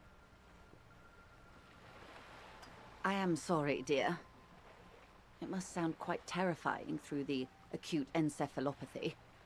Even scientific positivism isn't entirely convinced about what we're dealing with here. But this is one of the greatest questions of our time. Maybe when they get the complete set together, it will jolt us out of our rut, bring us together, however naive it may sound. A fractured corona doesn't feel like it's going to bring anyone together. You have misimagined it. I don't have the power to convey to you the effect and geometry of the images that depict our world from below low orbit. It's like the crowning of the world. It's insane. Very disco. You'd love it. Well, if you say it's disco. See? Everyone finds something worth holding on to in this world, however wasted its opportunities. Suddenly, you're conscious of yourself standing there, on whatever this all is. Your arms hang down by your sides. The lieutenant observes you both, silently. He adjusts his glasses. You said pale. What is pale? The pale is not, technically speaking, part of reality. Yes. Also, I think we've had enough excitement for today. Remember, we have a cadaver to attend to. His voice is low, but firm. All she can say is, Of course, Lieutenant. Let's try something else. Okay, then. The lieutenant glances at you from the corner of his eye. Was he just worried that you would find out something awful? This is not going to happen with the lieutenant present, unless you can convince him to step aside. That's all for now. Glad to have been of assistance. And that's all for now.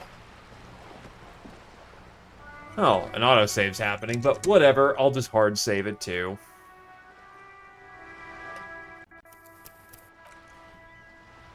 And that's a good place to hang up the hat for the time being.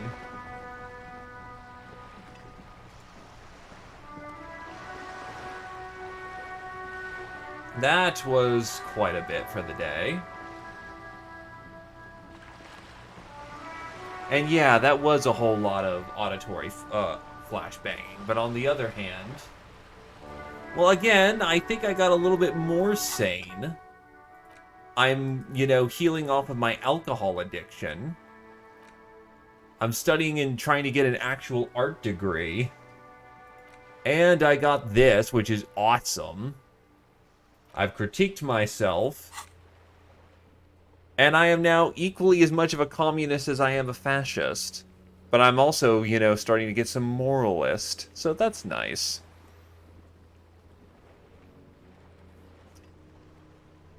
So I'm going to say I'm about as equally mad as I started with. Maybe healing. Just a little bit. Just a little bit.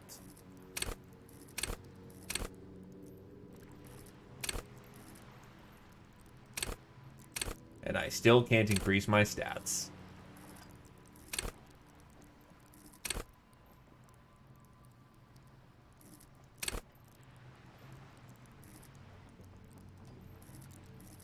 Conceptualization is a good boy.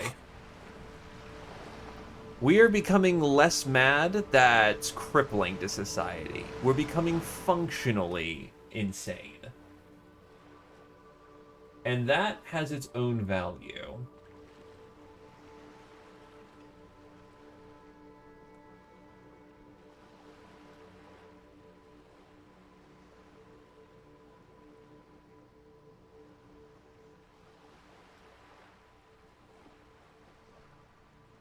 Alright, I'll kick it up. I'll kick this up.